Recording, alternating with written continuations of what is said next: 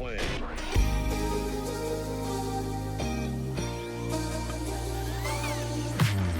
too many faces in the crowd, but I think that I see you. One too many drinks got me changing up the way that I need you.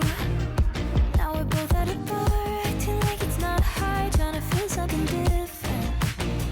Talk to somebody new, kinda wish it was you, kinda numb to the feeling. Now that you're gone, they say time should heal, but it's been too long. Couple months and I can't seem to move on.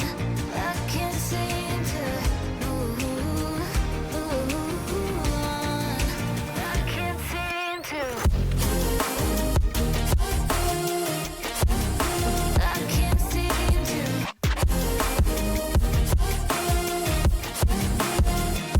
Not that you're gone. I can't seem to. I can't seem to. Laying on my floor, thinking about all the things that we've been through. From 24/7 to pretending like I never met you. No, it's all for the best, cause I know we're a mess every time we're together.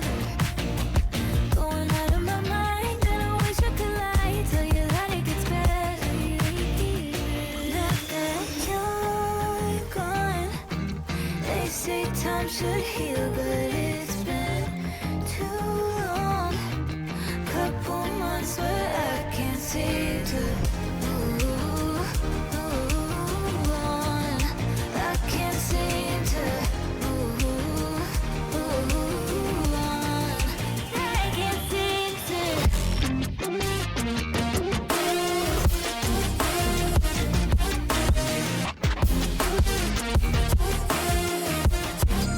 I can't seem to. I can't seem to.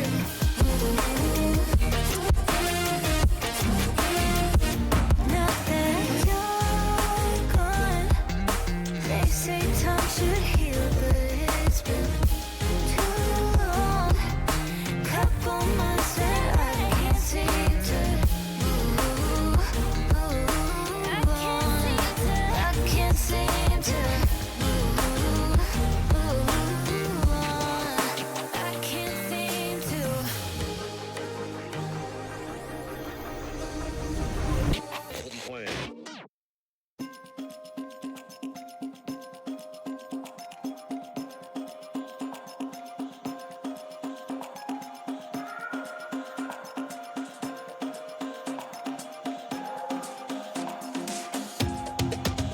I can feel this time choke my neck and I just wonder why I'm buried in a suit I'd never buy, a suit I'd never buy.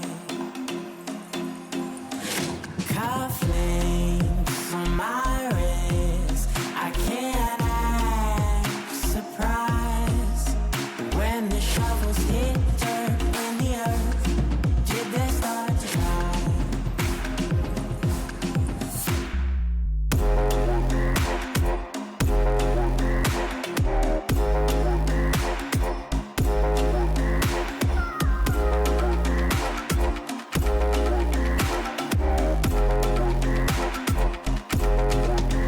Since I was 17, I've been looking for a place to make me be complete. I've been looking all alone out there for anything to make me feel alive. Bring me back to life.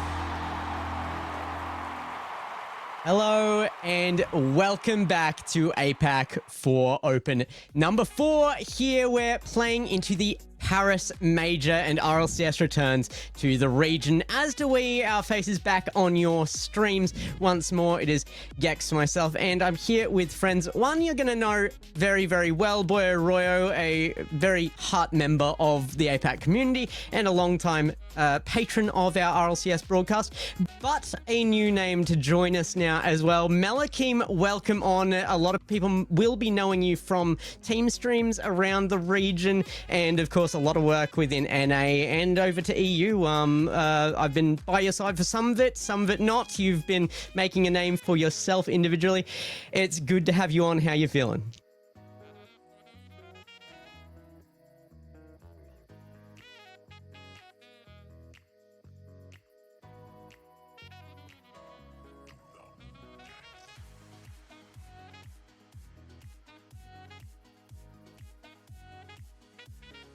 So I'm very, very excited. Thank you so much. Exciting stuff here. I also want to go back, guys. Did you say I was the hot one of the best? That was lovely. Thank you. I think that's what I heard. Anyway, coming in to today, we are back, as you mentioned, for the next split, the next major of this season, and excited to see what's to come from it here. I mean, we've got a pretty solid first place of TSM being that top dog, but do we have other teams going to come in to face them in the future and maybe starting to challenge them now? That is going to be the question of this split. Yeah, I mean, the back end of this is looking very different to the front end. I think the split is very, very different looking to the first one, and now we're coming into this, and I don't think we're the only region, so we are going to be having to look over this from a global aspect as well. Of course, the RLCS is our championship series over the entire world. They're playing out for their spot now in the Paris Major against those other teams. There is your schedule for that as well, exactly how it's going to work. Now, we've already had the Boston Major, so you can count out that top third of the image there, but as we move down, we're now in Open 4, so that little orange tag there, March 12th to April 26th. And that is going to be moving on to May 20th and 24th, which will be the Rocket League Paris Major presented by Progressive. And that's going to be, I know there's a lot of people very, very excited. France was absolutely insane. I got to go for Worlds last year. It pretty much universally was stated to be the best LAN of all time, I think, for Rocket League, and I would have to agree, a little bit biased being my only one attended, but certainly was an event. And there's still more to go, of course. We've got the 2v2 opens, the 1v1s, and the last chance qualifiers into the World Championship as well. So that one still to be announced, but on September 15th, 20th. So that will round out our year for the, or at least our season for the RLCS, so still a lot to go. And of course, this isn't the only region taking place. Already some have concluded their first regional of the split as well. So coming into this week, we have EU, APAC, and South America. In the previous week, we had North America, OCE, Middle East and North Africa, and then SSA to round it out. Already had some quite interesting results coming on in, I think, especially on that MENA thing we'll get to in a little moment now, but it is that fight for that major spot. There we go, that MENA bracket. I think the elephant in the room, Twisted Minds and Team Falcons, both going out in the semi-finals. I think it is the first final, possibly since the Twins came to MENA, that the Twins or Rawas have not been in the grand final, and it said R8 Esports against Stallions for that grand final.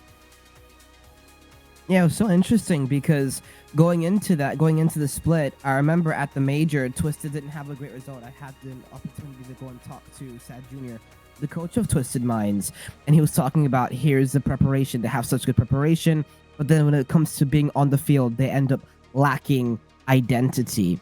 And it's the same thing in the beginning of the season for Team Falcons. That was another big thing for them. They were struggling to find their identity. But RA Esports was a team going into the second split that we were talking about very much, that could say, hey, this team could make a major spot over Twisted if Twisted doesn't end up performing. Falcons also goes down to R8 and makes MENA very, very interesting. Yeah, I mean, I think it's probably one of the most interesting regions in RLCS right now, able to take out the first ever major last season that wasn't going to either EU or NA, and now it's looking less likely with that kind of, and I do agree, it's an identity issue, and I think it's there for both Twisted Minds and Team Falcons. I think that's going to kind of get less and less the longer we go on, but it does...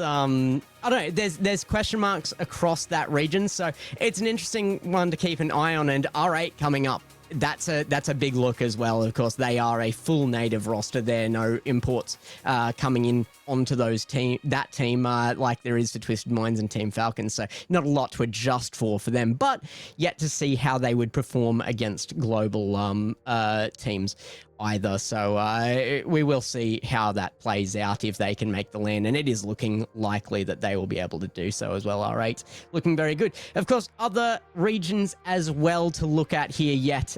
MENA is not the only one that played out last weekend.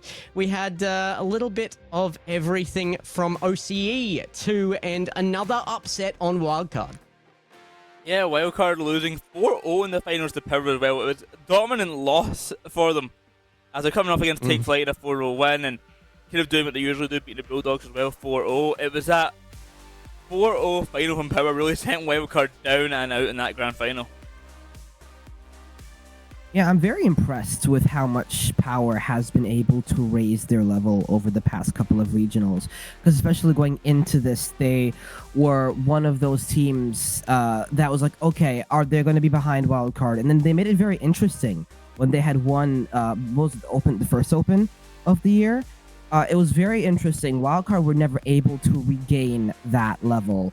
So going into these next couple of regionals, unless Wildcard can make a really strong push, I think Power is putting themselves in a great spot for Worlds points. I thoroughly agree there. I think Power is the most dominant team for OCE there, but that is being extended across to maybe 5 Fears here. SSA also playing out last weekend, pretty much simultaneously to North America a lot of the time. Astronic had an enormous upset, though, taking down Bacrocros in the top 16, and then taking down Pioneers as well to make that top 8. They couldn't take down 5 Fears, though. That 4-0 just proving again how dominant 5 Fears are looking in SSA right now. Yeah, I mean, SSA constantly dominated, and that is so continuing. Pioneers not able to get a game in that grand final, as we said, very similar to that OCE grand final. I'm interested to see. We don't have Rhino under this for one, so he can't, glaze SSA and tell us about how amazing it is. But over on the NA side, we did have SSG taking down NRG Esports in that rematch from the upper bracket. Went to Game 7 the first time round, and SSG bounced on back and won 4-2 for the grand final. Now, this is something I want to talk about for a second. Living over here and being able to do the M80 team stream. SSG with Scribbles coming out of retirement, in retirement for a whole split, like more than 6 months, comes out of retirement and wins a regional. We cannot understate how absolutely epic that is for Scribbles, SSG, and the entire region. Doing that while also taking down the #1 seed of the region is absolutely unbelievable. So big ups to SSG. What a win that they got in this past regional. And with the roster changes as well, Foot looking a lot better now as well, being able to contest Space Station just as well as NRG were. So, definitely some more contests for the upper. And I feel like the esport across just about every single region is deeper than it's ever been right now. And NA has so much more to talk about this season than last. It is definitely not a one-show pony, and it's really, really going to be a different looking series, particularly by the time we get to Worlds. I think there's been more question mark on things for me this season than there has been in a long time. So I'm keen to see that all of these regions are coming in with just a little bit more to show because of internal competition. And while APAC still has that dominance at the top, I feel like that is actually slipping a little bit. And we'll have to see if TSM can keep up what they're doing. They keep saying that they're learning more and more and more from the global scene because they're the ones obviously making it out there, but I'm yet to see that consistency be brought in per series, even if they're taking series wins in the long run. Well, of course, what all these players are fighting for is points and prizes. Trying to get to those majors, trying to get to the World Championship. First place will get 15 points, all the way down to that 1 point for getting top 16. Also, that's $6,600 coming in for getting that first place spot. All the way down to $300 for getting just top 32. So everyone in this event already into the points, well and truly into the money as well. But even those in the qualifiers, if they didn't get the farthest run, also going to be getting some prize money at the end of it. So no complaints for them there. Yeah, for sure. I know when you're coming in as a team, you're coming in, you're playing to win as a team. And it's very, very interesting as well because some of these teams, it's a very new and fresh split for them. And for them, it's about being able to put on your best performance, and getting the number 1 points on the standing is going to be crucial for this. And particularly with the developing regions, you have to look at it and go, well, there's one spot here for APAC, and that means that for the other teams, there is actually more chances for adjustment. You can make those big roster swaps. You can make some really big moves because the points don't kind of matter quite as much unless you're competing for that top spot. However, it does mean that also you lose a little bit more from the collective experience of a full roster together. So I would love to see more of these teams sticking, but I think there's also been some good moves here as well. Let's take a look at those standings on screen now. TSM, obviously that top choice here. They came through with no org for the first half of this season, and now they've got TSM on board and leading by a massive margin, that 48 points over Kenotrope's 27. They were pretty dominant for that second place spot over Four Guys, I think over the length of the first split, but Four Guys were still kind of chasing that, hot on the heels for points, and now I don't know if that's going to continue, and I think we've got some more competitors for that again, but we'll talk more about those specific competitors later on. And since I won't have a chance to talk about them later on, look at that 4th place team there, Free Rats. They haven't even made top 8 this time round. Our kind of provisional top 4 team, not even going to make it into the top 8, then already out. I think it's in the 9 through 12 spot. So a disappointing showing from them this event. We have teams like TSM, Kino, Four Guys, Northstar Gaming, previously around on that roster, but not going to be on that showing anymore with a new roster coming in. But I'm sure we'll see them rise back to the top quite quickly. I'd like to see kind of what comes for these more middling teams, because we've got a lot of different ones into the main event this time round. Yeah, we've got to keep on moving, though, as our first series is coming up fairly quick. Let's take a look at what happened yesterday, of course, here in our own region. There is the bracket.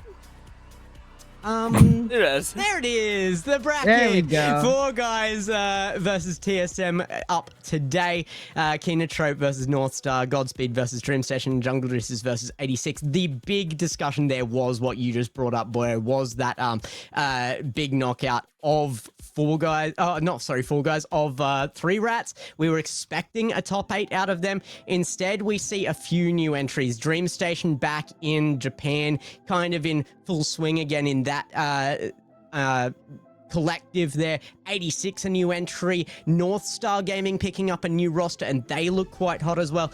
Mel, you and I went through a bit of Friday together. What is your take on this? Yeah, I think in general, yesterday was ridiculous. Yesterday was a little ridiculous for everybody. Jungle Juicers, I think, on the bottom, are a team that can most definitely challenge.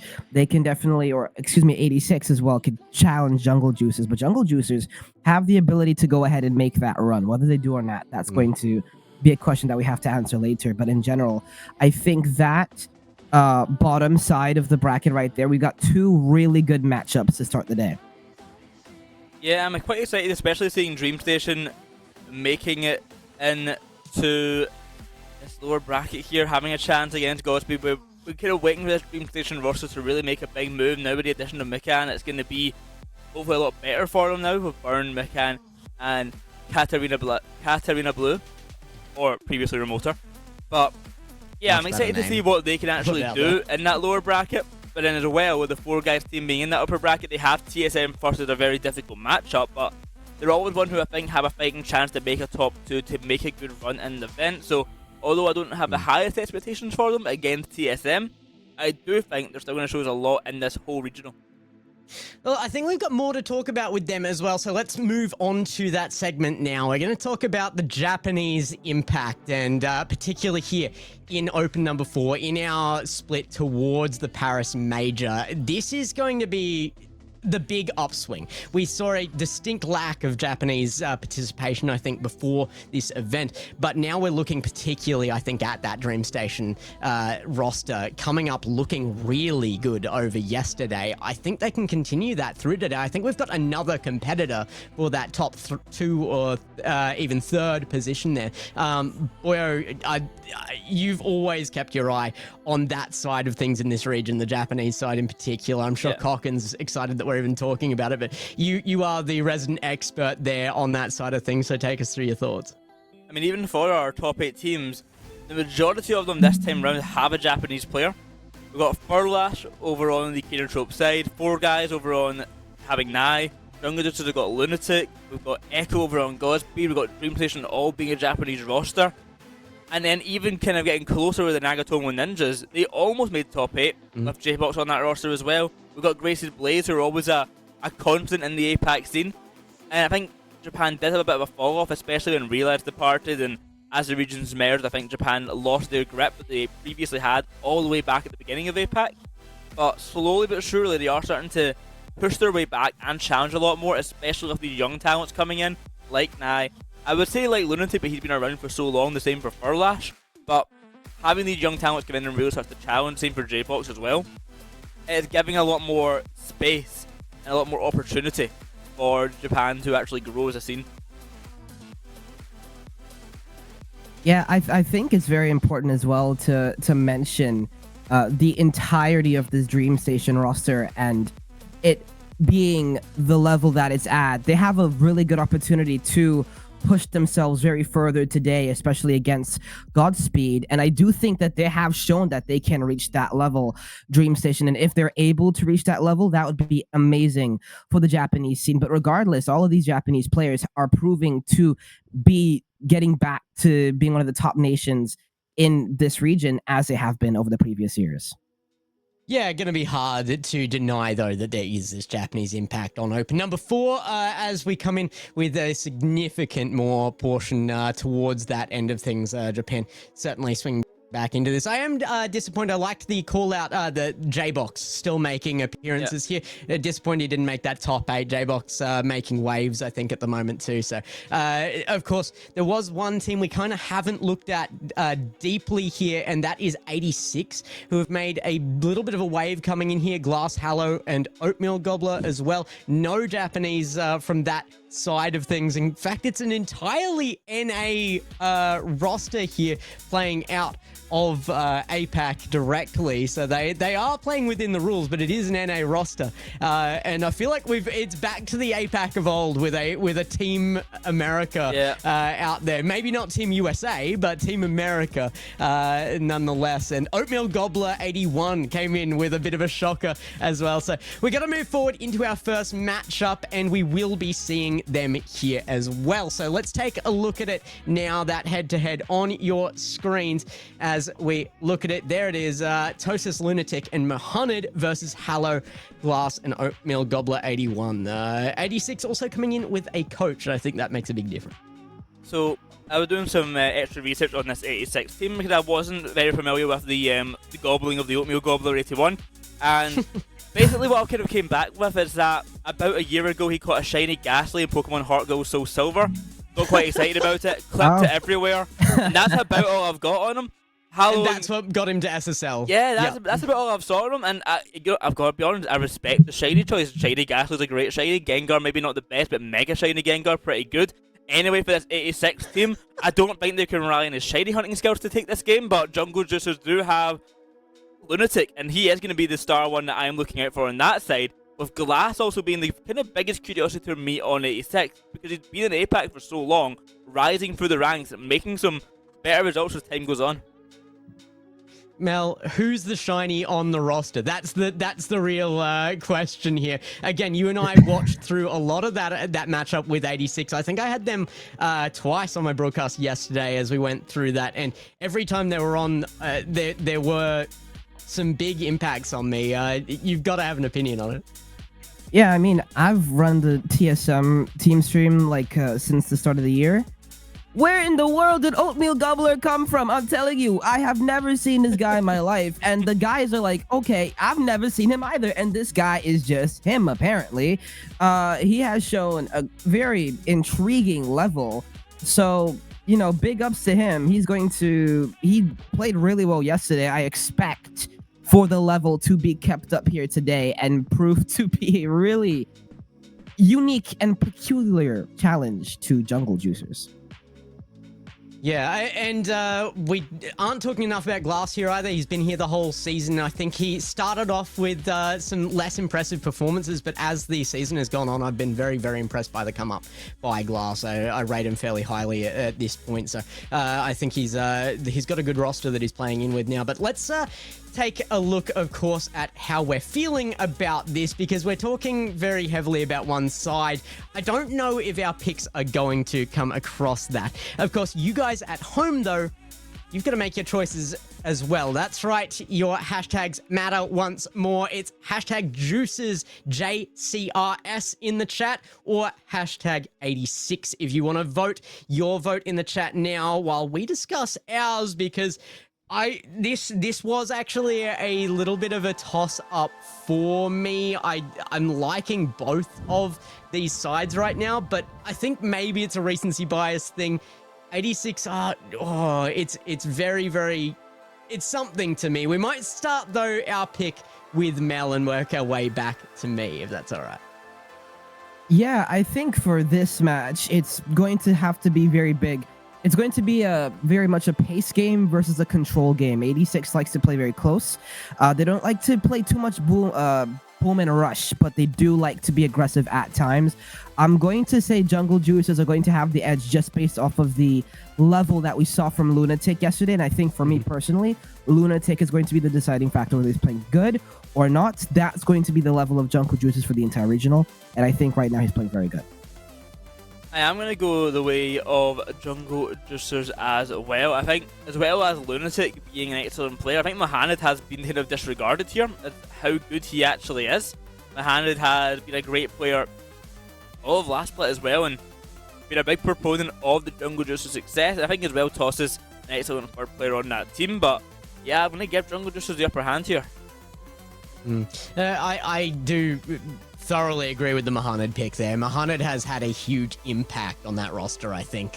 Lunatic is always a bit of a... He's got a huge ceiling on him, but he's got a bit of a flaw there as well, and it is a hit or miss thing from Lunatic, so I do agree that I think Lunatic is going to define whether the team does well today, but the further we go on, the more that's going to be the case because of pressure. I think this might be the point here once we hit that top 8 where the pressure starts to crack this team. And as a result, I'm going with 86. That pressure as well, worth mentioning, Tosis is looking for points for the nation there for Finland as well. So he's under a little bit more pressure too. So I don't know. It's a close toss up for me on this one. I think Juices have the history, but 86, maybe that recency bias, like I said, but I think they've got a lot of power behind them right now and a lot less to lose.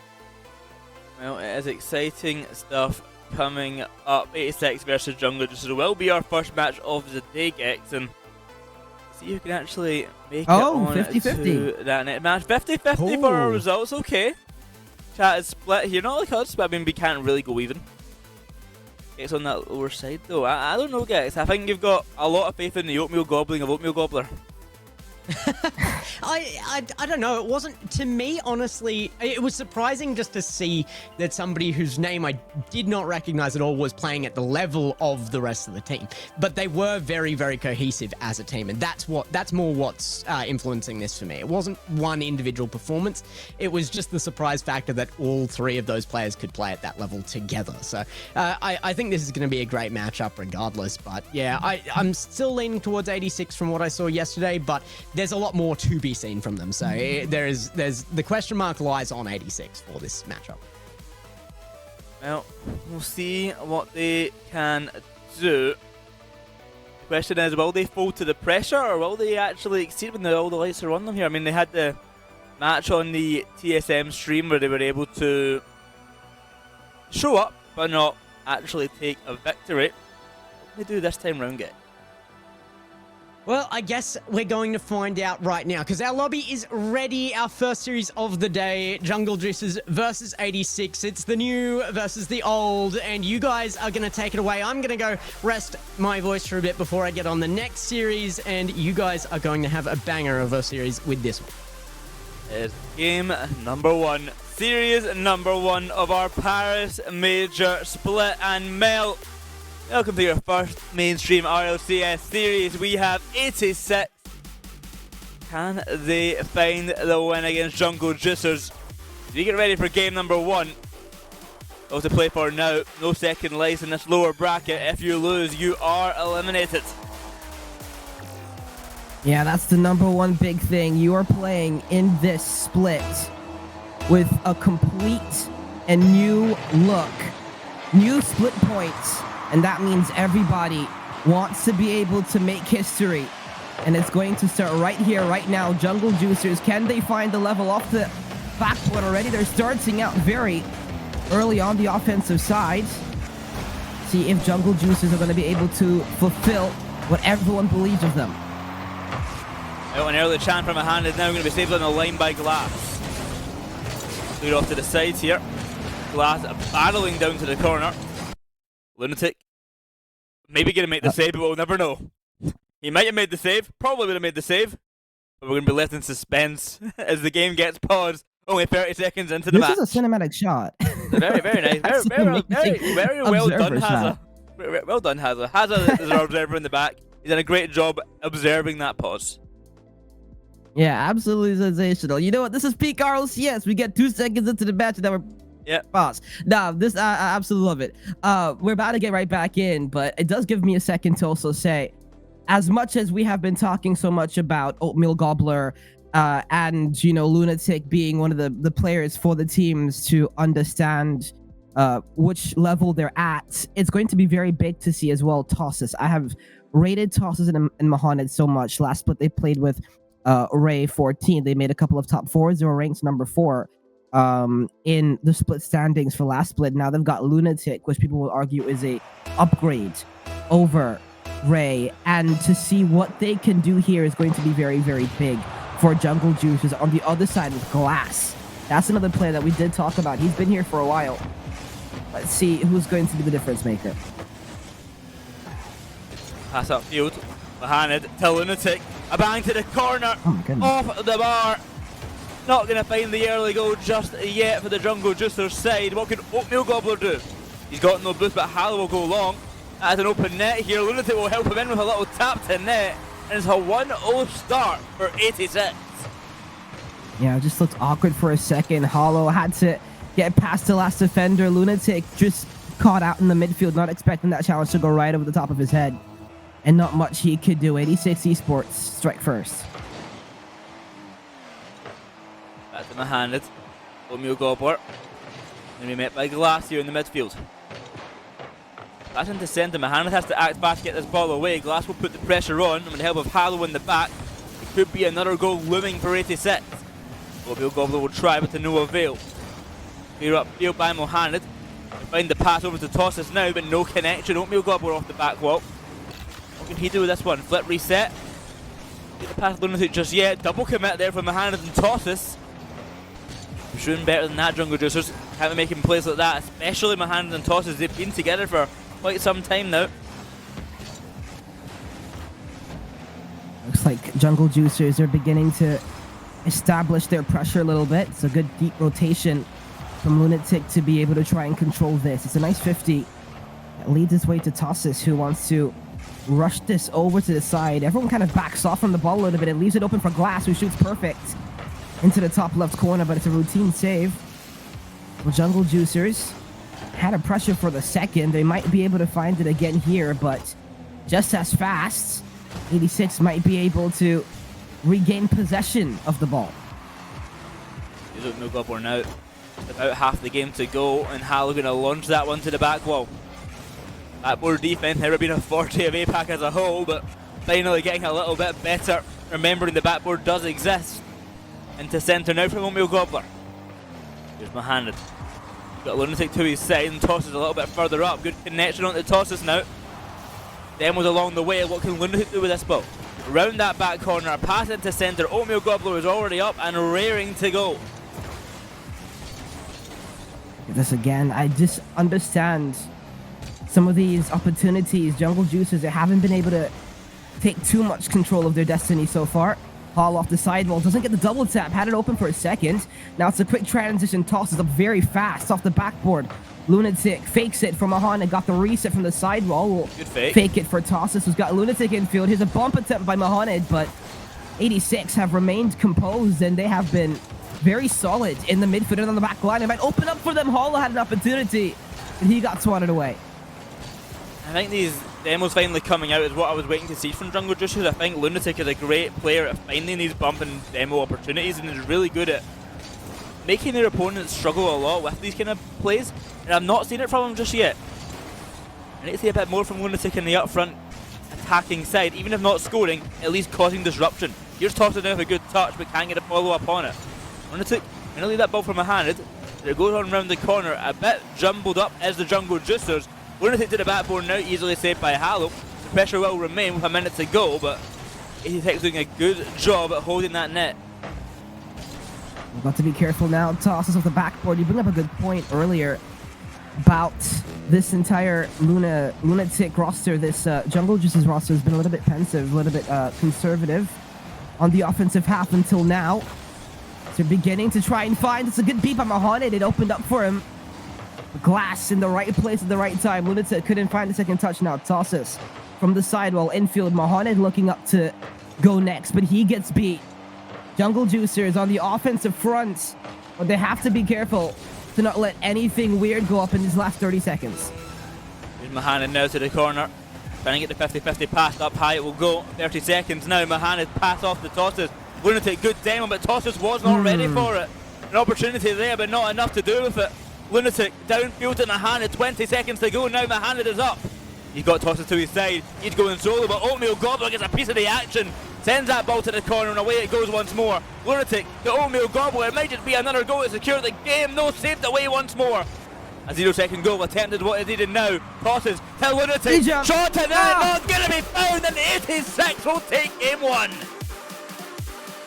Oh, what an exciting ending there. 86 holding on in the last minute of that game with all the pressure bearing right down on them. Look at the scoring. Look at Hollow with a tremendous performance. Had 5 saves. The Jungle Juicers, when the going got tough, they forced themselves to get physical. But then again, like you said earlier, it was their lack of opportunity taking that kind of cost them the game. They weren't aggressive enough.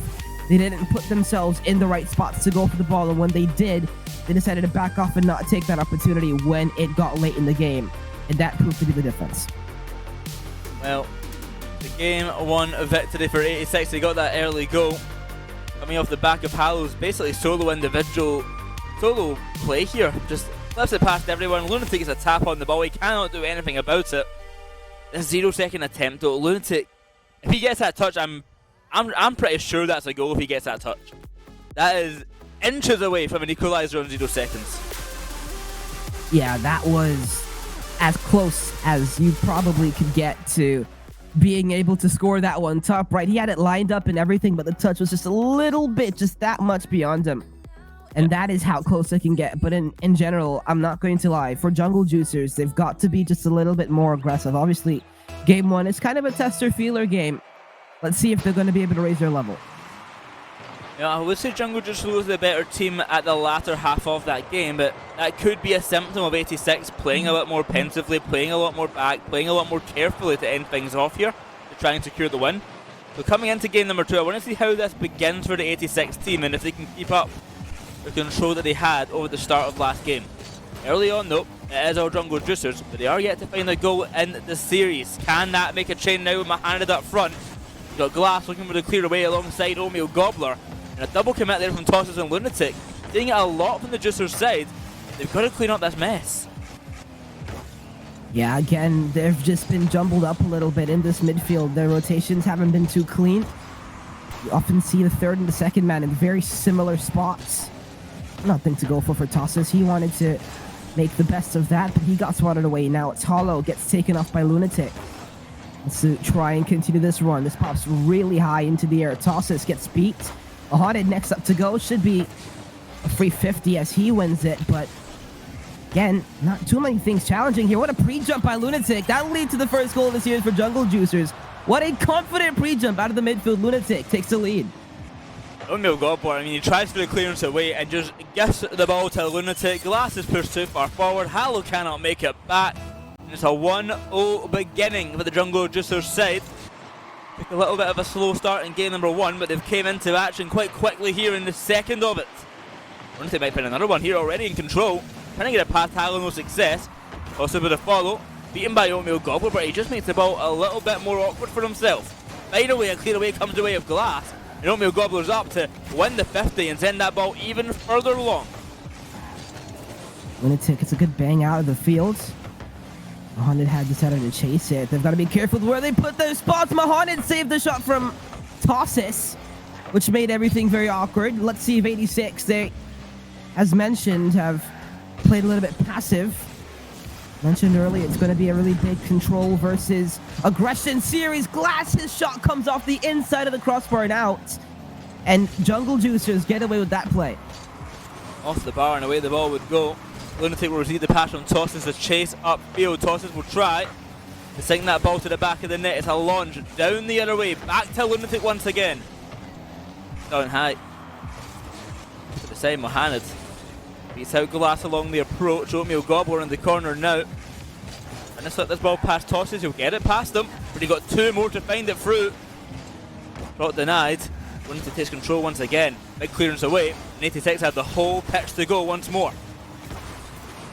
Hollow got the ball taken off him. It's a good jump by Tosses, who they're beginning to play just a little bit more aggressive in this match. With their positioning, they've been a lot more proactive in the midfield. Here's Mohamed, will try to touch it back down to himself. Good 50. Lunatic up very fast. He's a key factor. He jumps right back down on it. And Lunatic does it by himself to put his team up by 2.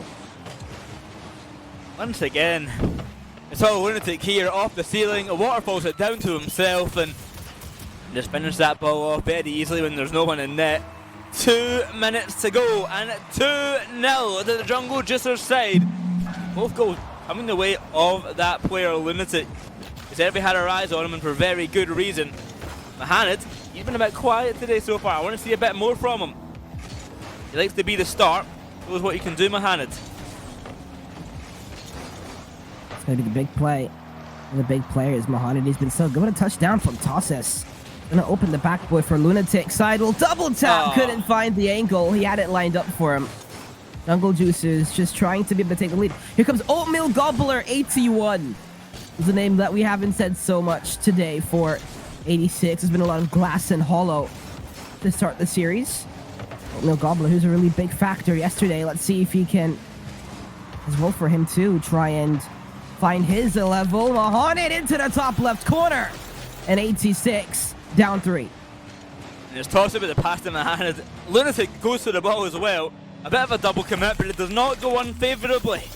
Mohamed finds the touch into the top corner. A minute 20 to go.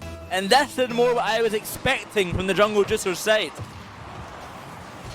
Yeah, this is a lot more what we expected from them. We could see, as much as they've been playing, they have been very, very good so far in this game, in the midfield, on the back line, and being able to transition. Oatmeal Gobbler, it's not a good challenge. It's open for Lunatic. And it's a route now.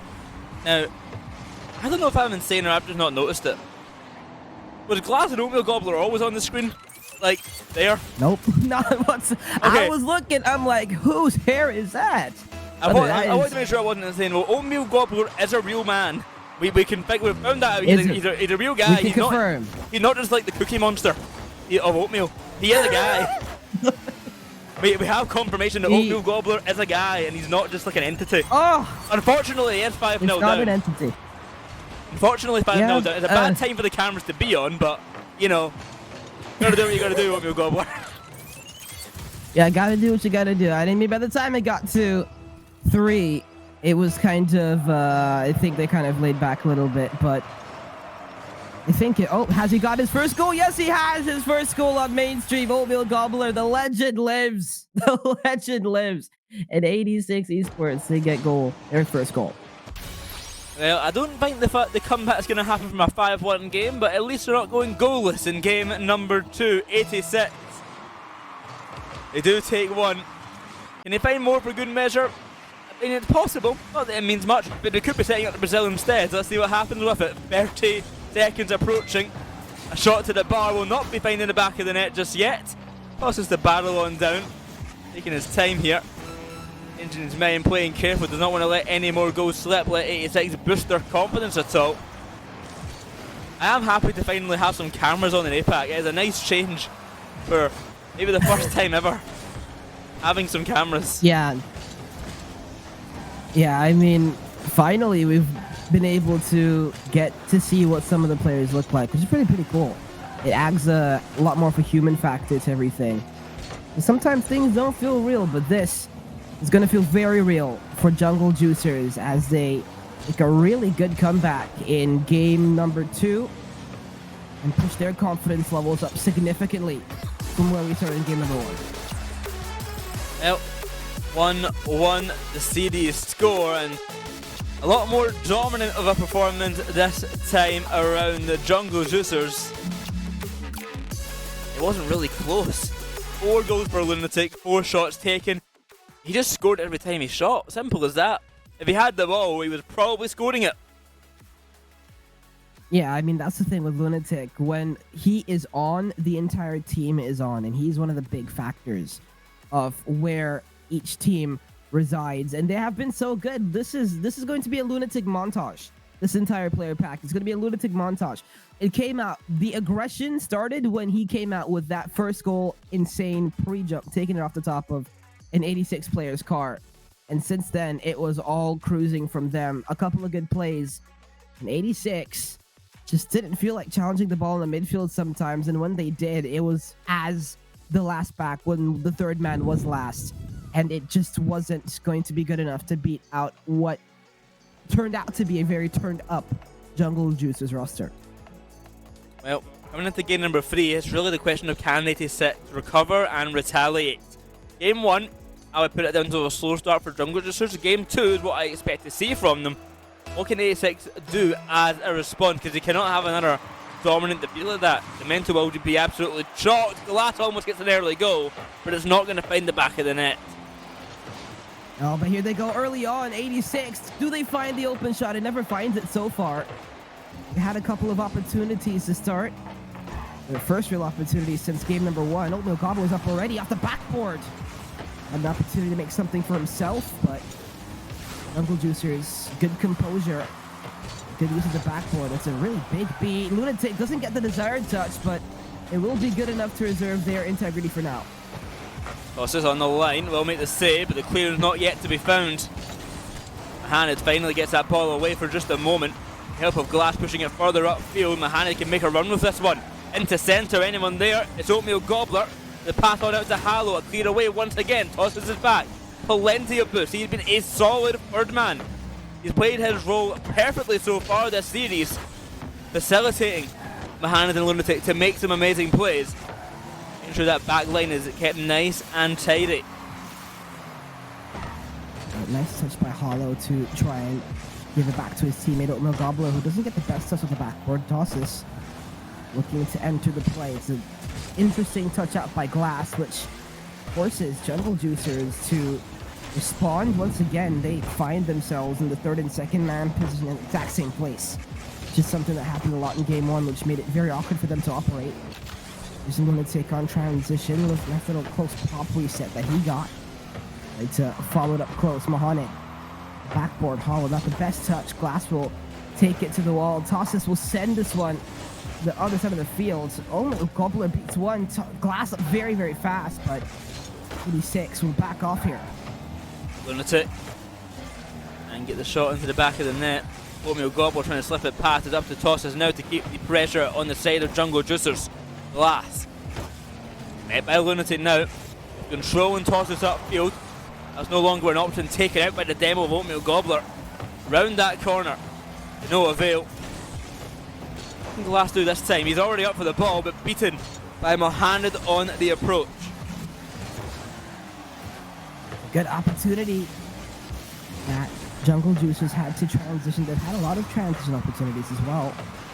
Just haven't jumped on. Once again, we're seeing 86 run a very passive midfield operation. Good pass. Lunatic shooting, but the shot never had any real pace. It troubled Hollow a little bit too much. The shot from Mahane comes off the inside of the post and out.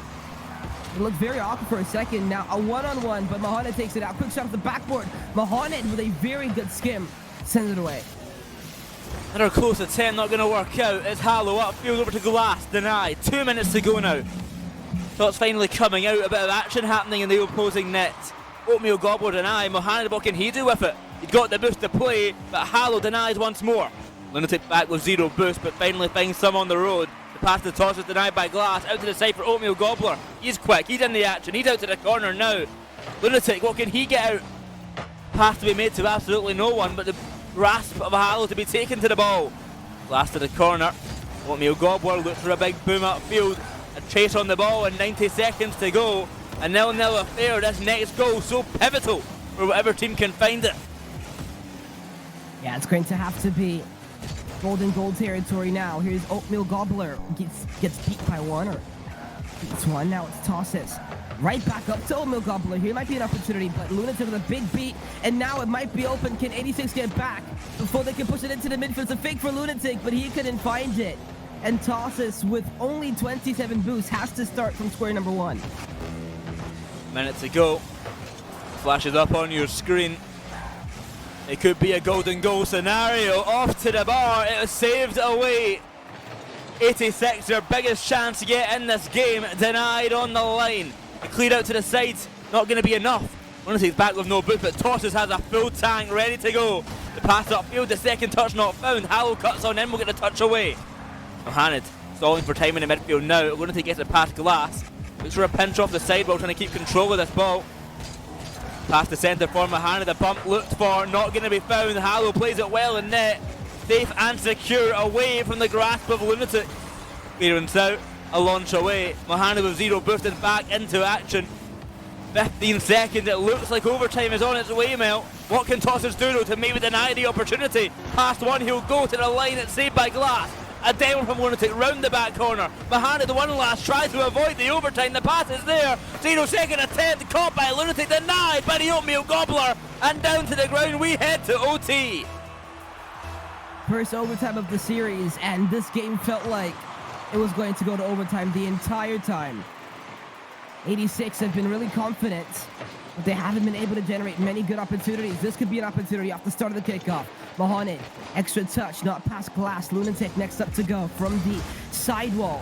Flip back into the midfield. It's going to be very awkward. Mahane should have a free ball. Off the backboard, Tosses calls him off. Tosses off the crossbar. Out. Here they go again. Lunatic trying to keep the play in, and he's going to have to do it from the corner.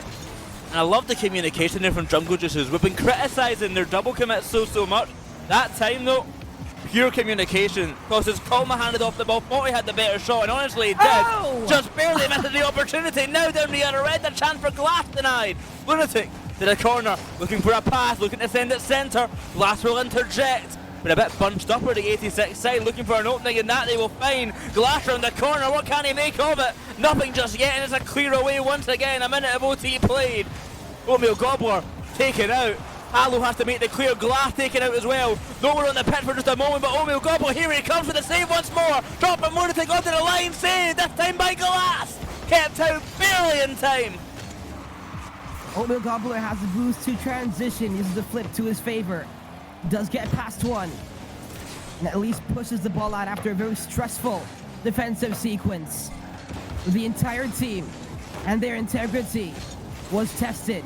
Here's Glass back in field. Very odd pitch 50 back out. Hollow has to try and deal with this from his own backboard. He gets bumped off the ball. Oatmeal Gobbler wins a very crucial 50 with makes tosses last back. He turns and goes. Glass floating. And that's not spoken enough about enough. The first man float 50 on the defensive side. Oatmeal Gobbler with a really good play downfield, trying to make it as challenging as possible for this Jungle Juice's roster. Tosses can't get the read. Does it open up, and Lunatic has it covered.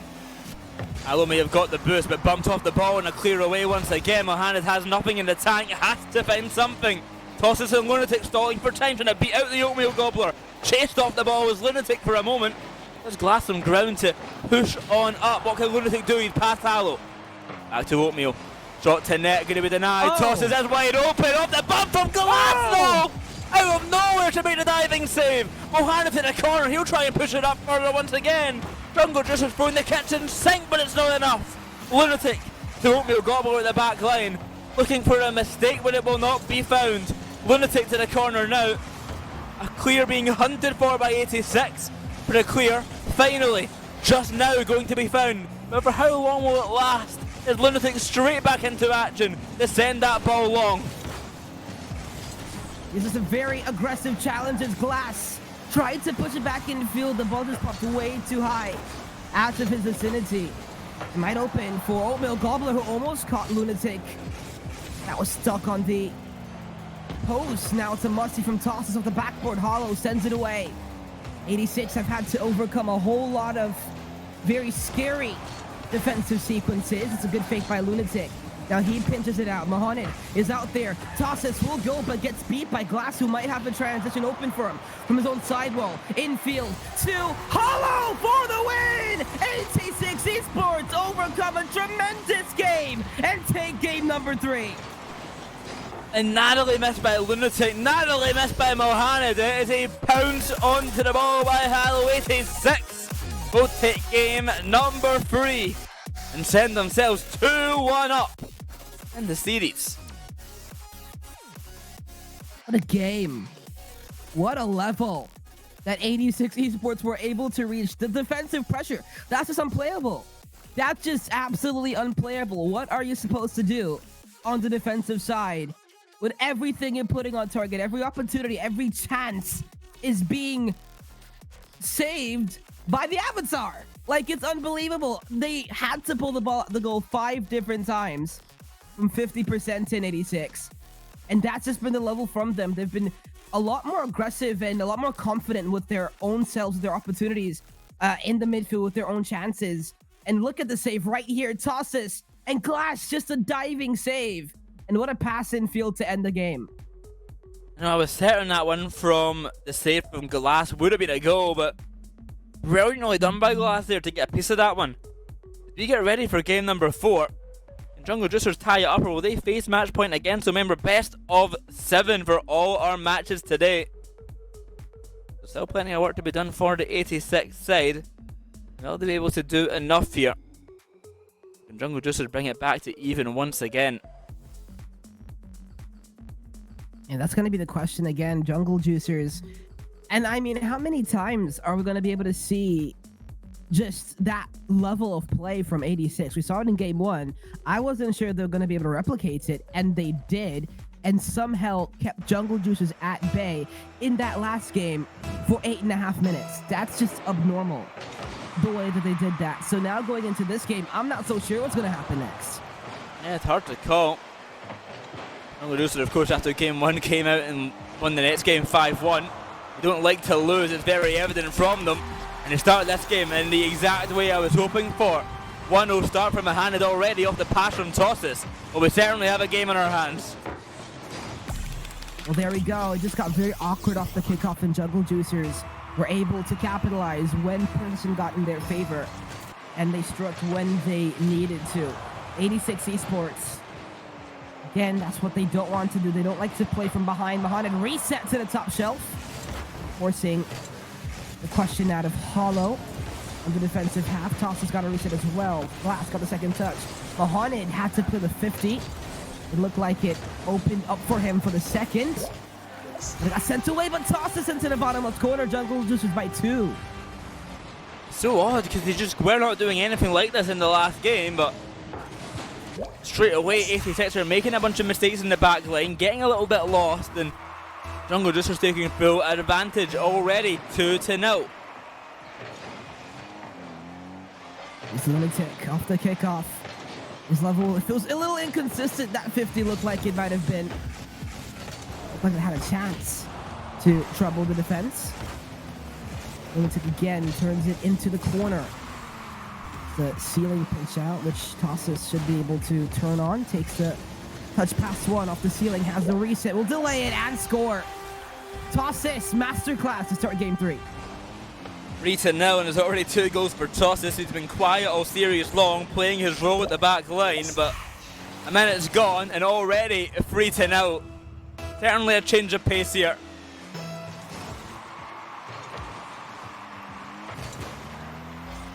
Goes Oatmeal Gobbler off the kickoff. 86 have to find a way in this game. This feels a lot like game number 2 when Jungle Juicers were able to take control. They took it very quickly off the bat. Like I said, 86 do not like going down early. It's a good demo. It should open up. Lunatic doesn't have boost. Wins the 50, but not good enough. Hollow makes this competitive again. Well, another goal found. For 86. Is it going to be enough? I mean, there is plenty of time. But the way they're playing right now in this game, I don't have all the hope just yet. Let's see what can be done off this kickoff. Glass will have possession. Double commit with his teammate. Oatmeal Gobbler. Glass on the top of one. And stayed with it. Did a good job to get a 50. It bounced into the midfield. Hollow has to be careful. The ball just shot right at him, which made it just a little bit awkward to deal with. Glass won the 50. Oatmeal Gobbler not directly under it. Hollow now deciding to deal with it. Toss has got beat. Now the best touch open for Lunatic, and Lunatic will make it 4-1. It's once again another play for Jungle Juicers that just falls to the back of the net, wide open from the 86 side, and I don't know what's going on this game. It happened in game 2 and it's happening again in game 4. Maybe even numbers just aren't their thing. Yeah, maybe not. It might be a numbers problem now that I look at it. Which means this could be a series that goes to game 7, but I might have just jinxed that, unfortunately. According to Gex, I do have that problem. But Jungle Juicers, they have been, I don't know, they've been a lot more confident. But again, it's, you know, it's the even numbers games apparently. They're just not confident in the midfield right now, 86. They're not really aggressive enough again. But now they're down, they're beginning to play more physical. Got a demo, but it didn't really help too much because of the clear. Now Hollow will take it on his car and try to flick past the last defender, which would have done well had it had just a kilometer more of speed, but didn't end up beating Mohamed on the back line. Off to the corner now is Lunatic, half the game to go. Trying to extend the lead even further, add more insult to injury. Didn't really pay off after game 2. Game 3 we saw what spectacle that was. Screwed the game still because there had plenty of time left. Jungle Juicers have some work to do to make sure they don't throw an easy game 1 here. Look at Oatmeal Gobbler off his own backboard. We've seen him control the ball with a little bit in the air. 86 are a team that does like to control the ball. When they have the ball in their possession, that's when they play a lot better. It just feels like all that confidence that they had in themselves to challenge the ball in the midfield, that they had to go for these opportunities in that last game and in game number 1, it's kind of faded away. I guess for them it's a lot about how they start the game, how they start the pressure. Let's see what Oatmeal Gobbler can do. Pass back out to the side. Glass off the sidewall. Double tap. Oh, he had it lined up. Hollow. Oh, it's wide. Oh, it's again. Please, somebody find the net side bag. Off the post, off the bar, off the backboard as well. 86. They can't buy a goal right now. Oh, jeez. Oh my gosh, dude. That's been the story of the game for them. If anything, I think that's the perfect way to describe the game for them. It's been, not even. I mean, that was probably the best chancellor game now that I think about it. And goodness me, someone just got to find the net. I mean, at least they were confident with their opportunity there, but Yeah, they gave it a I go. feel like they're going to have much of a chance, even if they did get that. With 30 seconds to go now, I do feel confident in saying this game will be won by the Jungle Juicers. With Toss trying to get one more goal for good measure, and that he will do. He gets himself a hat-trick on the board. 5-1 for the Jungle Juicers side, and it really has been the game of tosses this time around. Yeah, it really has been. This has been amazing by Tossis to raise his level. I mean, Tossis, I spoke earlier a little bit as well. One of the players I was very interested. He's a great person to talk to in general, but he has a lot that he has to prove, especially for himself. He's been in the region for a while, and he has been very good for that while. Always good to see him raise his level, but his potential, his peak, his ceiling is not talked about enough because it can be very, very high. There's going to be a goal back for 86. It was a good play. I think Oatmeal Gobbler wanted to pre-jump the pass or something, or well, that was Glass that wanted to pre-jump it, but Oatmeal Gobbler is staying on the ball like glue. 2-5. Wish Oatmeal Gobbler's goal actually mattered, but nevertheless, Oatmeal Gobbler, congratulations on getting another goal in the game. 3 goals to difference and Goal of the series. 2 seconds to go, 4 seconds to go. It's 6-2. Just end the game, right? And Haz, I know you're listening right now. Can you just like use your admin controls to end the game? Let's skip the 4-second wait. We'll skip the wait. You Don't know worry what would about be it. interesting is if players and teams like in scrimmies had like a go next button that they just could be like, okay, yeah, this game's kind of over. Can we just go next? It's a loser mentality. That is no, you're right. You're right. I do feel like there are a couple of teams that They're full would of losers, most yeah, you're definitely right. take that bad. There are a bunch of teams who are full of absolute losers. You are so right, Mel. I'm not saying all that now, but you know, I mean, you know, there's some teams that just can't go down by one. But you know, not this team though. I think Jungle Juicers, they have been absolutely sensational, and they have been on the upper foot in this series, and they have made this very competitive going into game number 5. And as much as I want to say game number 5 is a swing, it's only going to be a swing game if 86 Esports keep this next game to love. If they keep it very close and in their control, then it'll be a swing game. But if Jungle Juicers get out on the front foot again, like they have been able to do in game 2 and this past game, then it can shift out of their favor very, very fast. You know, if Tosses can keep up his goal scoring capabilities this time around, then it will be a hard ask for 86 to keep him at bay. It's actually been probably Mohamed who's doing the least up front so far, which is unlike this usual Jungle Juicers team. But Lunatic had a great game in game number 2. This time it's all Tosses. If Mohamed gets into gear as well and starts scoring some, you know, great opportunities, it's going to be a very hard ask for the 86 side. As we get into game number 5 though, one of these teams is heading to match point. The other has a lot of fighting back to do. Yeah, that's right. One of these teams is going to be able to push themselves into a spot where they're going to be comfortable. The other one is going to have the mentality of fighting back. But 86, well, oh right, no! I'm done. Not off the kickoff. Jungle Juicers, this is where they like to be. In front. This is not how 86 wanted to start the game. Glass. Oh, it was going to roll up, and he had no other opportunity but to try to push it out. Jungle Juicers gifted to start game number 5. That's a pure read by Tosses. He saw the fake kickoff coming. That's what happened there. The fake kickoff came on out. He reacts so quickly and just sends the ball to net. He gets a second goal already. Get this guy on the Finnish national team already. He's already here for it. He wants that spot. That's a hard angle by Tosses too. He jumped right off the sidewall and pushed right for it. Jungle Juicers, what a start. And 86, they haven't proven to be able to make games competitive when they go down, because when they go down early, they go down a lot. So let's see if they're going to find the level and try and push it back. Already 2 goals down for Tosses. the lone Finn on the Jungle Juicer roster. Lunatic is in this ball upfield. No boost to play off of. And a demo along the road. Here comes Hallow. Hit by Tosses, good catch. Off the side, well, looking for a clear away. It's Lunatic once again. And helping Mohamed. He'll finally get that ball past the incoming attackers of 86. Oatmeal Gobbler, a big launch away. In all seriousness, I feel like I could see more from Oatmeal Gobbler, but luckily for 86, it is Galas here to step up. Yeah, what a play. Tosses just going across the face of your net, not the best decision. And Glass with a very aggressive read, knowing if not then never. 86 will get one goal back off the kickoff. Here's a strat, but it was meant to go high off the back of the sidewall. It opened up. Lunatic, second touch doesn't come.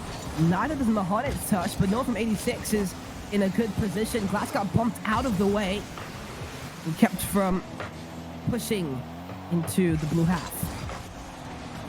Glass off to the side now. Has to be made, denied. Oatmeal Gobbler beats out one, beats out two, going solo. A heavy touch from Lunatic will not be reacted upon just yet. Here comes Hallow. Oatmeal Gobbler gets a demo. A wide open opportunity for a moment. Oatmeal Gobbler finds an equaliser. You can see the hype on the screen. What a 50, that hollow one against Lunatic in field. The demo had come, he turned right back around and just skill diff tossed us underneath the ball. And 86 Esports, or 86, excuse me, have completely turned the tide in this game. Oatmeal Gobbler looks like he's rocking those 2012 Turtle Beach headphones, but making an absolutely good bit of work with them. Off to the side, it's Hallow onto net. Tosses will make the save. But Oatmeal Gobbler just going to miss out on the touch right there. Over to Glass. The big empty room behind them. Mohamed. Going to clear away. 3 minutes to go. Tosses is up. He's going to try and go the distance now. But reset at 10, gets it past Glass. Off to the backboard, it's Hallow. 2 minutes, 50 seconds now. Approaching the halfway mark. It's an important game for both of these teams, but I think more namely Jungle Juicers, if they can keep the momentum up and get a bit of a win streak going, the series might finally be theirs. Here's a touch and field for Lunatic! Into the top right corner, Tosses with a great start out play. And the 50 is bouncing out for Lunatic. Got a free shot and a free goal. 3-2. Half the game still to go. There is plenty of time for both of these sides to find a little bit more, especially for 86 who are now on that back foot. Also tries to fake out Glass. It's a great idea, but will not be executed upon. Lunatic already up the challenge. Tosses goes to follow. Lunatic goes all the way. Hallow will get the touch on it. Is anyone there for the follow-up touch? Mohamed cannot make it in time. Oatmeal Gobbler has time to take.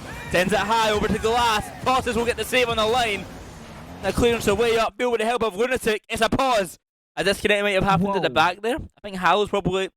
I don't know what happened. Someone DC'd. But I had a pause anyway.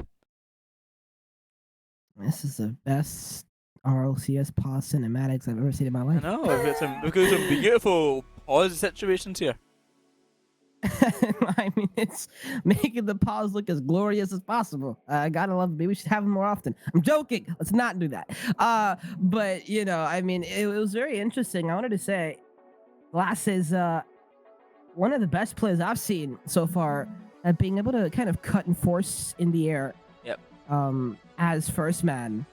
And he's been so good for the team, but then again, there are not many situations where Jungle Juicers are trying to take things by air from their own backfield into the midfield to force that to happen, because they do give the ball away sometimes when they do. Had a couple of opportunities, 86, but they need to find ways to capitalize. They're going to start from the kickoff, but 86, can they find the chance? Can they find the final shot? Can they find the final pass? That's going to be the big question for them to finish out game number 5. Nope. We start back again from kickoff. 2 minutes, 15 seconds to go. And 3-2 for Jungle Juicers. Mohamed might make it 4. Oatmeal Gobbler on the line will get that save and clear away. Glass from that ball upfield. Passing made over to Tosses. Fakes it out and gives Mohamed a chance on net. It's a brilliant idea. Just barely misses out the goal. Off to the side, off to the corner. It's Hallow to Oatmeal Gobbler. That is a launch out to net. Just going to be caught by Tosses. Yeah, we haven't seen too many of those upfield challenges. Upfield cuts from 86. That's something they might want to start doing more, but they don't put too many players upfield. They like to keep players behind the ball and play very defensive. It's one of the reasons why we're seeing them kind of in the spot that they are. Another jump by Oatmeal Gobbler. He's trying to feel as confident as possible right now, but Glass, gets demoed from behind. Now Tosses trying to force Oatmeal Gobbler to try and give the game away. There's a ball away. And it's a good beat, but Hollow again, nice touch to try and keep control. Here comes Glass. Demo onto Mohamed, does not take Lunatic out of the play though. A minute to go, another goal would almost secure it for the Jungle Juicers side. But there is still a chance for 86 here with that clock ticking down. They have to act fast. Their only one goal is in it. We'll hand it off to the back wall. Control in the air. Lets it pass one, caught by another. Shot out to Tosses. And a pinch away, denied by Glass. Big cleared by Lunatic this time around. With Hallow at that back wall, he looks for a clearance away. But the ball travelling, battling around that back wall, keeps it in control of 86. It's Hallow, he's up. 50 win, not going to be enough. Save on the line this time by Lunatic, a clear away by Tosses to the back wall, a follow by Lunatic, shot to net denied. Again for Mohamed, stalling for time, not giving a chance for the 86 side. Here's Tosses, Oatmeal Gobbler, over to Glass, Mohamed denied, and Mel, that will be the game number 5. Looking, wait a minute, will be going the way of Jungle Juicers. Went into the game from Jungle Juicers. They had to stay composed in the midfield and try to stay as alert as they possibly could. As 86 Esports has struggled to find the final shot, the final pass. In general, they had a couple of opportunities. They had a chance where Hollow had beat 2 from the air, and it just opened up, and no one was able to take the chance at net. And Jungle Juicers, for the first time this series, have the lead in the series. They find themselves up. For, as you mentioned, the first time in the series. Also the first time they've actually been able to win 2 games in a row. Well, that's the same for both of these teams. Can they carry that momentum through to game number 6 and win the series there? Or will we be going the distance, going all the way to 7? They're in a good situation here, Jungle Juicers. The pressure is now on for 86. They have seldomly been in this position before. Can they make something of it this time? Yeah, we've gone through 5 games, and whoever scored first has been able to keep the lead for the rest of the game. Of course, that game 3 overtime, where 86 were playing very, very defensive and safe Rocket League, that they tried to play here, but when they are pushed against the back line, when they get scored on, they have no opportunity, no chance but to try and get a couple goals out in front. But 86, they do take the timeout, a much needed timeout in general. And Boyo, if you're 86, what are you doing? What are you talking to your team about to try and push them back in front of the series? I think you've got to just try and get your head in gear, to be honest. Try and deal with that pressure that's going to be coming for this team here. They do not want to be going out top 8. They know they can go further here. So they want to have that moment to discuss what they actually have to do, what their game plan is, get their head just in check. Basically, don't succumb to the pressure. Having match point against them here is a scary task, and they have to now win 2 games in a row. Simple as that. Yeah, they just have to find a way. Just as Jungle Juicers have done. Sometimes it just comes down to if you're able to find a way. How are you able to be the better team? Sometimes those times are going to be dictated off the top of a card. So who can make the difference for 86 in this game? Or can Jungle Juicers come away with a well-earned series win? Game number 6 and potentially our last of the series, if Jungle Juicers have anything to say about it. 86 will be trying their hardest to deny that situation, deny that possible prophecy here. Oatmeal Gobbler going to try and pass this ball back to Glass. It's Lunatic on the approach over to Mohamed. Then to pass into center already. Will be denied by Glass and received well by Hallow. Off to the back wall, Lunatic with control. Ending the boost at the corner as well. And slip this ball further upfield. Past one he'll go. Denied for just a moment. Now down to Mahana, shot to net. Diving save by Glass. Messes up his teammates a little bit, but luckily no one on the approach from Jungle Juicers to really cause some pressure. Mahana want to beat off the backboard and lines up for the double tap. It's going to be very awkward. It comes off the crossbar and it was carried away. That would have been just the way to start out, but this one goes right back in front of the face of the net, but it's a good save out. It's a good bang as well by Oatmeal Gobbler to make things awkward for Tosses, but he deals with the first player well. Hollow's up very fast, wins the 50, but the bounce just messes up all of 86. But it might open up for Glass as Tosses had to run back on the defensive side and try and keep it as calm as possible. Handed. Pass upfield will be denied. It's a good attempt, but Hallow will get the catch on it. Shot to net by Oatmeal Gobbler will be the opener that 86 were looking for. Look at this by Hollow up the right sidewall. And a great pass back in field. Lunatic had to be very careful of the demo that Glass was trying to lock on. And 86 Esports, when they go up, they usually hold on. And they like playing defensive Rocket League from being up as well. So after this kickoff kind of sets away, let's see what type of Rocket League they like to play. Here comes Lunatic now, battling downfield, trying to change the tide of this game, find an equaliser. With the help of Tosses to push it centre. Lines get a little bit dicey for 86, but they handle it well. Indeed. And Hallow down the other end might get goal number 2, if not for the save from Mohamed. Oatmeal Gobbler past the centre. Glass can't make the connection. What can Lunatic do in the follow-up? Here's Tosses now, taking his time. He's back for it. Double commit by him and Mohamed, but they do get the save away. Left awkward at the back for a moment though. Low on boost, and Glass can make something of it. Tosses is there, but the save once again. And Oatmeal Gobbler cannot read the bounce correctly. Loses control to Lunatic. The ball gets pushed upfield here.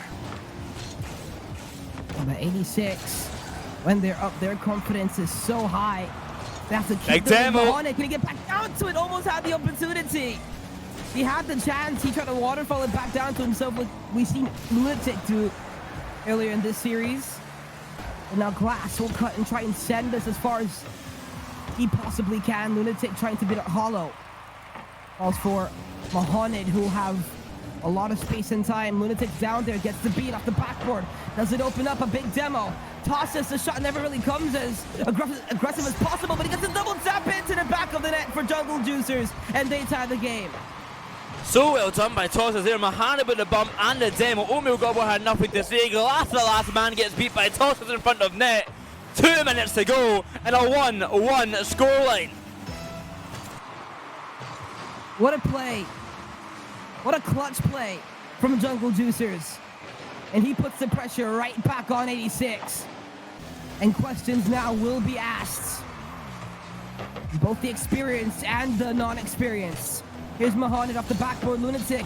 Off the backboard, double Lunatic. Triple tap, what a save! But Mohamed will try and put this game away! 90 seconds to go of the triple touch from Lunatic, saved on the line. A double then comes from Mohamed to secure another goal. 90 seconds, 2-1. Jungle Juicers, is it enough? Are you serious? This is why I said questions will be asked. Because the experienced are here to play. Here's another opportunity. Oatmeal Gobbler. Big save. Hollow gets sent into a C.S. Lewis book. The sign will double! Mohamed, are you serious? Oh, it's so beautiful from Mohamed there. Just slips it under the bar. Off the redirect from the sidewall. 3-1 for Jungle Juicers. 86, do you have a response? What? What is this raise of level? This raise of play that we've seen in the last minute and a half? Oh, Hallow! Reset! Oh my goodness, Oatmeal Gobbler had pre-jumped the attempt, which just made everything that much awkward for everybody. And 86 They'll have an opportunity. Lunatic, he gets the read. A big demo will make things a lot more harder for them to try to rotate out. Tossis loses the awkward 50, but he beats the next man and beats the third. Tossis is doing it all by himself right now. And he is trying to end this game out for his team. There's not much time left for 86, 30 seconds, and they need to find two. The possession found for Oatmeal God with a pass to Hallow, cut out by Tossis. Up is Lunatic on the approach, and there's not much to be done for 86. They are stuck in their own half.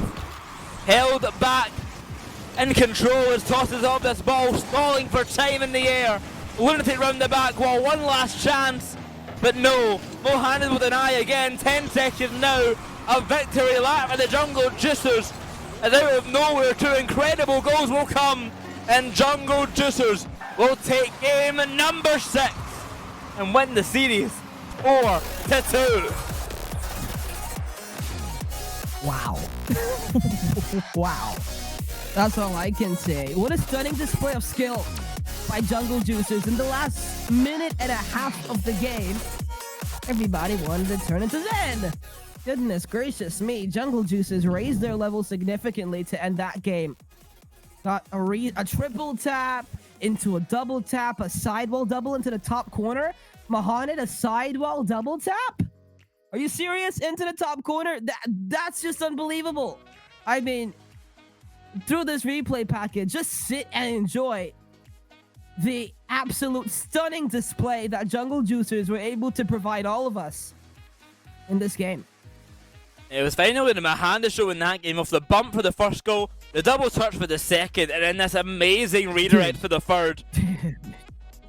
Excellently done by Mohamed there to propel the team to victory, but with that game win, that's a serious victory for Jungle Juicers. We have to say goodbye to 86. They are eliminated in top 8. Jungle Juicers, we will see them again tomorrow. Still in that lower side. What can they do tomorrow? Can they push their way to top 4? We'll have to find on out. But who will be joining them in that top 6 position, Mel? Coming up after the break, we have Godspeed against Dream Station. Try and make their way to top 6 and into Championship Sunday. So stick around. We'll see you then.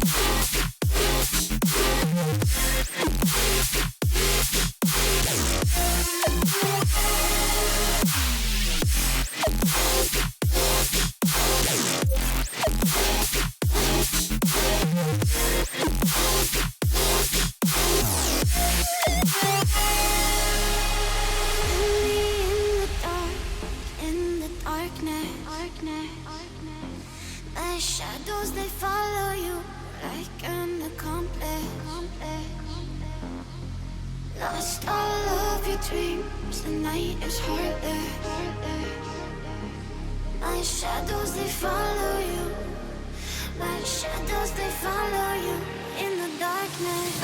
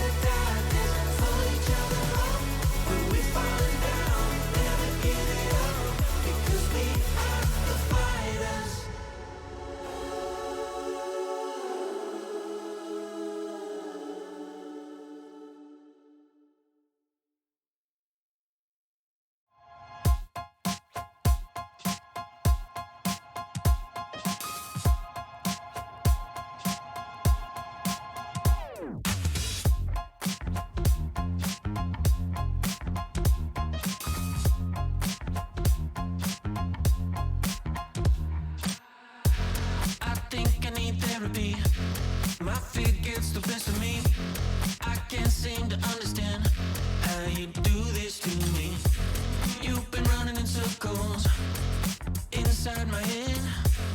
Wasn't looking for love, but baby, I found you instead.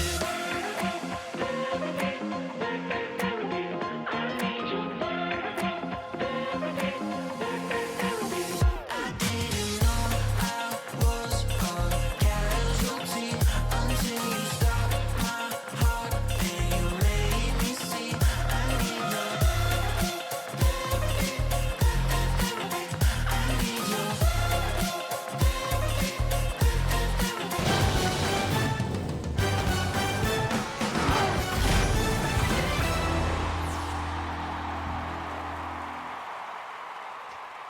Welcome back, everybody, as we come back from a chaotic series. A little bit of a roller coaster on that one for sure. It looked like a fun cast, but there's a lot to be read out of that one, guys. How are you feeling? Feeling good about it. I mean, that was a very fun series. I've seen a lot of good stuff coming out from the 86 team, but then it was just towards the end that Jungle Juicers really picked up the pace and really started to show just what they could really do and how good they were, especially in that game 6 with Mohanids. But yeah, it was a good series. I'm excited to see more of 86 in the future. Yeah, I mean, 86, I wasn't expecting the level. I think they're a good team when they are able to go out in front, and they show that they can be very, very competitive when needed. And it's going to be one of those teams that, like, no matter what level of team they face, they can face a really good team. They'll keep it close. They'll face a really bad team. They'll keep it close. I think that's one of the types of teams that they are, just based off their style of play. But I'm very excited to see what they're going to be able to do in the future. Yeah, I mean, I think Game 3 particularly gave a little bit of life to that series. Hallow, in particular, came up huge in that 5 saves individually and that one insane reach save right on the line, plus the winning goal in 3 minutes and 40 of overtime. So a lot of pressure, and Hallow was performing under it. However, it did. The wheels fell off after that, and Game 2 wasn't real close either. Jungle Juicers, when they had their wins in, were looking pretty dominant there. The only other one being the timeout match, that there was a bit of a pushback from 86 there as well. So more on the drawing board for them, work to put in, but I do think that a lot of it came down to nerves and pressure being in the top 8 for the first time for one member of that team at the very least. New roster, of course, as well, so they'll be working on their cohesiveness as a team. But we have to move forward. A great 4-2 win for Jungle Juicers sends them forward into tomorrow. We have to decide yet who will join them down there, but we are going to move on to our second lower bracket matchup here. It is going to be Godspeed versus Dream Station, and I know this is one that every single person on this desk is a little bit excited about. Oh, 100%. I mean, Dream Station being here with a roster like Burn Beacon and Katarina Blue, actually making this good run here. We were seeing them last couple events being really, really close to making a good run and making it into the top 8, top 16 even, and always kind of struggling in that final hurdle. Now looking quite dominant while doing it. Of course, they dropped to Keener Trope in the upper bracket, but otherwise, they went the game 5 against TSM and Swiss. They've looked really good against everyone else in Swiss. They won their group stage games in the lower side to make it here. They are looking like a good team, and of course, Godspeed, we've seen so much of them in the past, and we know how good they are. Yeah, we know what Godspeed can do. They went 3-1 in Swiss again. Their only loss, of course, was to the 4 guys roster. That's number 3 in the points. Godspeed, they've got a lot of things for them individually to prove, and they are set on a course to prove said things. They had a very awkward end to their run yesterday. They went to Game 5 against EHE to make it here. EHE, not the worst team. They're not a very bad team. They had a couple of interesting losses. But Godspeed, they have a really good level right now, and maybe they could be on the course to try and push themselves into that top 6.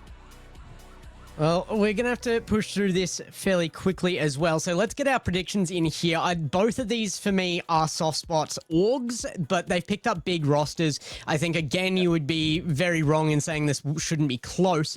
Let's go right to left again. Mel, you got to watch a bit of both of these guys yesterday with me as well, and they both looked kind of on the same footing for me there. But you guys at home, while we're doing this, hashtag GS or hashtag DST to put your support on either Godspeed or Dream Station, respectively.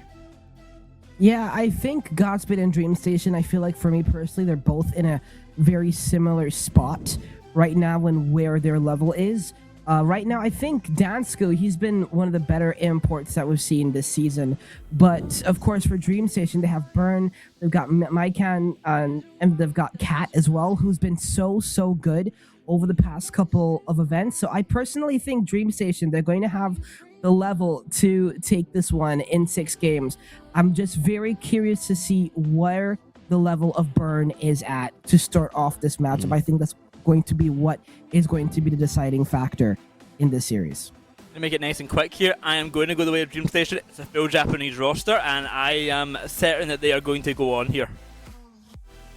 Yeah, I have to agree. Dream Station, they've got the history here as well. It's not like Godspeed doesn't, but I've got to stay with the APAC long runners. Dream Station for me, it's a sweep across the desk. It doesn't feel like it should be, and I'm kind of interested to see what the community has to say about that as well. I'm sure we'll get our results up coming up now. There it is. Godspeed actually leading in the results, 67% to 33 on Dream Station there. Look, again, Godspeed probably one of the longest sticking orgs in this region, a really well-known name. I would say they've got a big fan base here as well, but of course, they also have some big players involved. Oh, 100%. I think we're just about ready to get into this game as well, though, Gex. So, reminded of these roster, Dansko, Echo, and Rigorous on the Godspeed side, Burn, Mikan, and Katarina Blue on that Dream Station side as well. Can the Japanese team push even further? Make a bit of a run here. Yeah, I think we're definitely going to be finding that out on field very shortly. Mel, any last words before we take to the field? Because we're going to be leaving you on the sidelines for this one. I will say, Godspeed is a org with a lot of chaos when it comes to their RLCS matchups. They will provide a lot of chaos in this one, and I would not be surprised if Godspeed come out and win this matchup, so I can't wait to see it. All right, let's get into it, Boyo. Yep. I know that we have both been kind of hanging out for this one. Again, that rise back into the region of the Japanese mainstay names. Burn, in particular, a name that has been on the lips of so many within this region, going all the way back to 2021 when we started in RLCS. This is a proving ground now for the old school once more, isn't it? Oh, 100%. To see what they can do. It is Godspeed versus Dream Station. Game number 1, best of 7. I don't want to call them the oldies, but can the oldies take down these new, younger players here? It is Burn back into action. Mikan as well, coming back to where he belongs, the main stage of APAC. Katarina Blue, previously known as Remoter, heading to the top as well.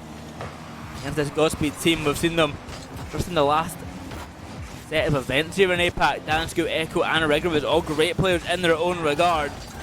Betting a lot from them as well.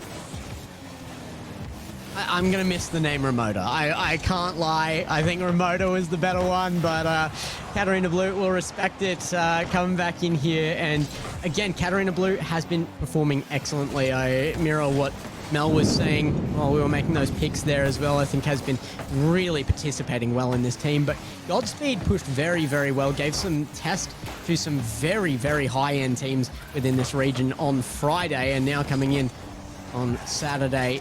They are going to be pushing this. They will take the first goal against them, though, as Katarina Blue slots one against the back post.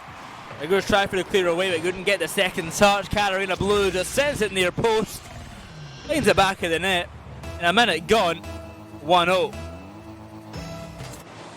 1-0, but a lot of time on the clock, so I feel like Godspeed have always been an org to pick up teams that take a little while to heat up as well. I don't really expect the absolute best out of Godspeed in a game 1 in almost any series, so that could still be the case here as well. I am waiting to see what the roster has to show, because it's still kind of, I don't know, for me, in my personal experience with this team, a little bit less proven. Of course, Dream Station, they didn't really make the impact on the first half of this season they wanted to, and they might not be allowed to here either. Dansko slotting one away and putting us 1-1 here. neck and neck right off the bat. Yeah, just a net left wide open there. It's going to be a 1-1 scoreline straight off the bat. It's a wide open net. And Godspeed, they find one back for themselves. There's 3 minutes 20 on the clock, and still this first half of the game has felt a lot longer. It has been well fought in the midfield. I do feel like there is still more warm-up to happen. I do feel like the pace is not really at peak yet. The late challenge off backboard there. A double commit as well from Rigorous and Echo. But it will be Dansku to chase it through. Another thing to mention, actually, we've got 2 Echoes in the region right now. One, I assume that one is Eco and one is Echo. They're spelt identically. So this one is the old school mainstay from APAC. This is Echo. This is definitely Echo. Previously go by the name Echo for H. Changed it to without the H. Yes. I know, didn't like it, I guess. Just to confuse us. Just didn't like us, maybe. Luckily for us, the other Eco didn't make it to day 2, so didn't make it to Saturday, so we have no idea. Yes. We don't have to worry about that right now. That's a future problem for us. EHE, yeah. EHE not making it here again, like you said, future problem, but clearly not a problem so far for this version of Echo, and it might be now though. Burn with another one, and it is looking good for Dream Station. They looked so strong yesterday. This is why I went with them in my prediction. And chat, I mean, it's early days still, but you might be looking down the wrong side of this. Well, it's a 2-1 lead for Dream Station. Godspeed hunting to try and bring this one back. Here comes Mikan, shot to net, saved by Rigorous and Dansku in a double commit. Katarina Blue round in front of net once again. Mikan back into the action here. Trying to make the absolute best of the opportunity to be on the main stage once more. We've certainly missed them. What a bump. Can they do this time? Burn out of corner, looking for it himself, but Rigorous doesn't bite on that bait, and they might be able to lead it out. Again, still, pace has been slow, but it is creeping up, and you can see it as this keeps coming forward from Godspeed. A chance there goes to nothing. Now back down to their own side, and contested by Dansku. It's Echo up to clear, but Katarina Blue has locked in now on that midfield defense, and will commit again on that.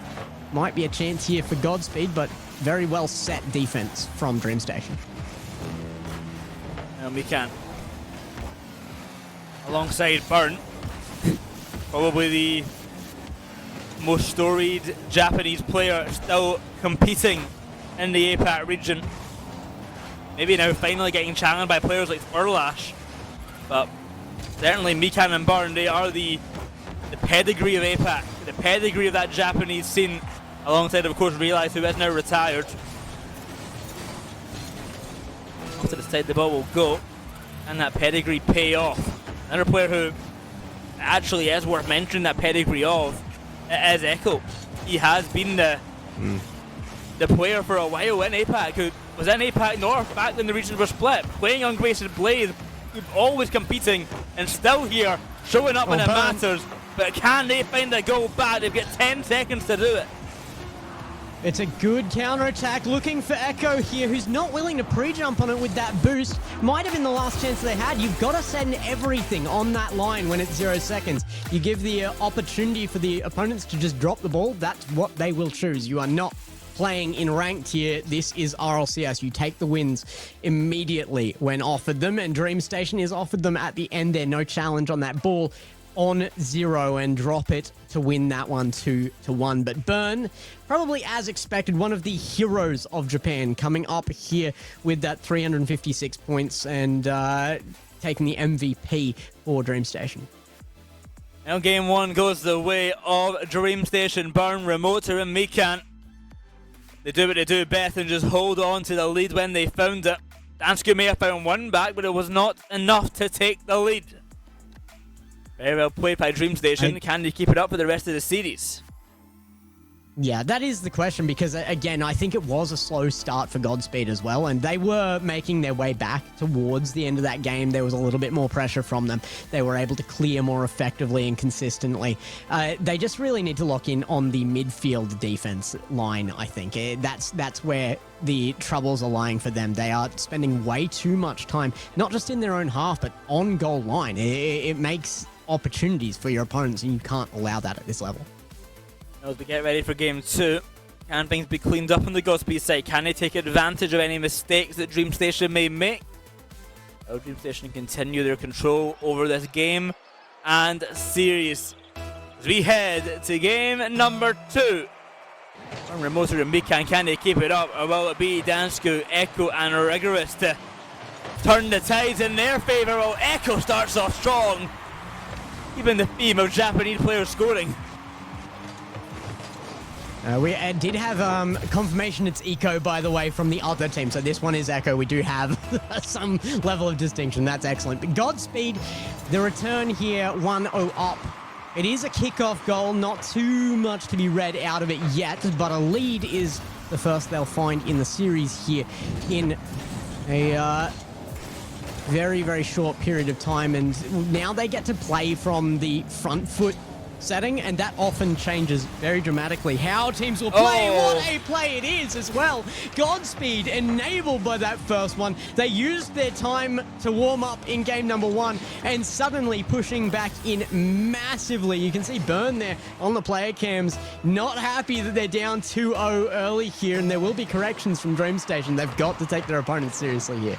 But our third player of the day who has a camera, or has a camera that they could be bothered to use.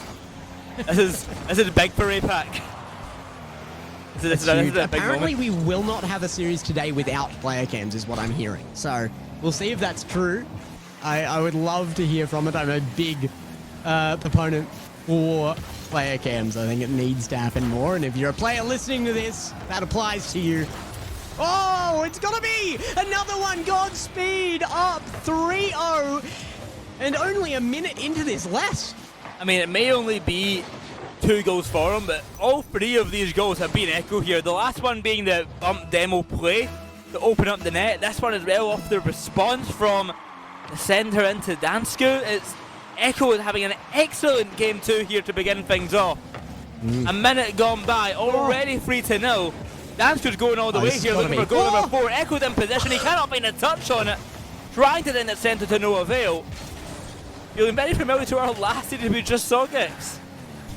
I don't even know what to call what Dansku went for there. I mean, I guess a reset fake, but before the reset, a really, really odd little front flip there to try and get a little bit more out of that play. Did not play out there, but still it remains on Dream Station's goal line. McCann with a clear out, but no boost left.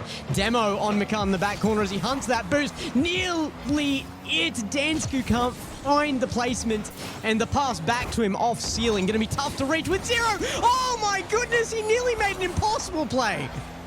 A crazy attempt, but it will not be a goal, but they're not rushing for one right now. Remoto will try onto net, but denied by Echo. Off to the side, it will roll on round. Mikan trying to find a pass off to Burn or Remoto, but nothing to be found just yet. Here comes Burn now, he's up. Remoto away at centre, no catch on it. Heavy touch by Mikan. Rigorous will look for the clear away. Off to the back wall, over to Dansku now. Burn to the corner. Up it goes for Echo, no success. Remoto to the corner. Mikan with the shot. Mikan finds the goal, and Dream Station get themselves back into action. Yeah, no issue for McCann when the goal is left effectively open here.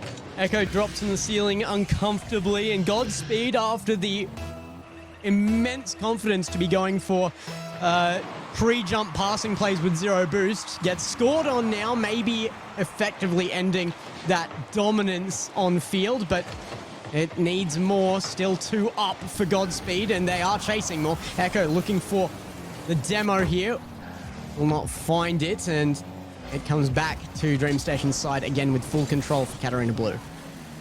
Motor in on this ball here, trying to get it past Echo, pass into centre, 50-50 denied. Echo, when he'll send it out to the corner. Rigorous up. Back to Danske, the ball will fall. 2 minutes to go now. The time still on the side, I would say. Our Dream Station, they've got plenty of it, but that is going to slowly tick away. A shot towards net will be saved by Mikan. With Remoter past one, he's got no boost, but he'll get it past Echo as well. Danske tries to get in the way, but Remoter just does not care. Yeah, this is another one that's just huge for game momentum here for DreamStation as well. There is so much space to be covered by DreamStation there and so little boost on the board for them as well, but they add another and now they're within one. It is shooting distance of winning game number 2, but they're still down. Burn will keep them safe from the regain from Godspeed, but they definitely, Godspeed are playing slightly differently now. I think that dominant mental has been diminished somewhat. And again, a nice shot blocked there by Burn. Off to the side, over to Remoter. Control of the ball. Fakes out the first touch, goes low. Goes to the corner. Remoter's having a game right now. Godspeed certainly shouldn't be confident anymore. This is unbelievable. DreamStation on fire to be pushing back. I mean, that 3-0 lead was so early in the series, but DreamStation have just been chipping away at it ever since. And in the following 3 minutes, it has been all DreamStation to discuss here. Godspeed have had their chances, but DreamStation, the only ones to seek, evening up now, and with chances once more in their opponent's half. Burn will reset himself on the wall. It's down. Katarina Blue can't get it forward. It's a big forward pass, but Echo caught too much under the play, can't find the right angles. Been in the motor show for game number 2. What can Burn do though? He can off the backboard, looks for bumps, can't find them. Echo in net will get a clearance away, but Damsgood getting bullied by Burn. Into centre, Mikan trying to find Burn, but the boost spawns milliseconds too late. That's into centre once again. Damsgood will get the save high above the net. Rigorous will try, clearance away, denied the shot from Mikan. Round to Remoter, Rigorous will win. Burn to centre, Echo, the shot goes high. Echo's done so much at the early parts of this game, but it's still not been enough for a win. That might be a goal though. Echo will find it 4-3. Godspeed back, and it is the Japanese player on the roster to make the difference here as well. Echo striking when they need it most. What a pass from Rigorous there as well has been core to Godspeed for a little while now, and showing why when it matters most they do come back. A goal lead with 20 seconds on the clock now. DreamStation needs something more. They're pushing in onto backboard. Chance for Burn. Echo! Goes high! It's on corner, but blocked by Echo. The echoes of the stadium. The cheers come out for Echo once again. Another brilliant play to keep his team alive. Godspeed saved by the Echo. Out to the side. Burn will try and keep it up with the help of Mikan as well. But an awkward position and low on boost. There's not much they can do. The game will go the way of Godspeed. Yeah, I mean, that's brutal to see for DreamStation. They just needed a call on who was going to push that, and they did not find it there. Unfortunate for DreamStation, but Godspeed, I mean, they kind of earned their win very early in that game too. Now we see the series tied up. DreamStation didn't desperately need that game, but they will need more from here on out. Now 1-1. I don't think any of us really should have been picking a sweep for either side here. There was always going to be a real competition to play out on field, and it really did play out as soon as both teams were warmed up. That game too, huge evidence. Brilliant demo there from Echo, and then off the pass from Danske into centre. He's always in the right place at the right time. And then things turned around, and it was Remoter setting up Mikan to start with a great shot from Mikan as well. And Remoter just finding 2 on his own, beats out Danske on the approach and has a 1v1 against the defender in front of net. Sends it into the near post. So brilliantly done. He's basically done the same play twice there from the replay. I genuinely thought the same clip playing twice for a second. But then this final goal comes out from Echo, secures the game, and sends Godspeed to a tied-up series. You've got to respect Remoter in that series, but I think Echo was the big name to talk about. If you're talking about where that win came from, once Echo activated, that was where Godspeed really, really came. Or it was more of a reactivation, wasn't it? Because, I mean, Echo had a big part in that early 3-0 in that game, and then it got brought back while Echo had a bit of a nap or something. Woke up, and made a huge change to the game again. Well, here we go for game number 3, a tied up series. Who will break the deadlock first? Danske. Yeah, very rigorous. To the corner now. It's Burn. He's send that ball away. Echo with control of it. He's got Rigorous following up behind him. Shot to net. Whoa. Saved by Remoter. Vikan. That's like the pass Danske. Chasing a Rigorous off the ball here. Burn off the ceiling. Follow-up touch not going to be found. Katarina Blue underneath that one as well. Remoter has had a great game for that midfield defense, and that has been huge for DreamStation. Once they got that locked in after game 1 as well, DreamStation were looking very, very good on that second half of game 2. They need it back into their own half. Once more they go. Burn with 0 here needs that challenge from Katarina Blue. The right decisions made, a shot on target, but defense available. To the side is Mikan. Beat him to the ball by Rigorous, but the pressure remains on the side of DreamStation. Remoter will try for a touch, but a brilliant effort there from Danske to disrupt the play. Catch in the midfield, Burn is up. Beaten to the ball by Danske, but straight to Remoter it will fall. Being careful of Echo, he's getting taken out already, but Rigorous has a shot on net. Save on the line by Remoter. They've already got their sights on Echo, but they have to open their eyes to everyone else on the pitch.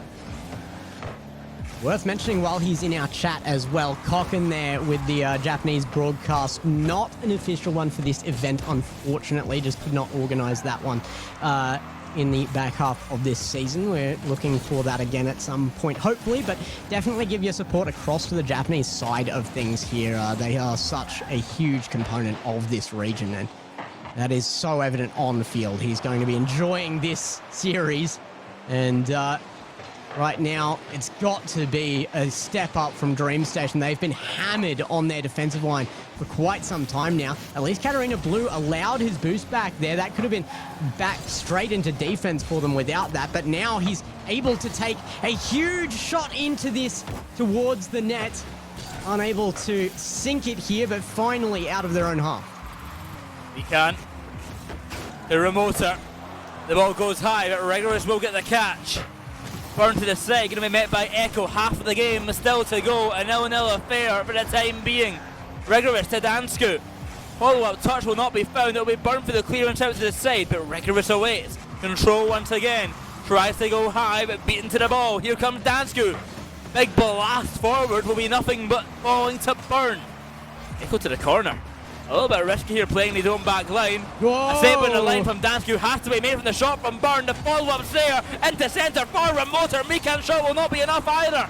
2 minutes still to go. And 0-0. The game remains. But Mikan makes it otherwise! Mikan! You cannot do that with 1:50 left. This is a game-winning conversion. What a skim over the top of all 3. Danske had just been diving his own net over and over and over again, and then Mikan pulls that out. You have to be kidding. Brilliantly done by Mikan. Danske with control is going to follow to Rigorous now. Burn around the corner. He's got Echo waiting at the back line. Mikan takes out one. A bump on Danske, not enough. The follow-up there, Remoter to centre. Danske denies. The time's running out. There's 90 seconds. Godspeed need a goal to tie things up. But all the pressure on the side of DreamStation. Controlling the game. Echo tries for a clear away. But Remoter going to leave that ball for Mikan. Sends it back to centre once again. The ball high over to Burn. Good control. Follow-up touch. It will fall to Remoter once again. Trying to get the past Rigorous. He will succeed. Trying to get it past Echo. That's where he will falter. Finally a clear for Danske. A moment of breath. Bit of peace. I feel like we're going to be talking about that goal from Mikan for a while, but it hasn't scored them a guaranteed win or advantage in this series yet. Only a 1-goal lead in this game, and that could be taken away from them if there is a good clear out and a response from Godspeed. They look like they're lacking a little bit right now, though. DreamStation with another chance. Katarina Blue not able to get the tip of the nose on that ball. Would have been a guaranteed goal if he had. Ball falls over to Echo. Whoa. To the back wall. Mikan. Control from the side here. Trying to get a pass into center. No success. Remoter. Get control. Not much time left here. 10 seconds. Godspeed need to make a big play. Dansku may be the man to spearhead the front. 5 seconds. The clock ticks on down. Echo will try, keep it alive, but cannot make a touch to the ground. The ball should be falling, but Regulus keeps it up to the ground. It finally goes into Dream Station. Take game number 3. Yeah, the right choices made by Dream Station there. I gotta say, not the wrong ones to push there at the end from Godspeed either. We did see Dream Station, that last one, struggle to hold onto that game by just pushing after 0, but Godspeed didn't make that mistake, still unable to sink it to make the difference though, and now a lead for Dream Station in the series, and it was secured by that singular, massive goal from McCann. Ignore what the scoreboard says. You cannot give that MVP to anybody but McCann after that play. I don't care what you say. I mean, Remoto in the back line, 6 saves, 2 hidden in, but I mean, yeah, that goal from McCann is just pure excellence, to be totally honest. There it is again. You didn't even see Burn react. Look how happy Burn is about it. Chuffed. Yeah. Absolutely chuffed.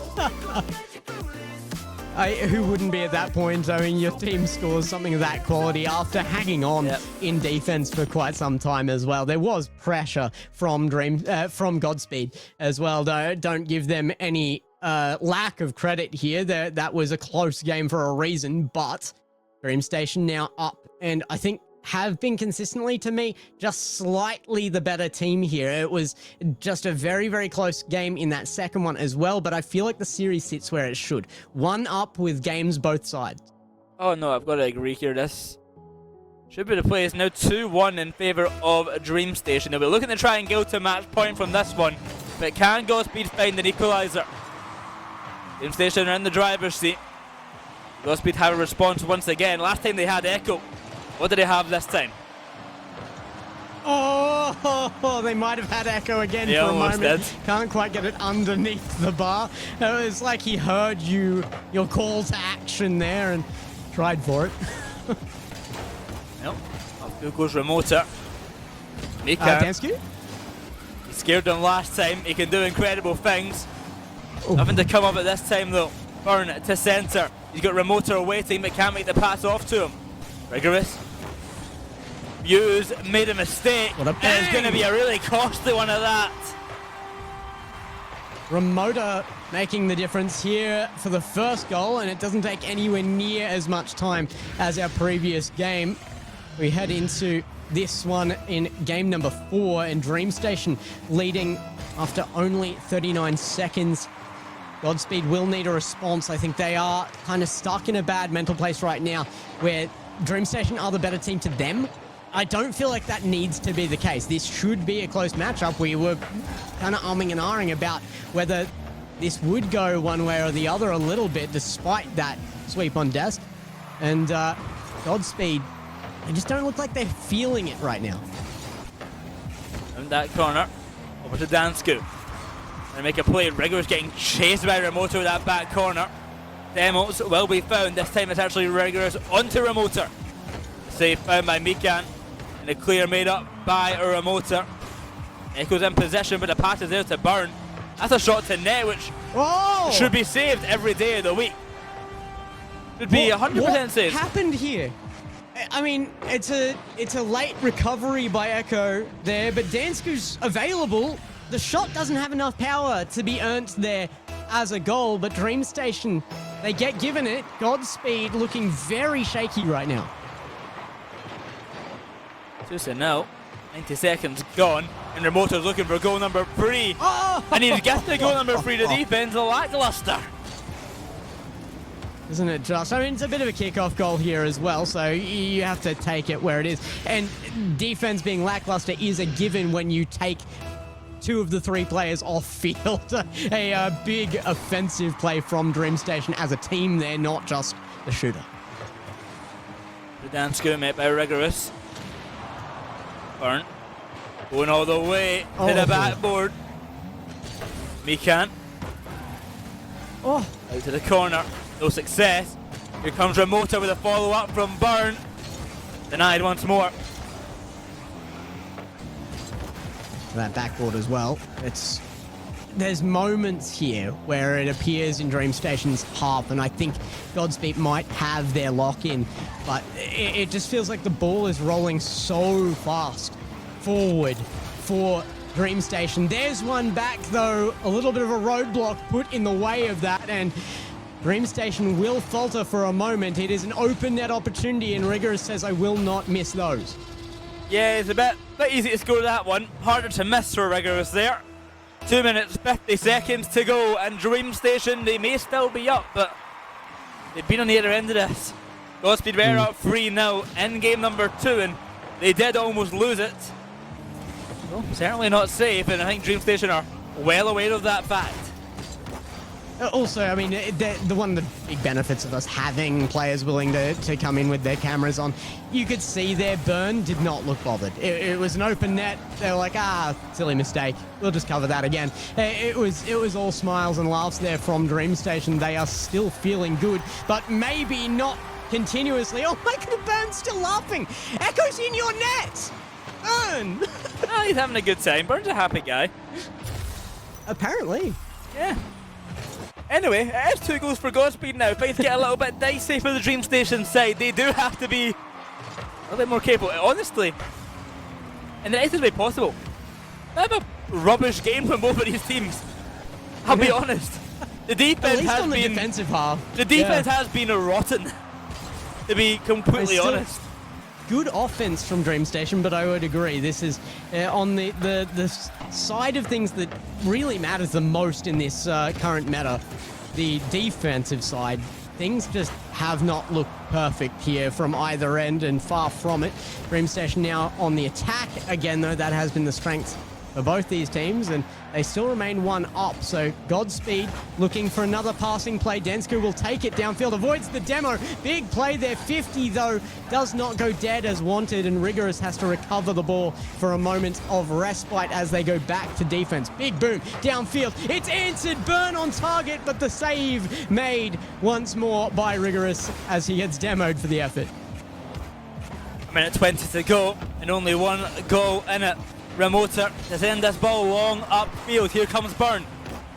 Split reset attempt, not going to be found. Over to Mikan now, to the corner. He had a chance to pass this into centre. Fakes out the first trial and fakes out another touch. That's a double commit in net. Can they recover in time? No, they cannot. And a goal for Burn. The team just decides that touching the ball less is the answer here, and apparently are absolutely right about it. Godspeed, they might have had a chance at defense there as well, but on his way out, Katarina Blue with a great touch there on an opponent to keep them from any interference as Burn absolutely drops that one in.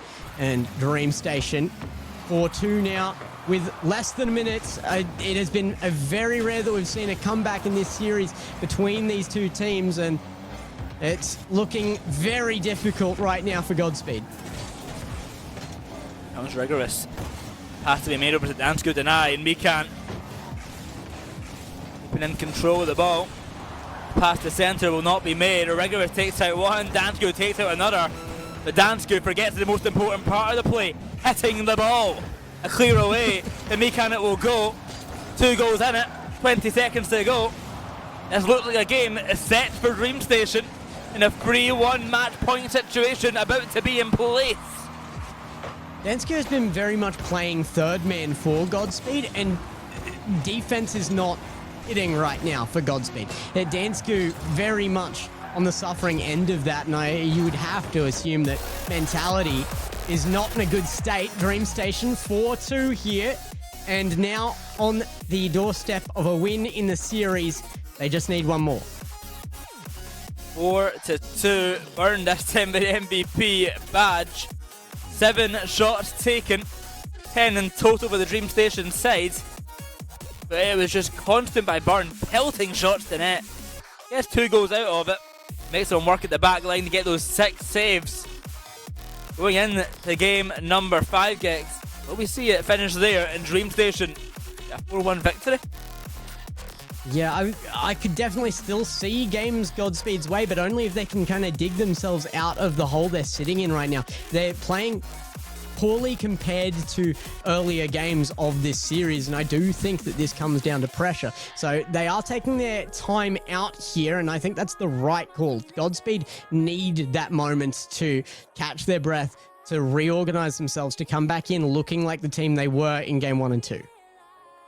Well, as we prepare for game number 5, can Godspeed find their response, or will we see them depart in the top 8 position alongside that 86th team? Or else, they're going to make a big comeback here. 3 games in a row needed for Godspeed, and they do call a timeout. I think that's a good idea, good choice to have their coach in the back as well. Coach TXL going to help them out, get their head in gear. That finished coach, I would agree. probably coming alongside with Dansko.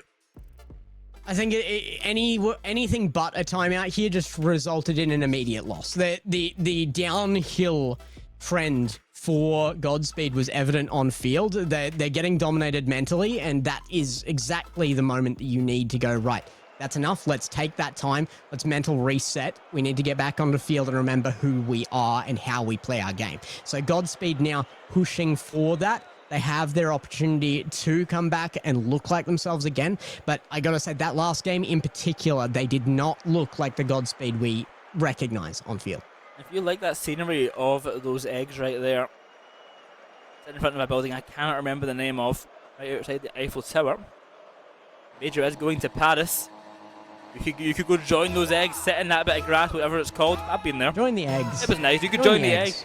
Someone can tell me in chat later what that grass is called and what that building's called. I can't remember. I know the Eiffel Tower. Hashtag join the eggs.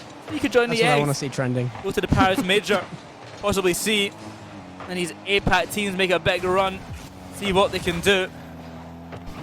Maybe it'll be Dream Station. I mean, it'd be a hard ask for it to be Dream Station, but it could be. It'd be very harder. Maybe Evan Burns scored with that. What? Maybe I it's gonna be heard you. Stop talking right now. You're not allowed. Dream Station don't care where they are on the leaderboard. They're hammering these. What is this? Is one for McCann and one for Burn now. You can't keep hitting redirects like this. Well, it's a good goal to start things off on the Dream Station side. A 1-0 beginning straight away from the Godspeed timeout. Add insult to injury with that one. Dansko gets bumped off the ball by Rigorovich, echoes up for it. He'll send it out to the side, trying to make a follow-up play with no boost. The motor gets faked out. Echo plays a good bit of control with that one. Off to the back wall. And a clear away it will go. Big contesting corner, but it still sits in front dangerously of Dream Station's net. It's very crucial that they did get that first goal when you're trying to beat back down Godspeed. I mean, they just took their time out. They should be coming back in stronger, but immediately you score a goal like that against them, they're going to be doubting it maybe. But Echo, that's one on target upfield, but put away by Katarina Blue. Dream Station still in defensive control of this. Only barely though. Rigorous trying to just get that utility play out here. The physicality on goal line. Not able to meet up with a teammate on the pass off though, and they do lose control. Rebecca, heavy touch. Hit by Dansko. That's a shot to the backboard, but no one there to follow up on it. Here comes Burn. Into the backboard and caught by Mikan well. Dansko going to try and make something of it. It was a great early goal for Dream Station. Certainly going to put some worry into the side of Godspeed. They don't have to match the quality, just going to match the number. McCann with a bang again. Dream Station still trying to create numbers. And not looking like they'll find it this time. McCann taken away just in case. Oh, dangerous. It sits in front of net for a moment. Dream Station find their clear on the chase. Dansku looking for it a second time. This is a good play. It's a solo play. Does he find Echo at the end of it? No, McCann away. And they lose control once more with a whiff just off that sideboard. Throw was there for Burn. As Remoter gets into possession, he waits for Mikan's touch.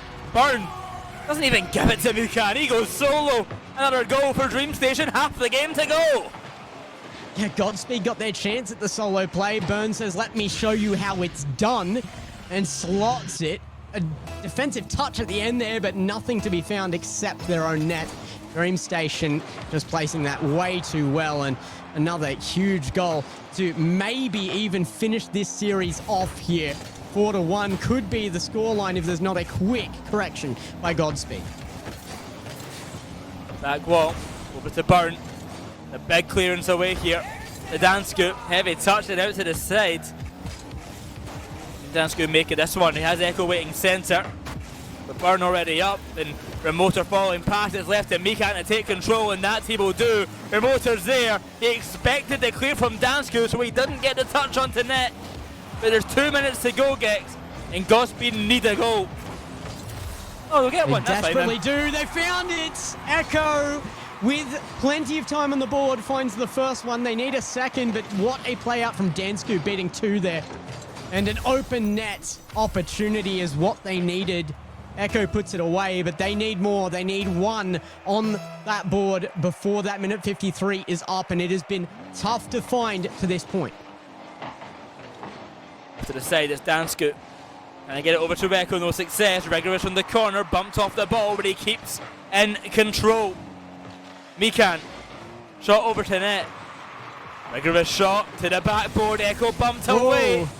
Follow up from Dansku, no success. Mikan, out in the corner.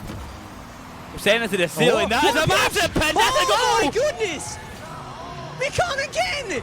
You cannot! There's 3 massive clips in this series. 1 from Burn and 2 from Mikan. 131 at that distance of ceiling pinch is unbelievably hard to do. A crazy goal. Also just now me theorizing. I saw Burn turn like he gave someone a fist bump. Is Mikan in the room with him? I think it might be. I saw chat talking about a fist bump earlier as well. So yeah, I don't think that's the first one that's been seen on that Burns' camera. mum's just watching and she loves the game. It could be esports families. We love esports families. I know, maybe I think Mikan might be in the room with him. Which makes it all the better, and also all the worse that Mikan doesn't have a camera on. Come on, get a wider angle, guys. Yeah, just a fisheye lens, please. Get everyone in scene. Oh, big demo. Chance, Mikan will save. And Dream Station stay dominant here. 2-goal lead, 3-1 in what will be the final game if they can just hold for 37 seconds. It is looking so good for Dream Station now. This is the comeback in this season that they needed in the back end of it now. And they are showing up in style. Got to net, denied. Follow up there to the bar from Rigorous. Keeps Godspeed in it with a chance. 20 seconds ago, needed to tie it up. Rig knows exactly how to place this to at least be on that board for the look in on the clips. It's not quite as high quality as we've seen from Dream Station, but Godspeed have given themselves a chance, and they might be there with it. A kickoff win, but Burn on the backboard. McCann is being chased, but finds it downfield. Might be another one. Open net. Burn sinks it, and the series win will go across. Dream Station have looked so good. Look how happy Burn is. He has been smile end to end of his face from the beginning to the end of this series. 4-2. That will be the game. Oh, it's a double fake kickoff. Maybe Echo can find one here. No, Mikan will get the easy save. The game will go the way still might be. of Dream Station. No matter what the situation now, it is a 4-1 victory in the series. And Dream Station move on to top 6, taking down Godspeed. Well, I can only be glad that we talked about that big hit, that big impact from Japan back into the later half of this season, this qualifier for the Paris Major. Dream Station, they have come in and immediately set a bar for this broadcast, for this region. Some massive shots, some really good team play. And what I really want to point out is midfield defense. They were able to hold a line that just made sure that Godspeed were always feeling pressure. And that was the thing that broke them in the long end, I think. And 100%, they were struggling to deal with the attack. And I think Echo was probably the standout player for the Godspeed side to date. And he did get some great opportunities and great goals coming out of it, as well as Rigorous actually in the up front side. setting up Echo a lot or playing off of Echo a lot. But DreamStation came out on top, and I'm gonna give it off to the Burn Mikan duo. I'm now playing off the head kind of they are in the room together, and they are there. Yes. And I'm gonna even if they're not, I'm gonna lie to myself and say that they are. Look, it's just evidence that with player cams you win. That's what I'm gonna say. Ignore the result between Jungle Juice and no, we're not talking about that one. Let's get more player cams on. I'm loving seeing the reactions. Even if we only got one there, it made such a difference to that one. Burn so happy. You're gonna be happy as well because we are gonna be back with more Rocket League. It is a dominant series there from DreamStation. They've put their name up in lights for tomorrow, and we have to see who's gonna join them. We will see some of that action with 2 series left after the break.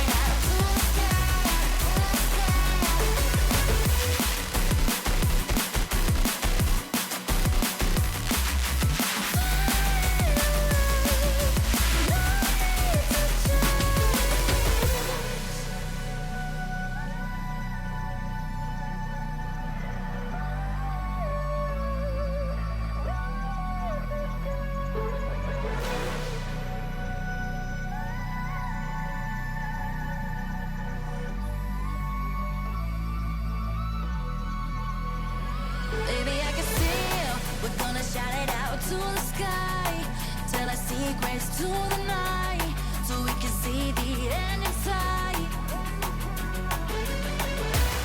We're gonna shout it out to the sky. When I look into your eyes, I can see no better light, better light than love.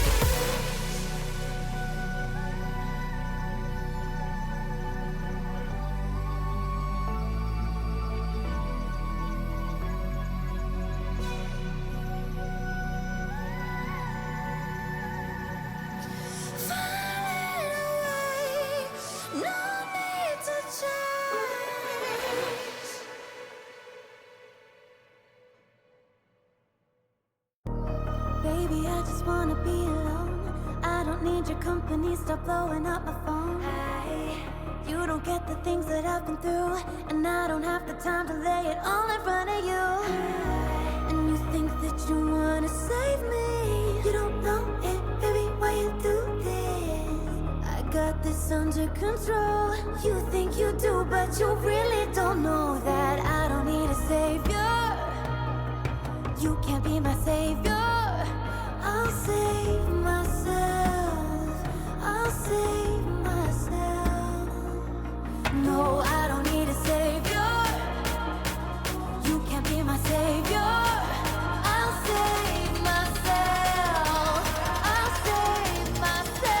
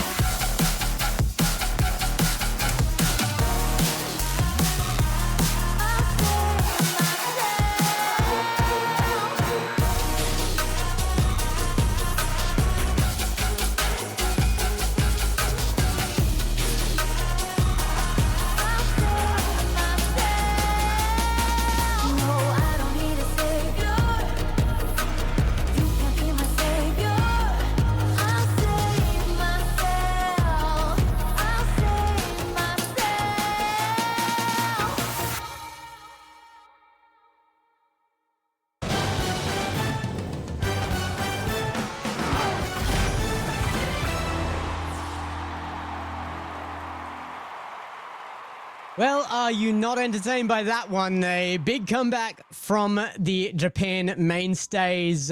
Dream Station absolutely clip farming in that one. Mel, I'm sure you were sitting in the background watching some of those clips yourself. They went nuts. Just like sidewall doubles, reset bumps, everything was happening. Burn, like I said, was the difference maker for this team. He came out, he was here to play, and I swear this is the happiest guy I might have ever seen on an RLCS broadcast. Even that time when he made Major, I remember a couple years ago, all he did was smile. He's doing the same thing here. I'm so happy to see he hasn't lost his spark, and that spark has been carrying this team on through these games. It's exciting stuff as well, having like our players like Burn and Mikan back into the action, doing really, really well once again in APAC. It's exciting to see, you know, the old dog still got it in him. Yeah, and very, very much in him. Makan as well, showing up with 2 massive clips of his own as well in that series. So the team is functionally there, you know, and I think that there is probably a little bit of threat from them against even the bigger teams in this region right now. I think they're in for a big fight for that at least second, third position, yet to be seen, maybe even first position. So there could be a regional winner in that team yet. We got to wait and see. Of course, you guys have waited enough for our next series as well. So let's move on from Dream Station versus Godspeed there, which was a huge showing for Dream Station. Let's get on to the topic of Kinotrope versus Northstar. I think this one, again, we have an awesome series. Oftentimes, these top-end matches in our day one broadcast, not quite as exciting. Do not mistake this one. Northstar have been making waves, and Kinotrope will be having to defend their second place title in the region right now from a number of teams, and this one may be one of them. Mel, have you been watching enough to know a lot about this new roster that Northstar has picked up? Yeah, I've been watching enough. I've seen a lot of Taha, because Taha used to be on a team that I worked with back in North America a couple of years ago. And, you know, seeing him in APAC is a little bit different for me, but it's very interesting. Lunar, of course, has been there for a while, and I expect high-level gameplay out of Lunar every single time, both Lunar and Taha. Pengali is someone I haven't gotten to see too much of. So I'm very interested to see where this goes. I do feel like this is going to be our highest level matchup of the day in between these two teams, and I can't wait to see where that goes. I'm excited to see Taha play. He was obviously here beforehand on Overlooked and got some top 8, top 6 finishes, but I think now as well on Northstar Gaming he should be pushing higher, and also coming up against Cash.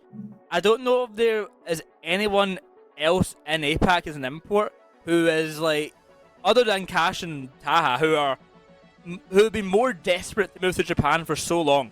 Taha had been talking about moving to Japan and playing Rocket League for years, just the same way that Cash did for years. Cash was talking about the start, even before APAC, talking about moving to play with Realize back in the day. Both of these guys just wanted to be in APAC and play in Japan. Both finally got their wish and coming up against each other now. Yeah, I mean, definitely. I think I completely agree with that. Lunar, too, has been someone that has been just yearning to move to Japan and be in Japan. He's in Japan right now as well for this. He's in region once again for Northstar Gaming, and he's been having his fun in Japan, that's for sure. He absolutely loves it there, but the ping for sure is going to be benefiting him and this Northstar roster. And of course, Kinotrope are all in region here as well. I don't think I've found anybody else that takes RLCS in this region as seriously as Cash does. Cash is so invested in good placements here. He's hunting down wins for regionals. They want it desperately. I can't imagine that the team isn't matching his energy on that. They do have a fantastic coach on the team as well. Homie has been in the region for a long time. So Kinotrope, I mean, they deserve their second spot right now. I think it's very, very fair to say that they are there without that doubt in them. But can they keep it is that question now. So I guess that starts with this series. So let's make our predictions while you guys once again make yours in the chat. I want to know exactly how you're feeling at home about this one. Is it Kinotrope currently in that second spot, or is it the new roster for North Star Gaming. It is hashtag KN if you want to support Kenotrope, hashtag star if you are on North Star Gaming side of things here. So let's go. I'm gonna start things off. We'll go from me back to you, Mel, on this one, and just change things up a bit. I'm loving the look of North Star Gaming right now. I watched them Friday and they looked compelling, but I'm hesitant to say that I feel like they would be dominant against the absolute best right this second. I would like to say that's so, but I think there's just too much question mark on it for me. I've got to go with the long-time kind of title holders for that second position. Kenotrope have this for me. I think all this talk about Kenotrope, you know, they should be able to secure their second place. They should be good enough to hold. I don't think they're going to be happy hearing that. We're talking so much about them being the secure second. True. And how, you know, we think they're still good enough to keep second place. They're fighting for first, realistically. They're not fighting for second. You're talking about Cash and what he wants out of this. He is fighting for a first place finish. North Star Gaming are just a bump in the road for that. I think it's going to be a Kenotrope win here. Okay, I mean, let's be realistic. The points, I don't think they could, realistically, there's no mathematical way to get to first in this one event. Paris Major. That's where I'm talking about second, but yes, it is still climbable. Yeah, I mean, I agree with Boyo here as well in terms of the fact that this is a new split, and now they're fighting for the split points.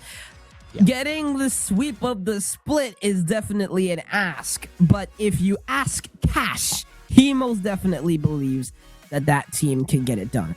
And because of his very high confidence in this roster and the amount of work they have been putting in, so much work, and this is a team they've got a very aggressive mentality in terms of how serious that they take everything, how aggressive that they take everything in this region. I'm going to go with Kenotrope, and I do believe North Star are going to have a very competitive chance here. I think I did rate this to be the closer series than you two did. I said 4-3. I think you two both are like 4-1 and 4-2. I think this is going to be very, very close, and I do think North Star are going to be able to push them the full way.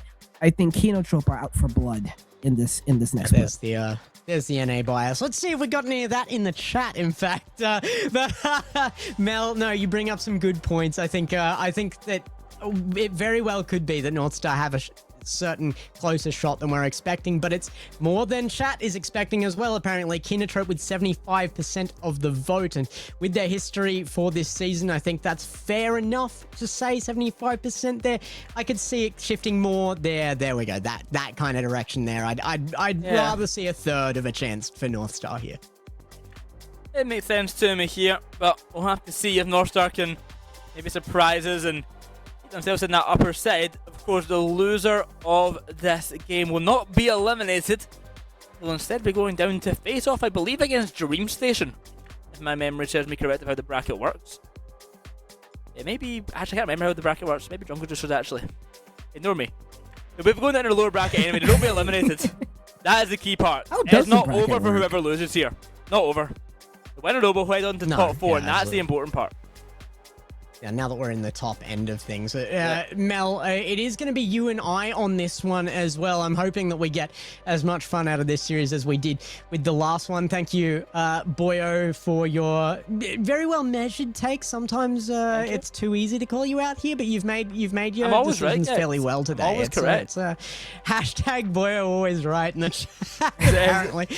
Mel was coming on with his, I'm going to have a 100% prediction day on my first day on the RLCS desk. Just like, but here we are. Dude, I'm telling you, okay, to be fair, you know, I think the other series, this past series was the only one I think I was like, okay, this could be close, but then again, like, you know, I think this one at the very least should be good. But hashtag Mel always right. You know what I'm talking about? Hashtag Mel always right. This is what we love to see. But I rate Lunar very, very high. I rate Taha very high, and I do think this is going to be very close. I think it's going to be a very, very close matchup. I would not be surprised whatsoever to somehow see North Star come and take this in 4 or in 7 or in 6, which would be very interesting to see. But right now, I think the level of Kenotrope that they have proved to have has just been too high. Yeah. Well, as we say goodbye to Boyo and make our way towards this first game, I think that this actually means maybe more than people realize this particular series to Kinotrope as well for their goals in the region. Like you guys both said, they're trying to push for that number one spot, and it is available to them, but they kind of need to show dominance against this level of play that's coming up against them right now. You haven't predicted that, and I think that would be very scary to Kinotrope. So I do think that there is a regional win capacity in this team. I mean, they've proven pretty much that they can. It just has to be a bad day for TSM, and there's one to slip, I think. But I mean, I've got a soft spot. I've always had a soft spot for Maxiu. I think he's still pushing to be one of the tops in this region. He's been so representative here, and he is well and truly due a number one finish, and it just has to be dominant here if I have the confidence to say that they're going to be able to do that.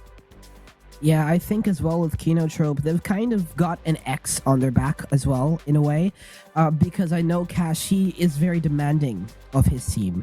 He's very demanding of his team, and there's very high expectation for what is deserved of this roster in terms of what they believe should be happening for them. And you know, they had a Game 7 win against, or the Game 7 loss, excuse me, against TSM in a grand final a couple weeks ago, and from there they know how good their level can be. And we've seen a lot more frequent TSM bad days recently, so the spots could be opening up a little bit for them to go ahead and take it. But because they've got the X, because they've got the pressure, it just makes it a whole lot harder on a mental, on a team that's already so hard on themselves. I mean, I think all that's required there for TSM is the lock-in defensively, but that's a topic for next series when we see TSM in the last one for the day. This one here, though, our penultimate series for our Saturday, has to go through into a big matchup. Kinotrope versus North Star Gaming with their new roster pickup. They are looking for big points here, North Star, and Kinotrope looking to be dominant and show that they are here not just to run the regionals, but to win them. Kinotrope and North Star. It's going to be one of those two series that will decide the level of where both teams are at compared to the rest of the field. Have Kinotrope been able to raise their level between the first and second split and challenge for first place? Or can North Star find a way and push themselves into the top three of the region? This will be the match to see. Well, it's a fairly good challenge off the kickoff from Taha. Is there any possession to be found in the opposing half for North Star? They're certainly looking for it as early as possible. It's a good first touch there, and it will be Cash to get that clear. Taha waiting at the midfield line. If it is to be found, I think it is pressure that will bring it here for North Star. There is going to be too high a level of defense from Kinotrope to just take pot shots and hope something goes in. You're going to have to force errors here, and pressure is what's going to make that happen. Now, though, it's changed to the opposite side of field, and Maxiu trying to form that pressure with the help of Furlash right now, not quite on target. Yeah, I said this was going to be one of the highest level series we're going to see today, if not this weekend. This team and Kinotrope, when they're on offense, in the midfield, they like to control. They like to use each other. Of course, you've got that EU level of play style with Cash on the roster to keep the ball close as much as possible and try to, because of that control, give time to your teammates to go and be physical and make North Star run around and be nervous on their back line. Let's see if North Star are going to have a couple of answers, because questions will be asked. And goalie upfield. The confidence is there from North Star at the moment to be going for those upfield predictive plays and even pre-jumps, I think. But that's going to have to really be tested to its limit here. I think particularly either of these teams, when you do pair them up against TSM, when we were talking about that, I was thinking about what the biggest difference there would be, particularly with teams that are taking this so seriously. It is the mental and your ability to be playing in that have fun meta that is so strong. It has been for more than a season now. It's got to be there. Maxiu has always been able to push through any amount of pressure. There's Cash on the camera, Luna and Taha. We've got 3 cameras this series and both teams with active ones here. I'd love to see that. And Kenotrope, they're going to be happy that the first one is in the books for them. Yeah, it was just an odd double commit out the midfield from North Star. You know, for them, I think that's not something that they can afford to give away too often. The pressure, just have to make sure it doesn't mount too hard. And be very clear on communication. I'm interested to see how this team rotates through the field and the midfield. It's kind of awkward. Lunar put himself in a very weird spot. It's a really aggressive challenge. Lunar beats one off the backboard. It might be open for him. Couldn't get a second touch. It was very awkward. But now Cash on transition. Fear Lash looking for the demo. Couldn't find it. Cash trying to be the last defender, but did a good job to keep it away. Shot on target for Maxiu. And Maxiu makes it 2-0. I mean, that was a pretty massive save from Pangoli here, avoiding the demo, but he was left with very few options and nobody else had boost. So the moment that didn't turn out perfectly, Kenotrope were able to pounce, and that was kind of an inevitable goal from just the way they had set up very early in that play. But it might not matter at all. What a save from Maxiu. It doesn't matter what roster he has been in. The last 3 seasons, he has just been that defensive kind of mastermind for so many of those rosters, and he's still sitting there for Kenotrope. Yeah, I mean, the level that Maxi has been able to keep himself at throughout these entire years has been really impressive. One of the longest careers in this region, and he's been one of the best players in this region for that entire time. He's always been in the top 10 conversation. Cash with an open net. What a pass back in the field. And Kenotrope extend their lead to 3. Yeah, Maxiu is not only functional in defense, and I think that's one of the biggest things for this roster. Cash trusts his teammates. He's got respect for this region, and when he's gotten into this roster, he's known exactly what he wants to do with these members, and Maxiu has been a big part of this team, where he's been kind of played as third man in that kind of very old school mentality that the third man is almost the least important person on the field. Very frequently these days, they are the most important, and Maxiu is still very regularly playing that third man option and coming through here, making that pass in, making the plays happen. Cash able to capitalize, but Kenotrope just looking like a well-oiled machine right this second. Yeah, they've come in, they've looked very sound, and they've been able to catch off North Star in the midfield. Just the smallest of errors kind of prove open for Kenotrope. What a nice fake by Lunar. We haven't seen him too much on the ball lately. I think if North Star are going to want to be able to raise their level, they're going to want to see Lunar on the ball a whole lot more and take advantage of the chances and space that Kenotrope has given on their transition on the backside. As Kenotrope look to close out this game. Good control from Cash. That is brilliant to bring that ground to a 50. And Taha, though, taking it away, gets an opportunity now. North Star finally pushing their opponents, getting a little bit of pressure here, and it immediately takes its effect. Luna, you asked for the step up. There it is, Mel. Top bins. Yeah, this guy can shoot the ball from anywhere. There's a reason I rate him so high. He's going to have to be the difference maker for North Star if they are going to want to have a really competitive chance against Kenotrope, APAC's number 2 seed. And you saw after that goal, you saw Taha get a little bit hype. You know, this team, they're not the type of team to count themselves out. They're very confident, these 2 teams. They've got imports from 2 of the biggest regions in the game. Because of that, you know, they can be a little bit egotistical. But in terms of your level, that can be very, very good because of how well they can play. Speaking of, 2 challenges on a free ball there means that they are stuck in defense. That's quite the pinch pass. I mean, like 180k an hour straight at ground in front of your own net is an like option. that. Kenotrope like the option. They're going to bring it to ground again, and this time for the win to close out the game. That is pretty dominant. I mean, we spent the whole time talking about Kenotrope there because they had so much of a showing in that game 1. It is not irregular to see teams take a long while to warm up a game 1, but I gotta say, Kenotrope just look like they're feeling good today.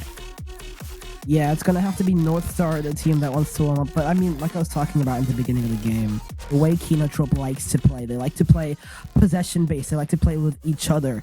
They also like to control the ball a lot. When they're able to do that, they're able to kind of open up the defense and try and have a player, push a player out in front, go make a play on the ball, maybe take the boost in the resources, go for demos, and just play a very physical style of play, even when they have so much control of the ball. It's just such an elegant way of playing, especially compared to some of the other players and playstyles in this region. But in general, Kinotrope opened up the game really, really nice. North Star picked it up at the end there.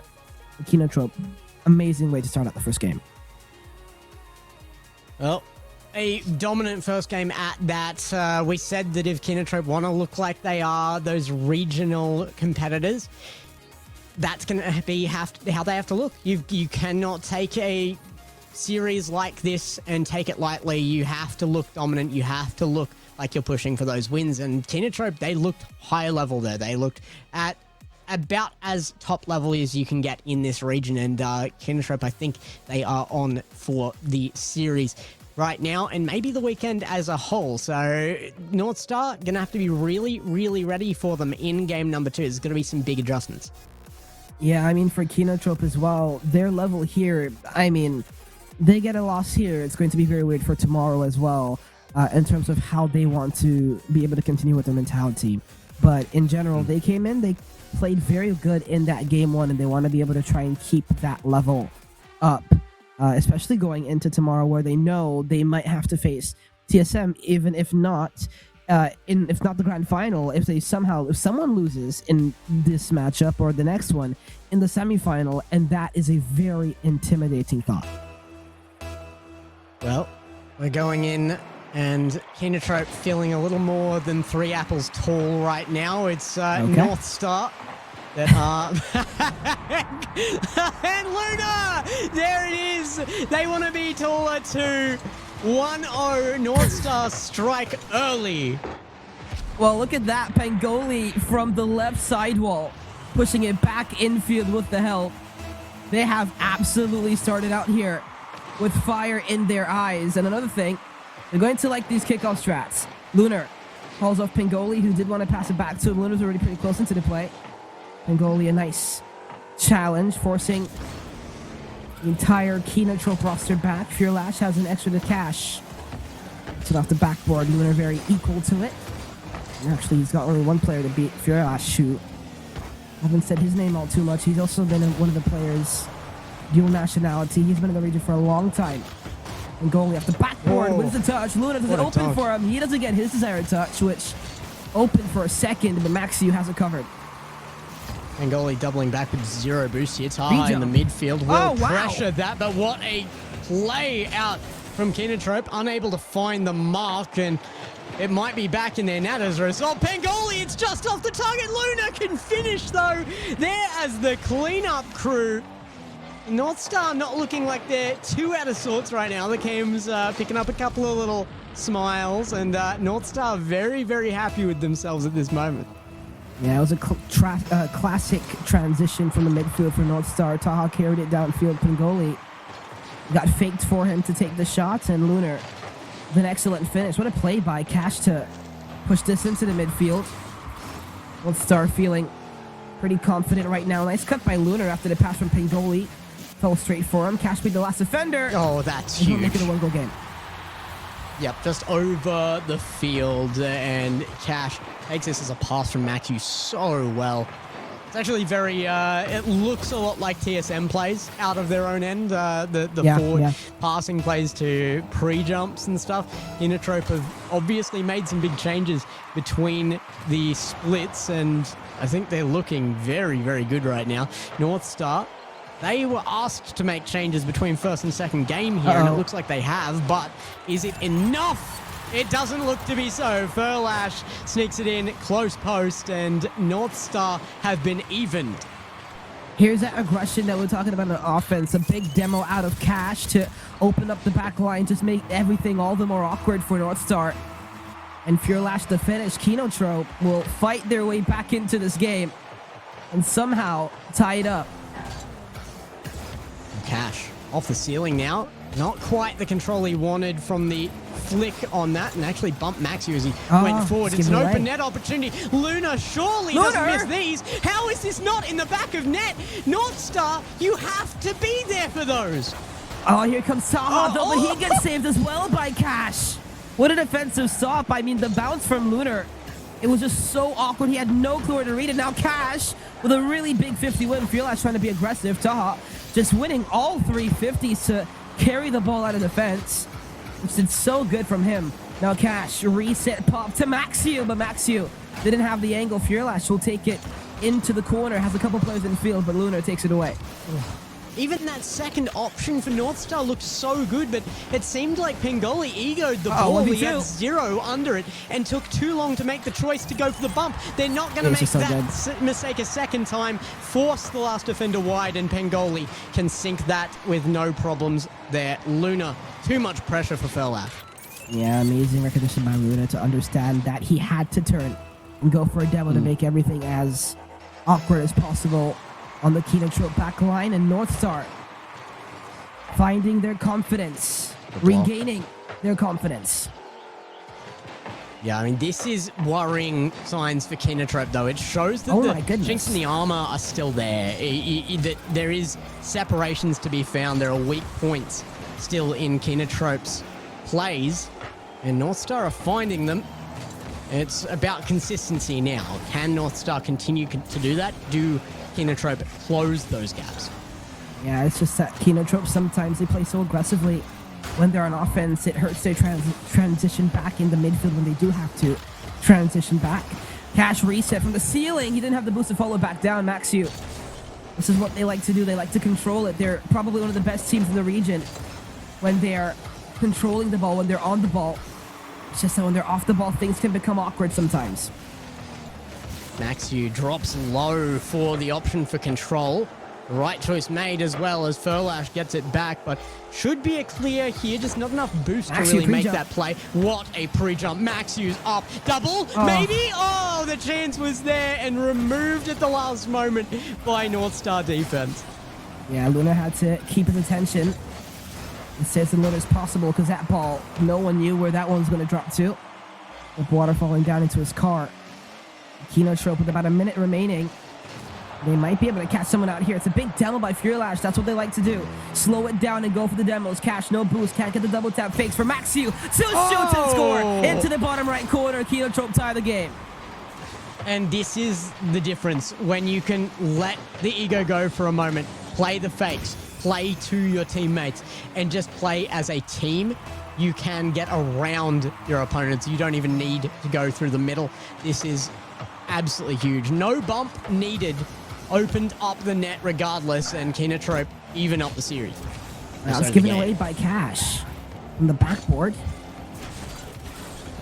There's Pengoli. He's just waiting to see what Fearlash is going to do. He just crisscrossed and zigzagged. Taha will have Pengoli, who will turn. Lunar, excuse me.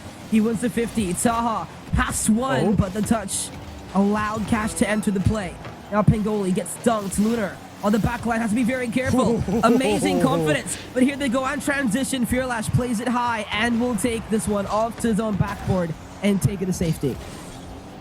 It's great to see Luna's face back on stream. It's been a few years. We did used to have him on for some interviews occasionally as well. So really nice to see that one. Also worth noting that the winner of this one, the teams have been asked to provide a player each to possibly come on at the end of the day for an interview. So stick around after our last series because we may get to see one of these guys yet again.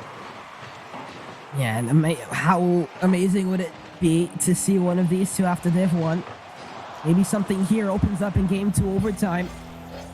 Haven't had too many overtimes today, but when they have come, it's been very good. Fearlash it open from Cash was just in the wrong spot at the wrong time. Max will have all the pressure in the world and the boost, but the first touch was just so awkward. He does get a touch over the top of Lunar, though. Taha also misses. Everyone's just kind of nervous right now in this overtime as Northstar. They win a really big 50. Here's Cash. He's going to try to get this one, and he will handle it really well from his own back line. Still not over. Maxiu on the back line here will actually commit forward on that. That should have been a shot from Pengoli. Pengoli really has been... I mean, the errors, it has to be called out when they're there, and it's almost consistently been Pengoli. Needed a goal there, Kinotrope, though, and they're being pushed to send too much at the ball at different times and not there to take the goal in the long run. Maxiu doesn't need an opening. He's just going to challenge and take it off the top of an opponent. 4-3, the overtime winner scored from Maxiu, and North Star look unhappy about this one. I think out of this shares would indicate to me that there might already be a timeout called. We'll see, but I would probably be calling that myself right now. Yeah, I mean, you go down by 2. That overtime, Taha and Pengoli were looking for the transition. The ball sat on the top of Taha's car. He wanted to push it down. Pengoli needed some time to get out in front. They just took way too much time. Taha got demoed. And the shot was right on target from Maxiu into the bottom left corner. He's got his brace of the game, but I think North Star, they came in. They looked like they had a lot of confidence, but Kinotrope were able to take that right away. Yeah, I mean, North Star's first couple of goals were just so good. I get excited just watching them again here, but it just wasn't enough. I mean, they had kind of a lead. They just couldn't lock in on it. The ball wasn't quite rolling for them like we saw did start to happen in that last series. It was very momentum-based. North Star looked like they had that momentum and didn't really do anything with it. They weren't as inspired by it as I thought they would be, but maybe that's just a symptom of always thinking you're the top anyway. I mean, the confidence in this team is major. It's always been there between Luna and Taha, in particular Pengoli as well. It is a very, very confident team, and if you're always at your top opinion there, then you're always playing your best, and it might just not be enough. Yeah, I mean, sometimes the chances have to be taken, but it doesn't look like they're taking a timeout here. I think they want to go right back into the game, interestingly enough, but regardless, it's a pretty long mid-game break, so very curious to see what was said for this North Star roster, who, I mean, even individually, these players do have the experience. It's a kickoff strat for Cash. Taha had it red, and if you're North Star, this is not the game you want to go down early in. No, and that might be it as well. What a save from Luna. It was actually kickoff strat from both sides. They both went for identical mirror image fake kickoffs and just got left awkwardly. Goodness. It was a win from Kinotrope, but they weren't able to make anything of it. Now it might get punished for it. That's a great beat there by Taha. It has to be Pengoli. Pengoli is going to need a good game in here. The problem is it's not only about your faith in yourself. You need your teammates to be able to rely on you, and the trust has got to be weakened by that last series. Pengoli did not have a good one. Yeah, especially that last game. I bet to say the same for Taha. He had 90 points last game. Didn't have too much of an impact on the ball.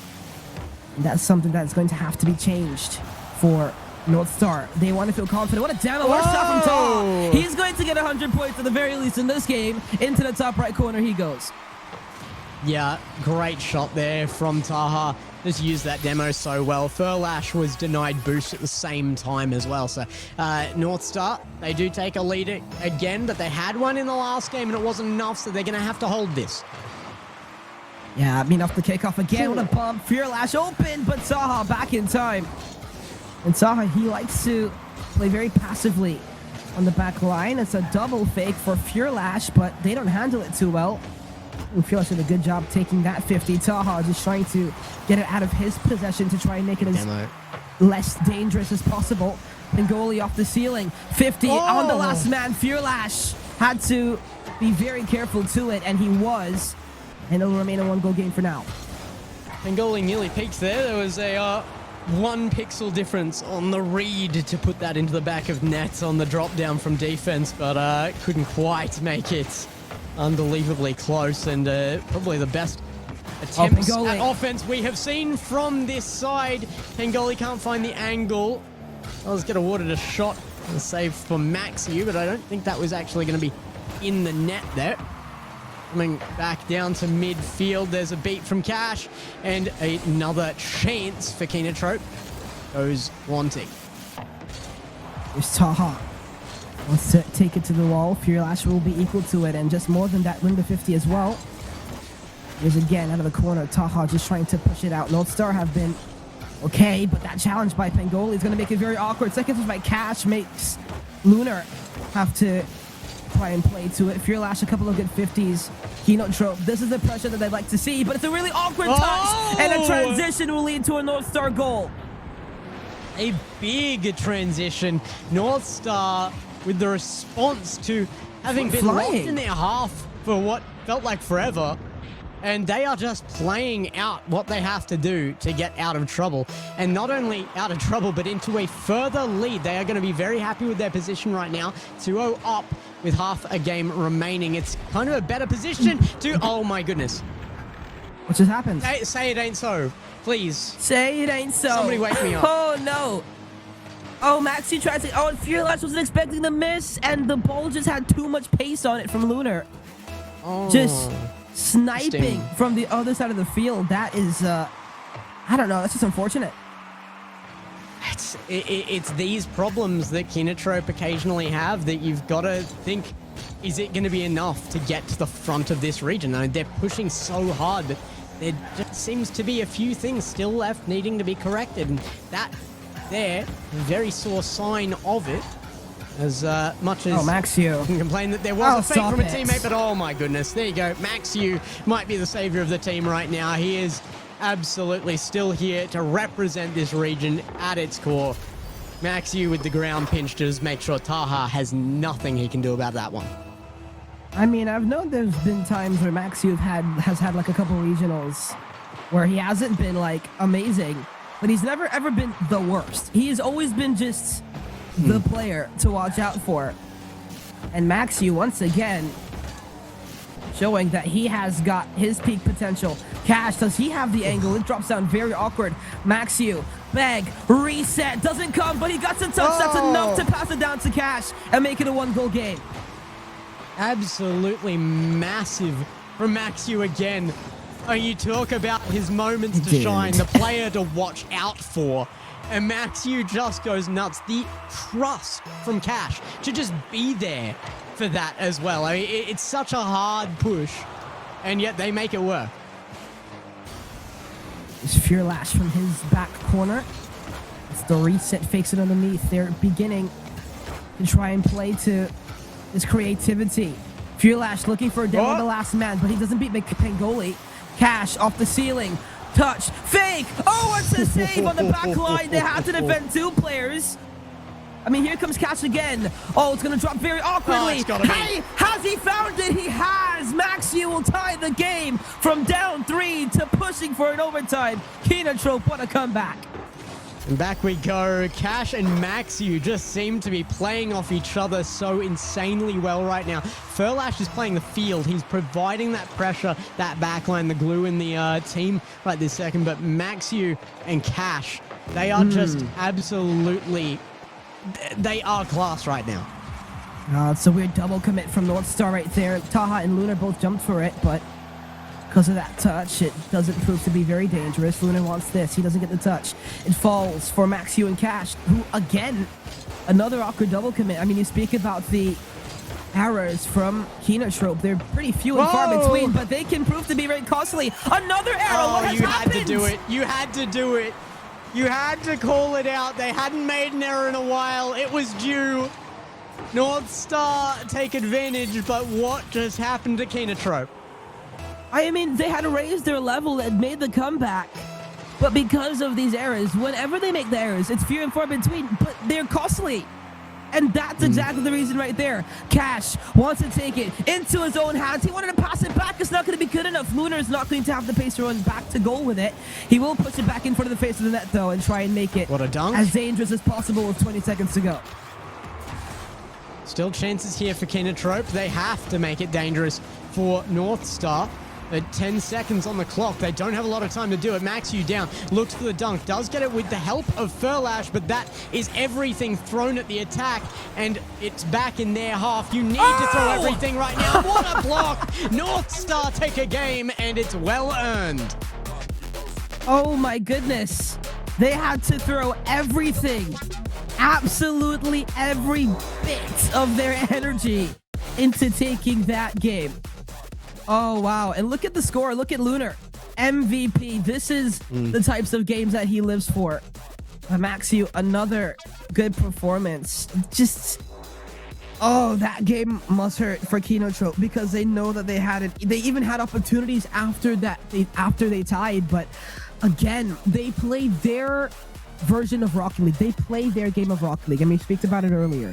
When they're on offense, when they're in the midfield, like they play their game to their own pace. This entire match has been to their own pace, and there are just times where they make these very odd errors and they can't sustain in the midfield. They drop out the midfield pressure, and it just makes everything so awkward for them when they rotate back. That North Star are gifted spaces and gifted chances, and then the errors come out. It makes everything that much harder for North Star to have. It's so hard to call out what the change needed to be there from Kindertrope. It was really just those few mistakes were pounced on. North Star do not let them make errors without punishing. And that is such a big thing at this level because realistically, those mistakes shouldn't happen regularly. You have to take advantage. And they are doing that. Maxiu, though, had the game of his life, and it still wasn't enough. He's been so often the player to make the difference, and he tried to be there. So many goals, every single one of them he had an effect on pretty well. And only one goal per side of that was unassisted. So everybody playing right now into their teams, and just not enough for Kindertrope in that game number 3. Yeah, also because of the little space that is given to North Star, they're beginning to kind of feel themselves a little bit. Lunar flip, but Pengoli will try to keep this close. Lunar out from the corner. Maxiu having to push this one right back out over to Taha. Off the ceiling. Reset. Taha to Lunar. That was almost the play of the day, but North Star, they continue to push.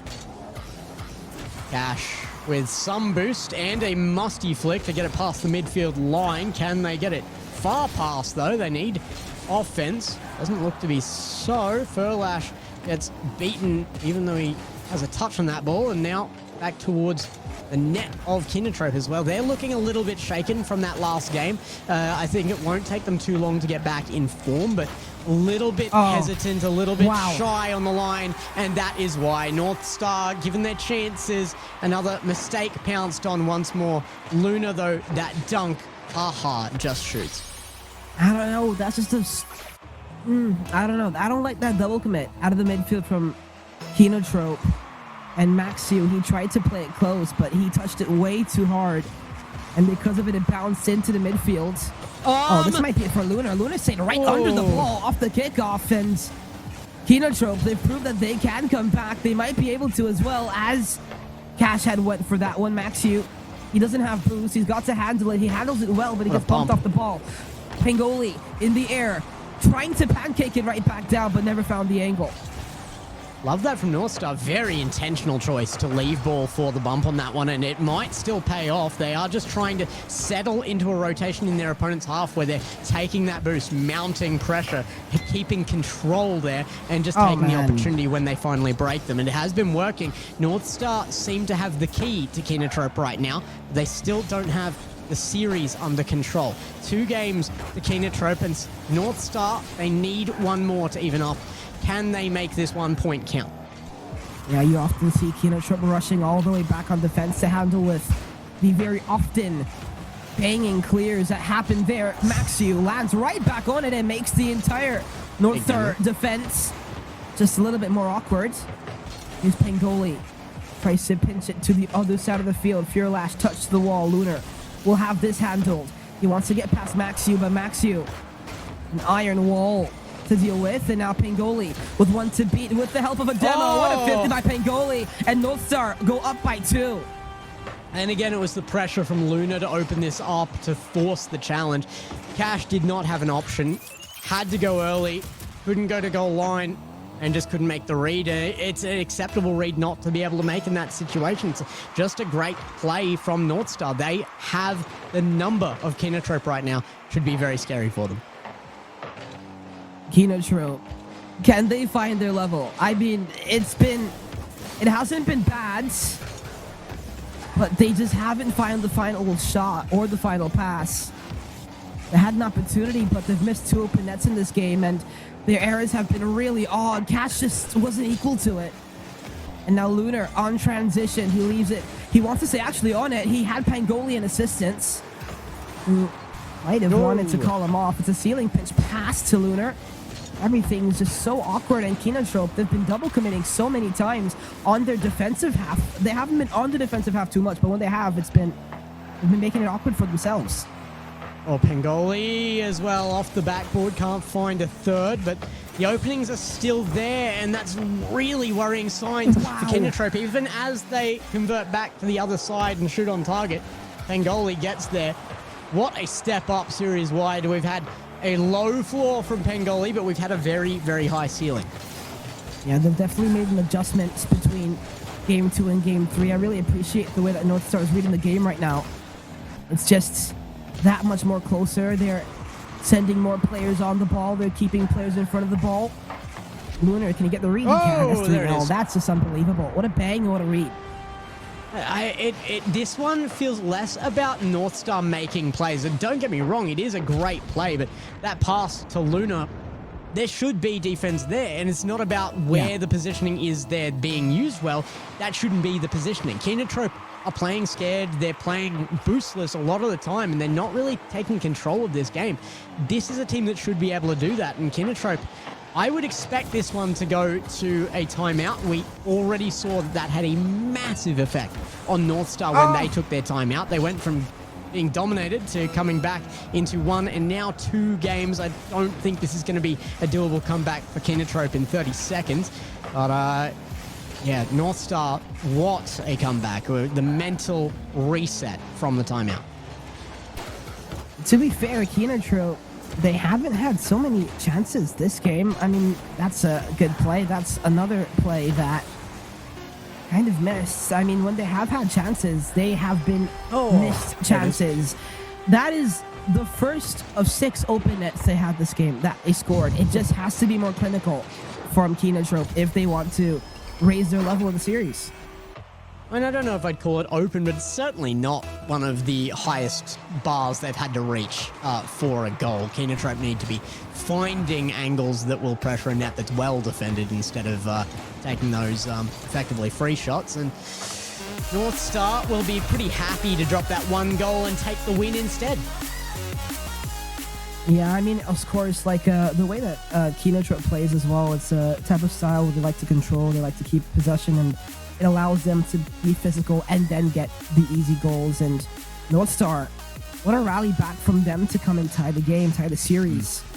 After going down, they lost to Game 1 very dramatically. They lost Game 2 after having the lead 2-0 and then going to overtime and making a big mistake. What a regain from North Star. What a mental regain for them to come back and take the initiative.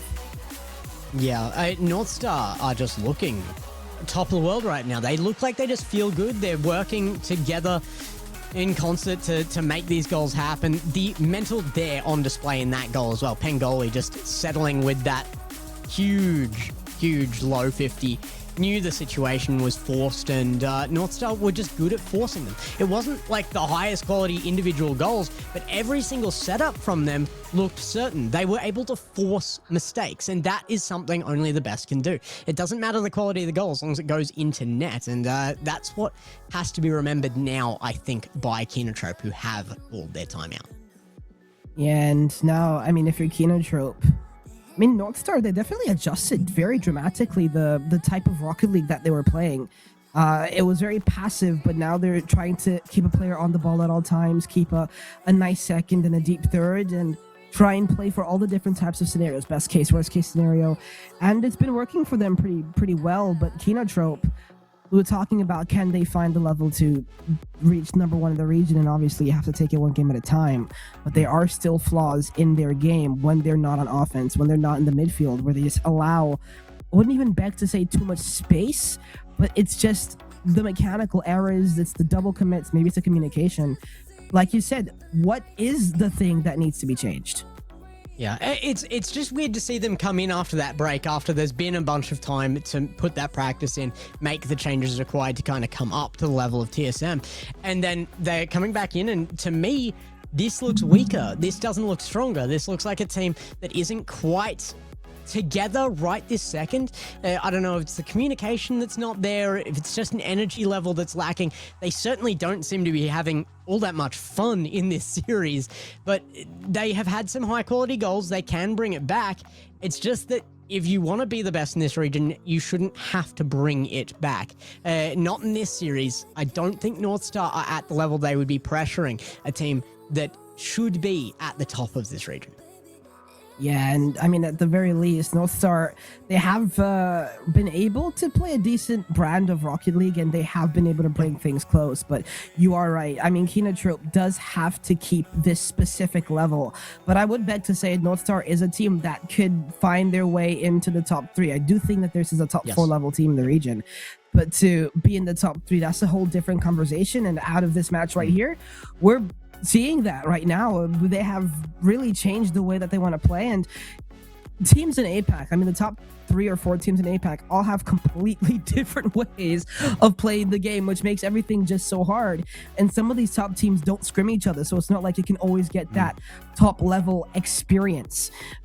So I mean, it's very, very different. Kinotrope don't often play North Star. North Star don't often play Kinotrope or TSM, and finding that level is something that they have somehow been able to do and challenge, and that's just the element of surprise. Yeah, and I think that's it. It is down to the fact that Godspeed have worked something out here that works. Kinotrope need to adjust. They can't just keep playing their game if their game has been answered, and it has well and truly been answered right now. Godspeed have worked out the kind of pressure that breaks Kinotrope, and that's where they've taken 2 wins from now. They had a discussion, obviously, when they had that timeout, and it's been the right move. So now they come back in, they put that pressure on, they look like they're good playing their own game right now.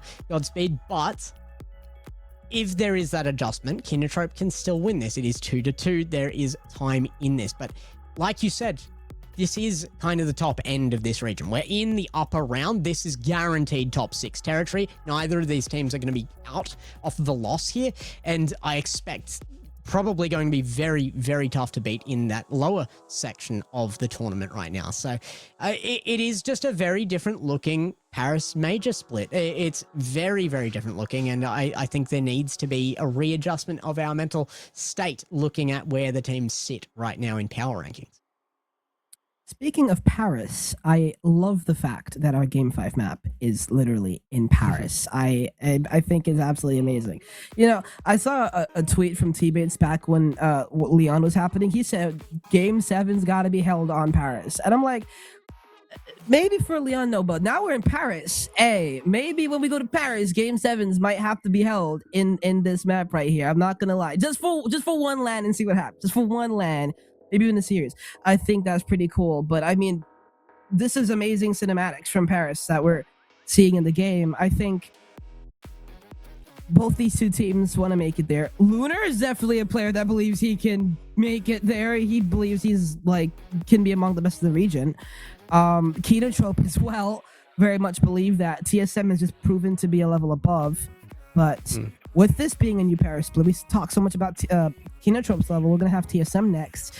TSM, like I said earlier, has had a couple more bad days. It's going to be very odd to see, where TSM is going to stand at. I got to talk to Rick and Kevin both at the major, and they were scrimming every single day at the major. Every single day. Even after they lost, after they got eliminated, I interviewed them, they ran to a scrim with the bubble teams, the top 12, top 6, even as far as top 6, top 4, they were screaming everybody, trying to find ways and get as much in as they possibly can. Yeah.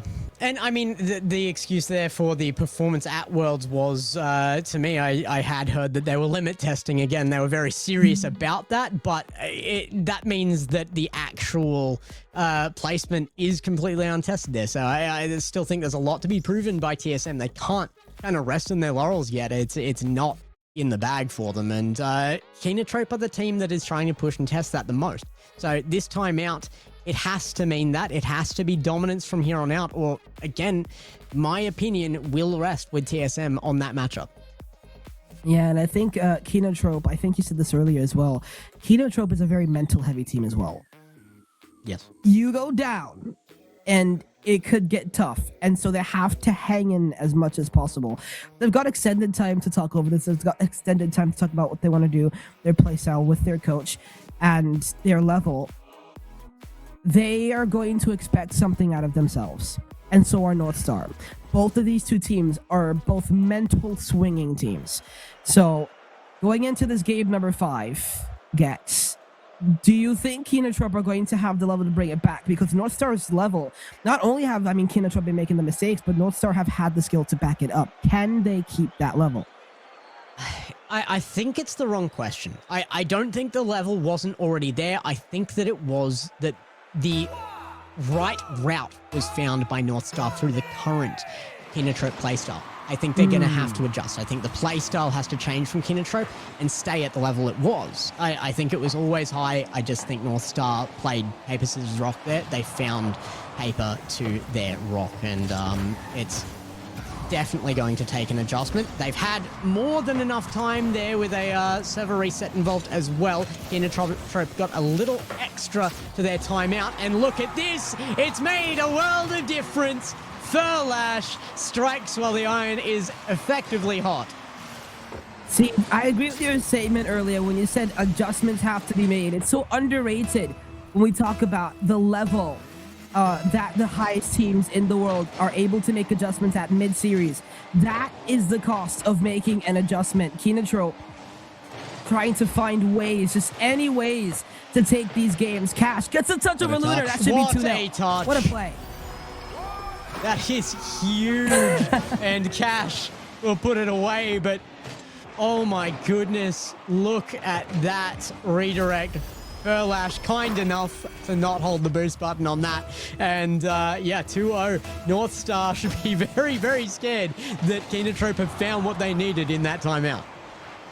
Yeah, I mean, you saw the reaction as well from Cash. You see how much that goal means to them to be able to go up by 2 and make it just that much more comfortable. It's everything that's been close. North Star's been able to challenge, but now you're putting the pressure points on them. Here's Lunar. Whipping this up. Pingoli doesn't have exactly the means to catch it early. He does get the side roll double tap back into the midfield, which Kinotrope will take their time with. Taha will float and take the 50 with Furlash, which is something they're so good at doing. Here's a quick transition. Lunar got their reset, but Pingoli didn't exactly understand whether to run in front and try to take the challenge or try and go for the assist. That's a really big bang from Pingoli. Have to beat Furlash? Not exactly. Can they keep this pressure up? Not necessarily. Oh my gosh. Luna can't find an angle. Oh my goodness. I can't believe he even reached for a second touch on that. Right. It is going to be more pressure again. It looks like North Star have already changed some things. Those first 2 goals enough to wake them up and go, okay, this is the new one. Now we go again, and they might find something here. What a save from Maxiu. A simul double touch by Cash to clear it out. Maybe all it was Cash to go from the dominance to the octane. It might have been just that, but he's got to win these 50s though. What a turn. Almost found the back of the net. Furlash is up so early for this. He didn't North Star play, but it's such was way too heavy. Oh, that's open. Beats one. Pingoli. Is it open? No boost from Pingoli. Lunar misses Pingoli. Please. Somebody, I beg, just don't hit the crossbar again. North Star will make it a 1-goal game. Welcome to APAC. There we go. A little classic action, and we get the cinematic camera for it as well on the bounce, as it does get finally sunk. North Star, though, they're playing the right moves. Again, Kinotrope make an error. I do think that their playstyle has changed a little bit, hopefully, into playing against North Star. But Taha? If it hasn't, Taha's going to run the field and set up for Pengoli here. Well, it's a nice reset. He used the reset to go into the bump. That's something that it's very techy. They've been doing that these days. The higher level players. Taha's won an interesting 50, which put Kinotrope on the back line for a second. All of North Star's got a seasonable amount of boost to deal with, but Cash does a good job of keeping it in. It's a good bump to keep Maxio away from challenging and keeping pressure, but Fearlash will have it. His touch was way too wide. That'll allow North Star to come in and give him an open net because Cash didn't know what to go. No, this made me angry. Take it back. North Star shouldn't be allowed this. What is happening? Furlash hands that off and Cash goes, of course, nobody's going to be there. I'm going to turn. That's an open net opportunity. North Star being given this game. I want, if North Star can win this series, for it to be earned off their own efforts. This is being earned by Kinotrope for North Star's win. Oh, Maxio, this is his level. Oh my goodness, almost found the double tap. I just, dude, like I'm saying, when the errors they don't come that often, but they're just wild. Some of them. It's just like you need to let them go. We can't keep saying they don't come all that often when we're calling them out so often, though. Kinotrope are making a lot of errors. It is a lot of errors in this series. This shouldn't be that close. It should be like this. Cash putting one into the back of net. North Star should struggle with this team, and it has not looked that way so far. Finally, a little normalcy. Yeah, it's the one mistake that came out of North Star. It's the double commit that opened it up because Kinotrope were able to land the bump on the last defender and give a free shot to Cash. Fearlash is up early. He beats Taha. It'll fall favorably to Luna's car. It's Cash from his North Star corner. Loses to the Pangoli, who is up very fast. Taha will let this roll. I think he's going to want some help. Brilliant choice. That's a great choice to salt in the corner and bait Kinotrope in, as North Star try to regain and get some type of resource to elevate them into the blue half. North Star, again, a chance to push through. It's not happening right now, though. There might be another one for Kinotrope. Things seem to be coming back the way we expect in this region, and Kinotrope returning to form at the moment. What a play out. You cannot disrespect that first attempt on goal, but I think it was a setup from the beginning and hammered into the back of the net in the long run. Yeah, it just made it so awkward. Pangoli was stuck in no man's land and was caught flat-footed when the final shot came out. It was only Luna that had a chance to push it away. Cash off the backboard. Cash double tap. That is another post hit. And it'll keep North Star in the conversation for now after Luna wins a dramatic 50 in the midfield. Got the second touch, but Cash, great job to stand in front of it. Oh, actually beaten there. This is actually brilliant. I mean, I can't call this one a mistake. This is earned. North Star finally in this and pushing in for a brilliant shot here. I mean, there's no criticism on North Star. Punish where it's available, but this one, this is no punishment of error. This is just overpowering an opponent. But one goal down here, will it be enough to allow them the time to come back into this and earn their first lead in the series? Yeah, I mean, you're completely right there as well. I mean, this is why Luna just loves the idea of being in the region, because those challenges, those touches on high ping would be almost impossible. Here's a free shot opportunity. Luna is up so fast in a 1v1. Off the backboard, Luna, double, what a save by Cash! It was the only place he could have made a save on. It was such a hard read to get from Lunar. And it's a big 50 win by Fearlash, who will try and push it into the ground. Taha doesn't have the means to get back to it. Kinotrope escape with game number 5. An insane final shot there to try and even things out, but it was the only place it could be shot on net, that left side of the net for the defenders. And Luna, a crazy save nonetheless, regardless of it being projected where that had to be shot, to get there, to find the backside of that ball and find the save to keep that game under control. Huge exit out of that game number 5, but is it enough to bring them a win in the series yet? They need one more to close it out. Yeah, they do need one more to try and end this series. Kinotrope, they were put onto match point. And North Star, a very valiant effort at the end of that game, but the big difference was them going down 2 to start the game. That just caused that entire mental block, and the chance was given to Kinotrope. Kinotrope just was a little bit better on these last chances, because that one goal at 3-2 was caused by a double commit that led to a bump, which led to an open. And this last play by Lunar, absolutely sensational to be equal to it. And Kinotrope, just a little bit better in the end. Yeah. I mean, North Star, they're making mistakes of their own. And for North Star, I think that's kind of acceptable at the level we're expecting from them. From the team that has been consistently saying they are equals to TSM, to step up, to be the number one in the region, you have to expect a lack of errors. That has not been the case this series, but this step back up. Now that they've had that conversation to lock in, Kinotrope have the chance once more to prove it. It has to be a very strong last 2 games here in a row to finish things off and not go to Game 7. Yeah, it's all about how they start in this game as well. Sometimes it's not about how you start, it's about how you finish. But right now, they need to start off well. Does Kinotrope enjoy having those leads? It's their style. Get a lot more dictative if they do end up coming out with a lead. Here's Lunar. Back in field, Pingoli didn't have the means to go for it. Now it's Cash who will get the read from the wall. Taha's just beat there. North Star catching on defense very fast. It's a very odd double commit. Pingoli took it away from Lunar, who now has to jump. He gives the ball away. It's open for Maxiu, but it's a good read. Taha's got no boost. He's going to get demoed regardless. Lunar's going to have a free ball, though. And North Star should be able to come out of this unscathed. And realistically, with that demo there, with them starved, there should have been more of a press on that as well. I thought Luna was going to get a free opportunity and probably would have. But there it goes, coming back. Taha getting the first one off of this pass from Pangoli. What a demo in the corner to just open up control of the ball, and shot was placed perfectly. Yeah, it's a beautiful demo. Just opened things up, and Taha had done enough with the shot into the bottom right corner. So, North Star, they come out with the lead. Here's Cash, the read, back across to Maxiu! They have been finding the opportunities, but North Star's defense has just been so good. A reminder, this is a series where you in chat voted 75% for Kinotrope. And right now they are on the border of going to that Game 7. I don't think a lot of people predicted this. And I did. They have earned it, but yeah, but you're insane, so that's fine. Oh, okay, We're accepting of that fact.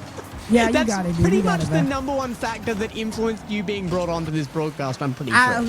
It's content, not sanity. Something like that. And my content was saying that, you know, North Star might be number one team in the region, you know, but that was a bit of a joke, though. But it was halfway a joke, because look at this. Taha, he's got the flip. He's taking too long, though, I beg.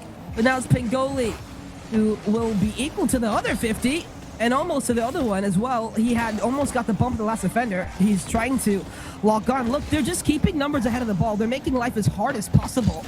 Might as well put a couch in the blue half for North Star. It has broken Kinotrope almost every time, this kind of pressure, but that is a great decision by Kinotrope. Slow things down. They do make the save on the line, but I actually feel like there was less risk to that save than there would have been an earlier clear while they were still low on boost. Slowing it down, taking it back into hand, and now they run the field back to the other side. That one goes a little high over Maxiu, who cannot make that second man play. Cash on the back line, going to take control of the ball, going out, looking for Furlash maybe on this play. He's gone a little far forward for that. That is not positioning that you want for a forward passing play.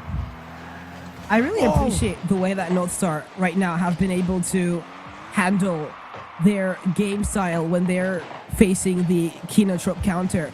They like to keep one player ahead of the ball, maybe get a demo, because they know they're going to end up getting the ball back. They've been so good at being able to understand where the next play is going to go and then acting on it, which is something that this entire series, Kinotrope hasn't been able to read too well when they're not on offense. But Lunar, that's a great challenge out of the midfield and forcing a Kinotrope 50.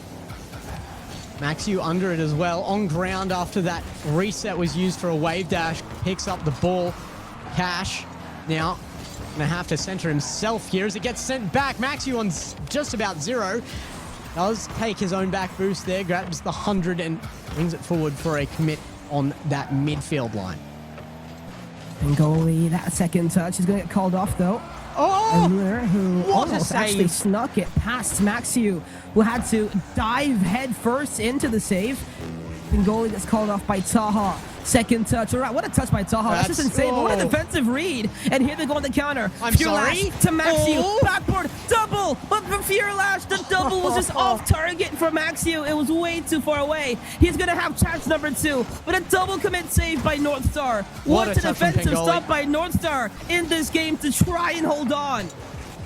Yeah, and they need that. I mean, this is the ticket to Game 7. We already know Kinotrope have been suffering with the mental side of things here. You've seen the pressure on them. You've seen how it's had an effect on their gameplay already this series. If this one goes North Star's way, they could be in trouble in Game 7. 20 seconds to change that. Maxiu from the corner going forward, cut off by Pengoli. What a jump and a challenge on that so early. Furlash has to go from start again on his own side. Does go the distance. Pengoli off the backboard. Chance now. It's dropping low. Will they face Game 7? It's looking so. One more defense needed. It's sent out. Will it find ground? Game 7 secured by North Star.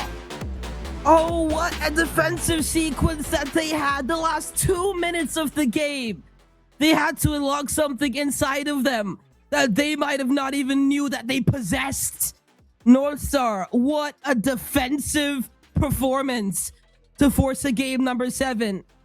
Kinotrope, oh my goodness. Shut out. Kinotrope, one of the best offensive teams, shut out completely. North Star, their way of Rocket League, it's working right now. Yeah, I mean, and 1-0, it is as close as it can get in this, and it's down to the fact both of the teams were functioning this time around. After a timeout from both are now in form. There were far less mistakes. Maybe not playing at their best offensively there, Kinotrope. I feel like they should be able to overwhelm still, but North Star answering very, very quickly to every challenge from the midfield, getting it out into their opponent's half. They showed that they could hold pressure on Kinotrope, and now Kinotrope face that Game 7 against them. This is...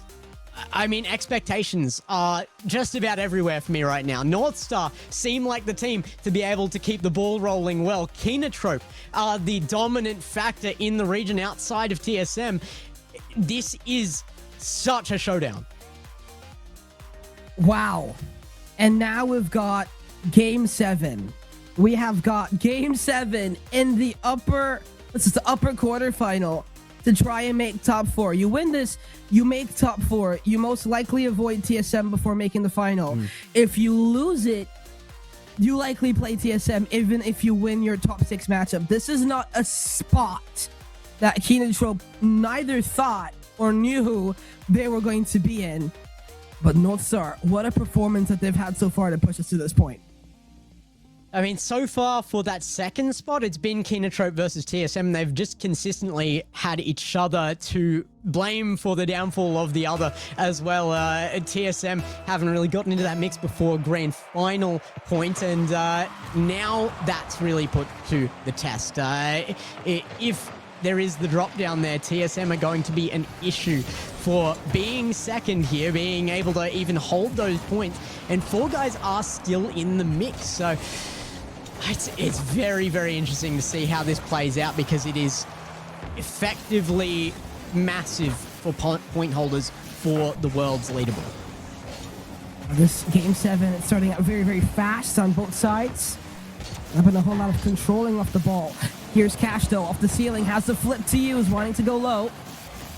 Just all too readable. Not to mention, North Star didn't really have much boost to work with. The touch from Taha's way too loose. It opens in the midfield, and it makes a very dramatic save. A pass back down to Cash to try and force the North Star defense, but that clear and a miss by Maxiu is going to allow North Star to take a deep breath and reset.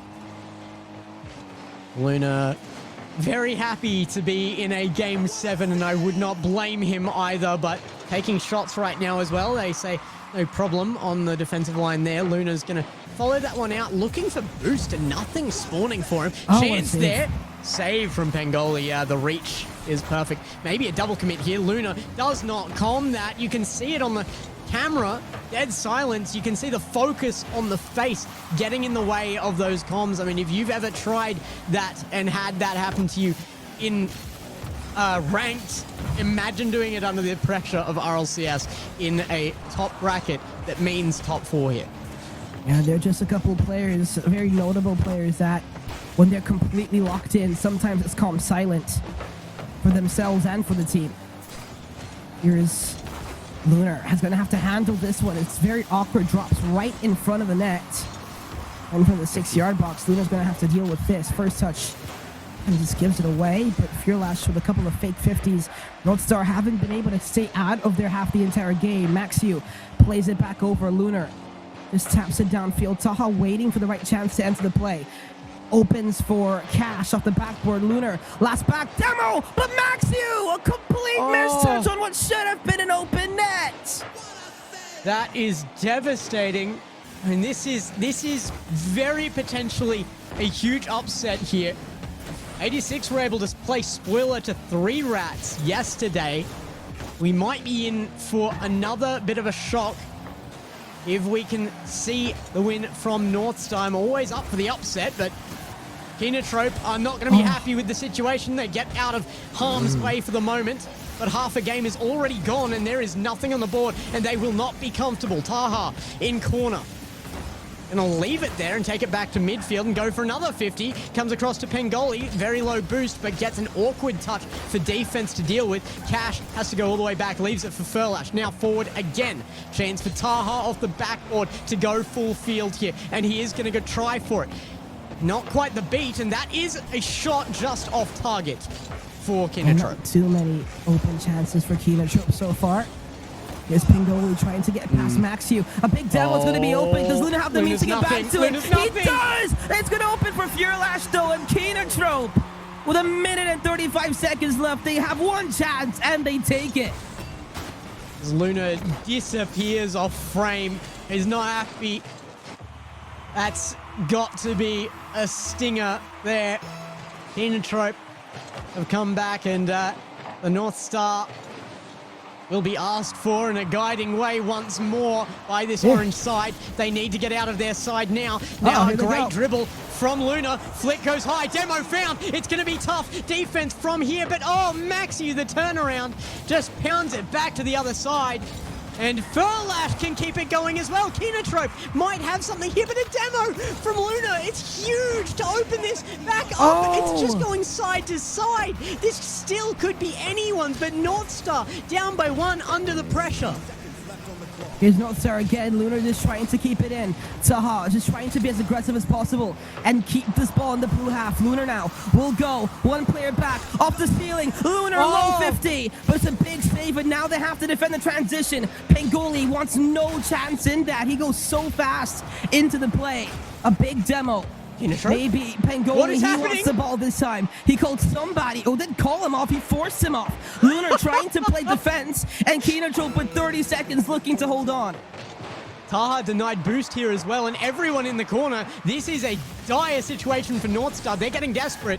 0 boost on Luna there, but does get a good 50 to center. Might still be there. Taha across. Not quite enough. Control needs to be found. 13 seconds, or Northstar have lost the run. Oh my goodness! It's off post! They've lost the opportunity that may have won them this in an OT. They don't look to see it at all as an extra goal effectively put into the net by Kinotrope. They're not awarded it as the ground takes credit, but Kinotrope lock in the final moments. Northstar, they were a pixel off sending us to overtime in Game 7. That is stunning. I can't believe we just saw that.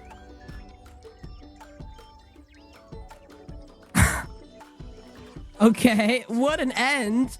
Kinotrope proving that big-time players make big-time plays. And I'm not going to lie, the post was a big-time player for them at the end of that game. Oh my goodness gracious me, what a series end for Kinotrope to lock in there. The sequence right here, Pengoli, I beg! Oh, just barely.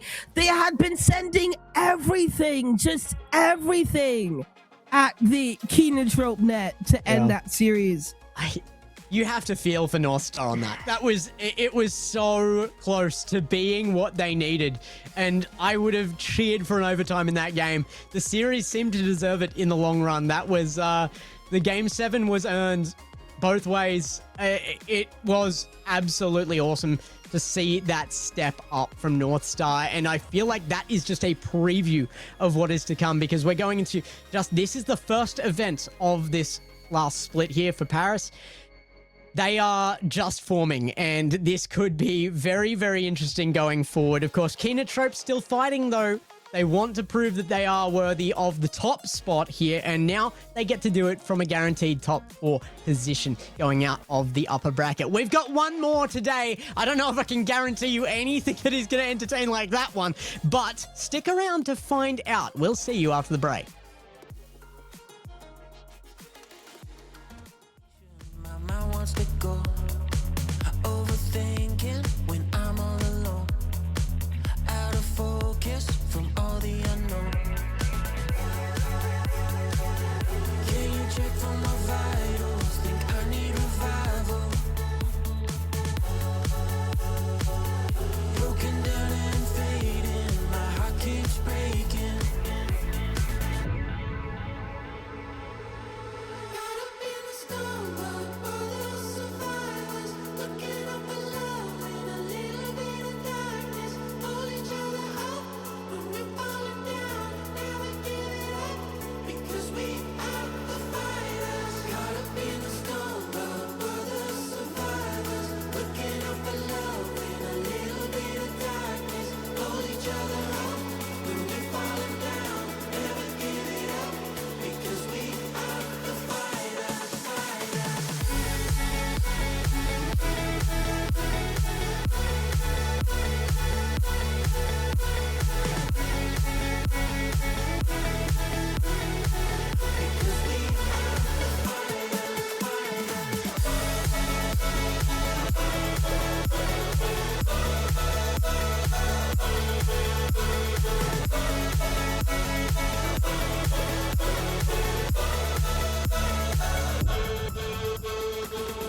Underwater, swinging my fist. Tension rising, but no part of it. Nice to meet ya, been called a misfit. No need to fake it, we all got some shit. Can you check for my vitals? Think I need revival. Broken down and fading, my heart keeps breaking. Caught up in the storm, but we're the survivors. Looking up below in a little bit of darkness. Hold each other up when we're falling down. Never give it up, because we are the fighters. Caught up in the storm, but we're the survivors. Looking up below in a little bit of darkness. Hold each other up when we're falling down. Never give it up, because we are the fighters.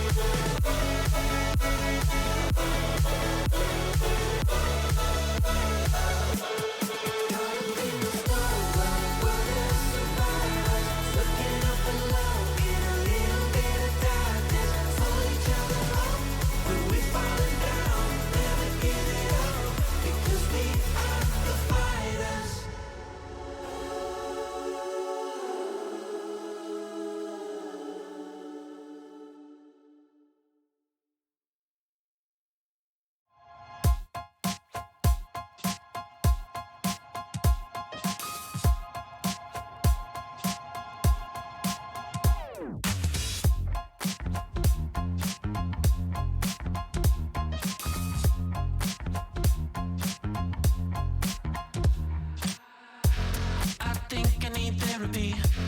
My fear gets the best of me. I can't seem to understand how you do this to me. You've been running in circles inside my head. Wasn't looking for love, but baby, I found you instead.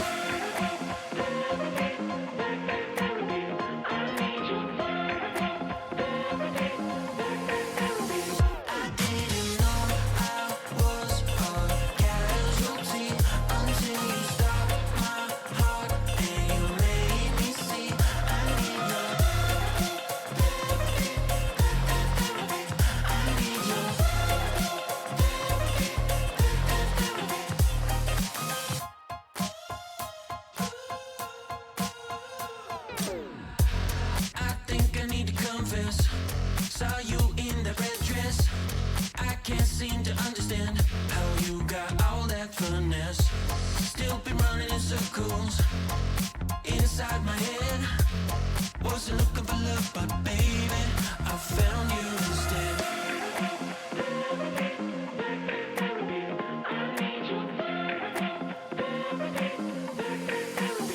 I didn't know how.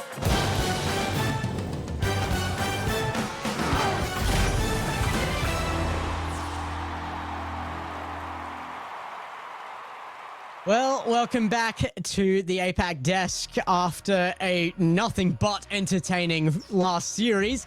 We have one more for you, but before we go into that, I think there is a very long discussion we could be having. We'll have to keep it somewhat short. Boyo, you were able to sit on the sidelines for that last one. A hectic series. Oh, crazy series. That last game was something special. I don't know how North Star didn't get the equalising goal at the end there. I loved the view of the smoke detector in Lunar's room. I thought it was really nice addition to, you know, smacking the desk and sending the camera to the ceiling. But it was such a game, like, from both of the teams, but closing it out as Keenan Troop at the end of it. Yeah, I think for me, the Kina trope, I think me and Gex, we had talked about a lot during the matchup about, you know, whether they have errors, whether they don't have errors. And I mean, in my opinion, they came few and far between. Until the end of the series, it got a lot of choppy. But to be fair, he's... Oh. I think we may have lost Mel. I don't know. Seems like we have. Yeah, Unfortunate. sounds like tech it. issues. We'll come back to you, Mel. Yeah, I think I know where he was going with that, though. I mean, it was early on very few and far between on the errors, but they were major enough that they were easily capitalized on. I do think that it's going to require a bit of a look at by Kinatrope. Don't get me wrong, that those kind of errors shouldn't be happening from a team that quality, I don't think, but it does leave things to talk about, and I think that's the focus from here on out. They've won that series as close as it was, and now they have to look to the future here. Of course, so does North Star. They're not out yet. They're down the lowers and now facing down the likelihood of seeing TSM. Yeah. So it should be very, very interesting. Yeah, they do have that first now game coming up where they are, I would say, almost definitely the favourites coming into tomorrow against that Jungle Juicers side. But then, as you mentioned, presumably TSM will then be on their side of the bracket and be a semi-final matchup for them, which will not be any easier than a Keener-Trope match. So there are some positives and some negatives, of course, because you don't want to be going out to the top 6. You want to be trying to at least get top 4 if you are North Star Gaming, so they've got some more work to do in that regard. You know, my Mel, mic do we have likes you to back mute yet? me when I'm gonna, Yes, when we I do. say some nonsense. My mic always likes to make me be quiet. At least it's somebody. This time it's not Gex. But you know, I'm telling you, I think in general, I agree. I mean, what I was gonna say earlier, I mean, you know, like you said, the mistakes will come few and far between for Kinatrope. But then again, to be fair, a team of that level shouldn't be having mistakes that consistently and in the spots where they're having it, and that was the thing that made the difference for... And it did accelerate, too. Yeah. It did. There were a couple of very poor games in there for them, which is why we saw that Game 7. But when they played at their peak, I think they were excellent. Anyway, regardless, we will see more of them, whether it is peak or otherwise in the future. They're done for today. If you want to see more of them, there will be an interview with Cash at the end of the day here. At the end of this next series, in fact, which will be TSM up against Four Guys. If you're not familiar with Four Guys, you should be. They used to be under Ground Zero here, Valid Risk, and the substitute coming in, Peachy, with some transport issues, unfortunately, for Four Guys there in Nye, who is usually such a big player for that team as well. Yeah. So I think this is a bad spot for Four Guys, and it's very unfortunate for them, but to their benefit, they were already up against the toughest task in the region, TSM. Also, their benefit is their sub is Peachy, who they should not be subbing in general in APAC. He is an excellent player, and I mean, you remember Peachy, I can't remember what team he was actually on at the time, but he was an excellent player and really was probably one of the next up at the time. He went to the sub roster instead, coming in to play for Four Guys, and honestly, the benefit, there is absolutely no pressure on him.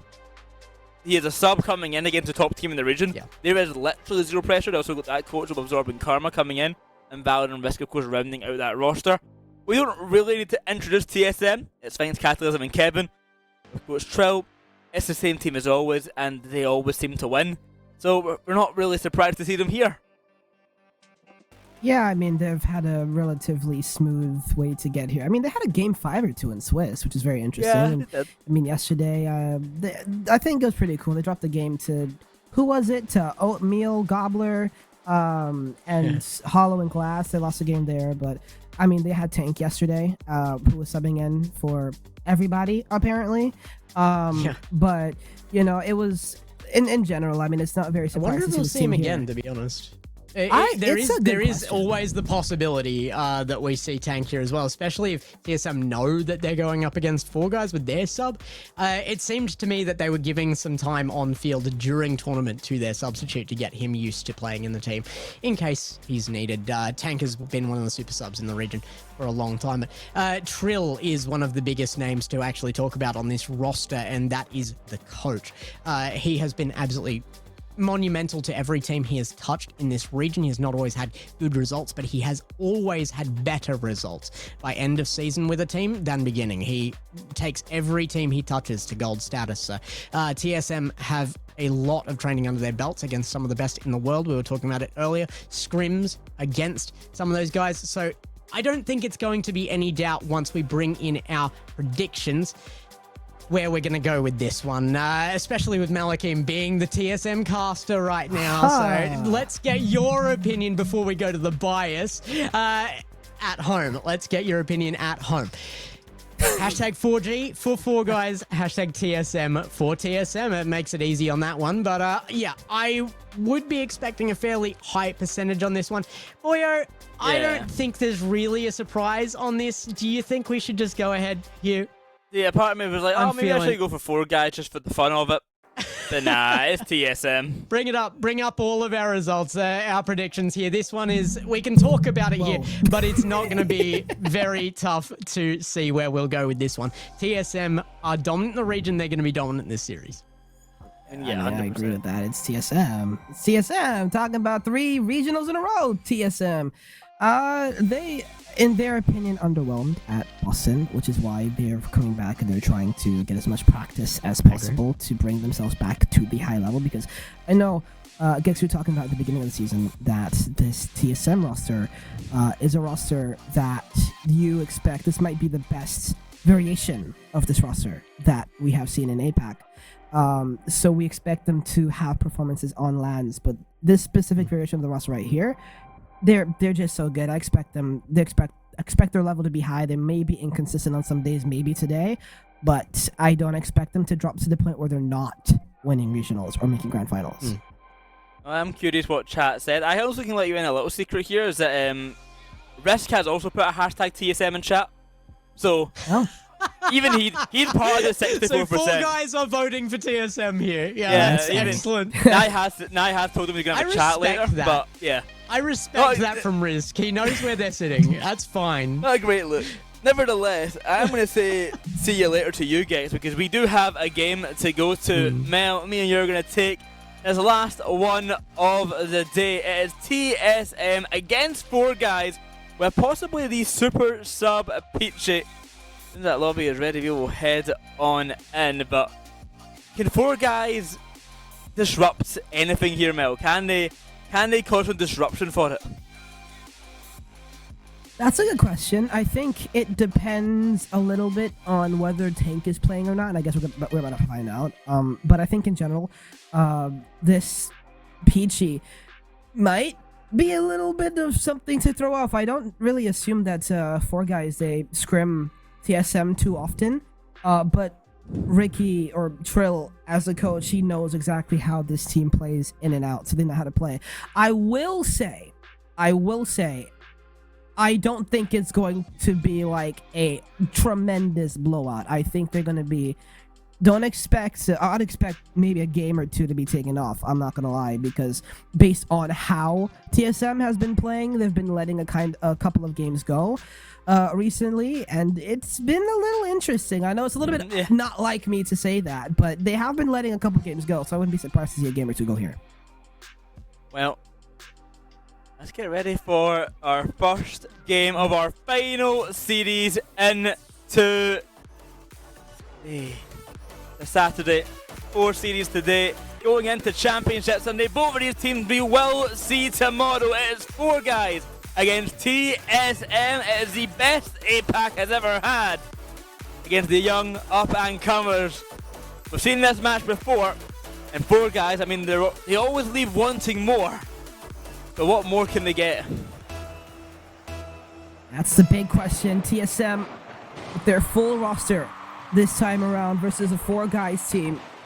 The sub, see if by a miracle Nye is able to come and sub back in, but to be honest, Peach is starting out pretty well. It open for Valid, who will shoot and makes things super awkward and might find his way through, but Risk with decent shots. Finch with a big save, and TSM having a standard to carry here in this game. Pass upfield. The Valid will be found. Thanks. We've seen what he can do on the ball, and it's scary stuff for whoever his opponent is. Off to the back wall now, it's Kevin ready for a chance on net, will be denied. Thanks for the follow-up, that's a goal, 1-0 TSM. Yeah, right off the awkward bounce, Risk took a 50, Kevin just dunked him on it, and Peach never got the correct read. He did make a attempt at it, he did put a hand up, but not good enough. TSM will take the lead. 1-0 start for TSM. Catalysm looking to make it 2 very quickly. Risk has to make a diving save.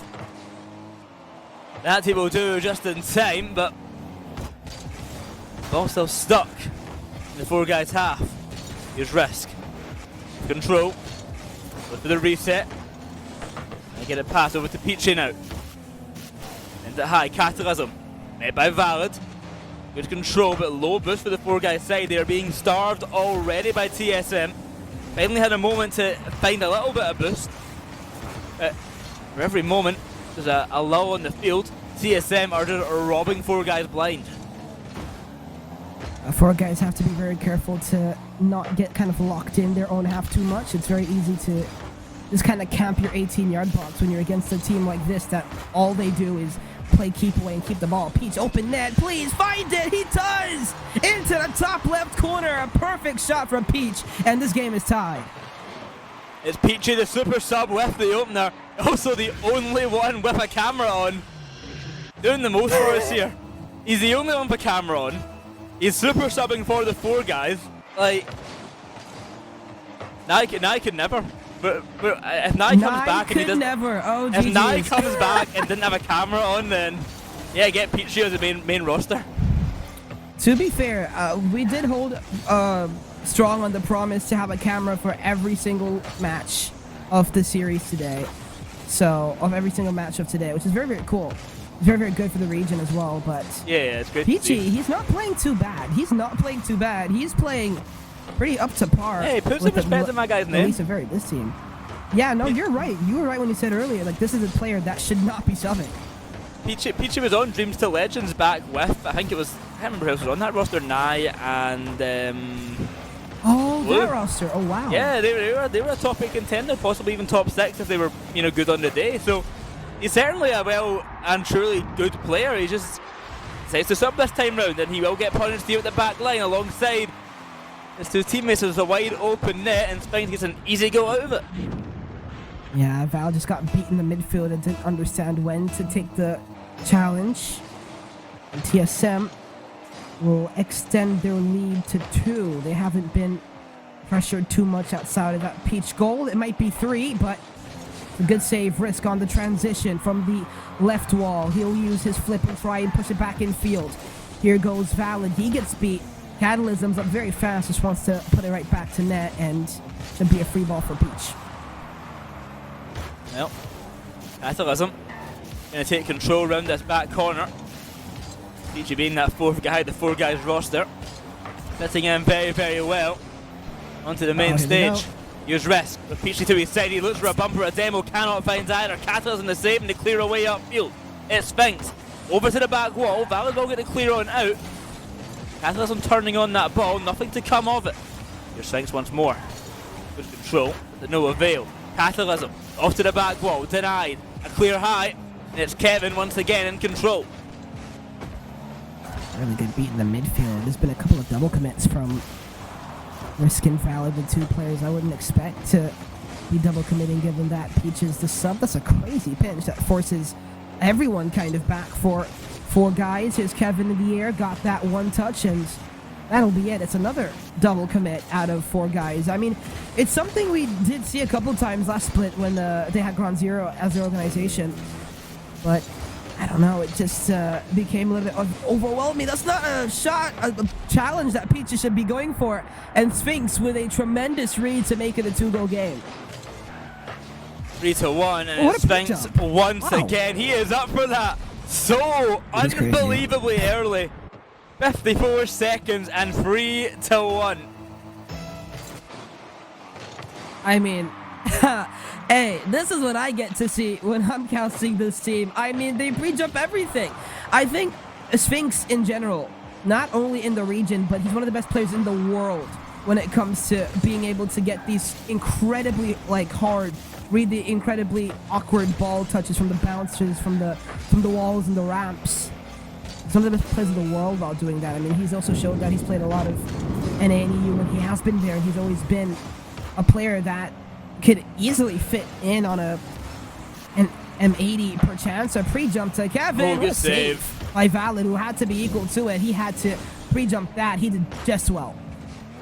Fortunately, although a good save for Valid at the end, it's not going to get him 2 goals on the other end. 3-1. The game will go for TSM. A very comfortable game 1 bit. Not an utter blowout, not utter domination, but just comfortable. Just a nice, solid, chill game for them. Yeah, it was a relaxing game for TSM. I think in the beginning, 4 guys kept it close. I think in general, TSM just always going to be the team to keep the ball, keep the pressure, and play keep away, but because of the way that they play so free and so fun, there will be opportunities that present itself for 4 guys, just not too many in that game. Peach he did a good job in that game. I think he did a good job of also staying in front of the play, getting a couple of those challenges. It was just the couple of odd double commits that 4 guys had that kind of made the difference for them in game number 1. Now Peachy being that only goal scorer for the 4 guys side. Meanwhile, TSM, it was Sphinx doing the most. Gets that second goal for the team, then this third one off the pass from Catalysm and that pre-jump. Up so That's early insane. for it. No one had any time to get close to that ball, get close to making it back. A hat-trick for Sphinx is a great start to the series for him. I mean, sometimes it's just unplayable, I'm not going to lie. Sometimes it's just unplayable from Sphinx, and I think for them, TSM, they have found their way. They're a team, obviously the number 1 team in APAC. They have been for a very, very long time, and they likely will be also for a very, very long time. So they don't they're one of the only teams in the world that can say they're allowed to have lapses of concentration and still win.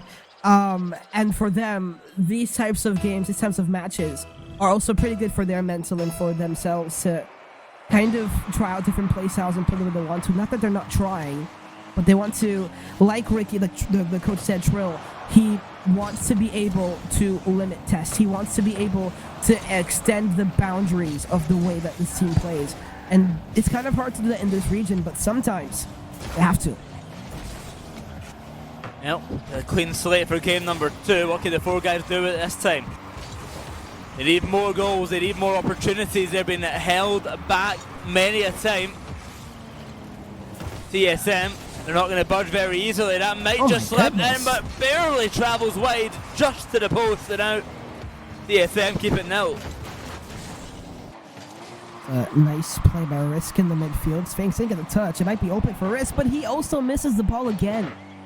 Risk had a couple of different times where he hasn't been able to be directly equal. Of course, he's 14 years old. He's been playing at the high level in this region since he was 11. Basically, he's lied about his age for a while. Yeah, since he wasn't allowed. Yeah, and I mean, he's not the only one that's done that. There's been a couple of very big bans because of it. The 1-2, Kevin trying to beat Valid. He's done enough. He's done enough with the 50, and TSM up by 1. start for Kevin here. Just a one-on-one against Valid. Brute forces his way through. Valid, too much momentum, carries him away from the ball. 1-0 for TSM. Oh, good beat. Oh, wow, Off the that's takeoff. it. Wow. It opened up for Risk, and the third man was too close. Catalysm just didn't get the read. Wasn't expecting to touch Kevin. And Risk, what a touch. What a game. My, oh my. 1-1. 4 guys up for now. 1 goal further back.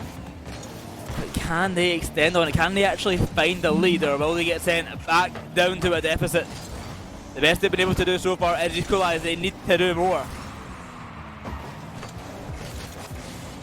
Sphinx, look at that control from his own back line. Try and extend this downfield. Catalysm, they tried for the pre-jump, but didn't end up working. Kevin will take his chance at the challenge. Peach with a good 50 in the midfield. They'll take some time here. Risk will try and slow it down. 4 guys.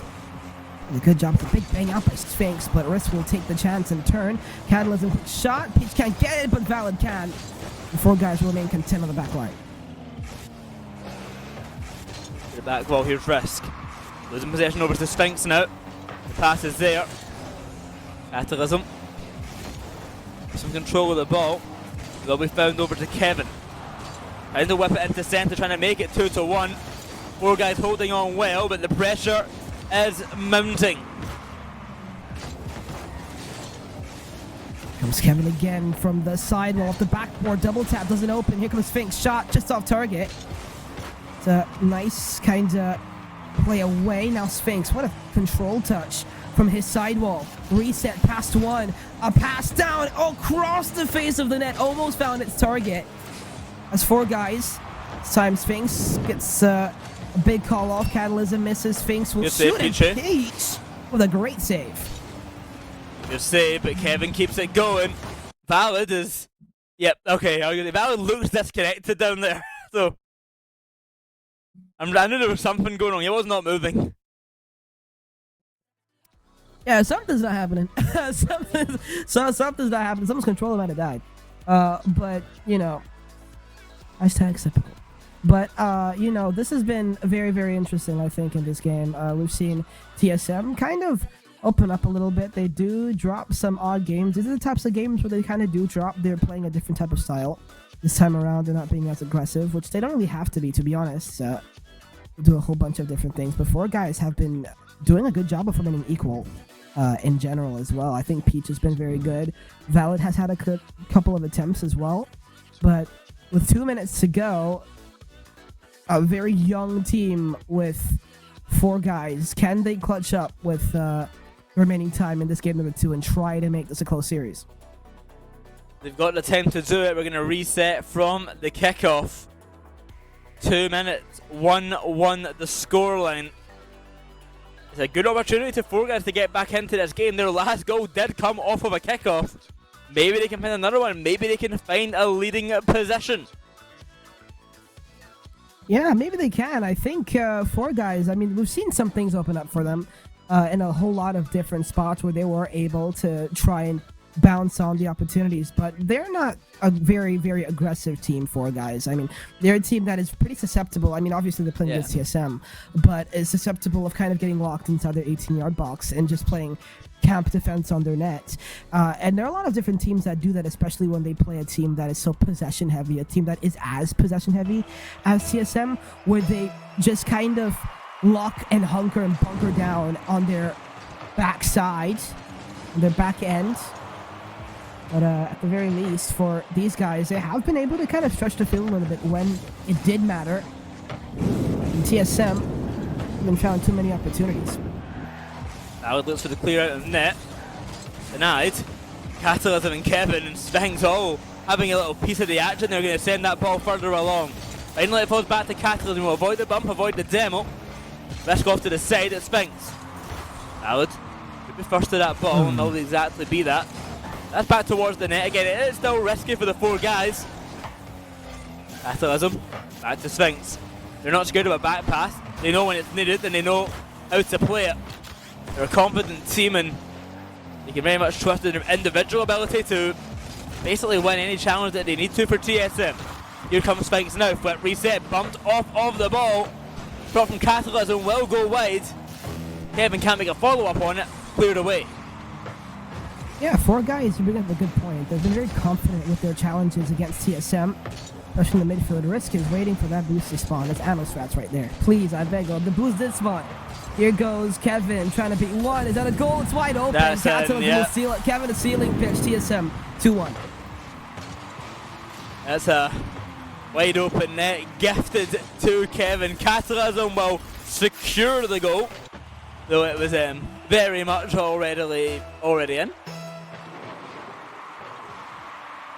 It wasn't enough off the kickoff. Kevin locked to give it to his teammate Sphinx.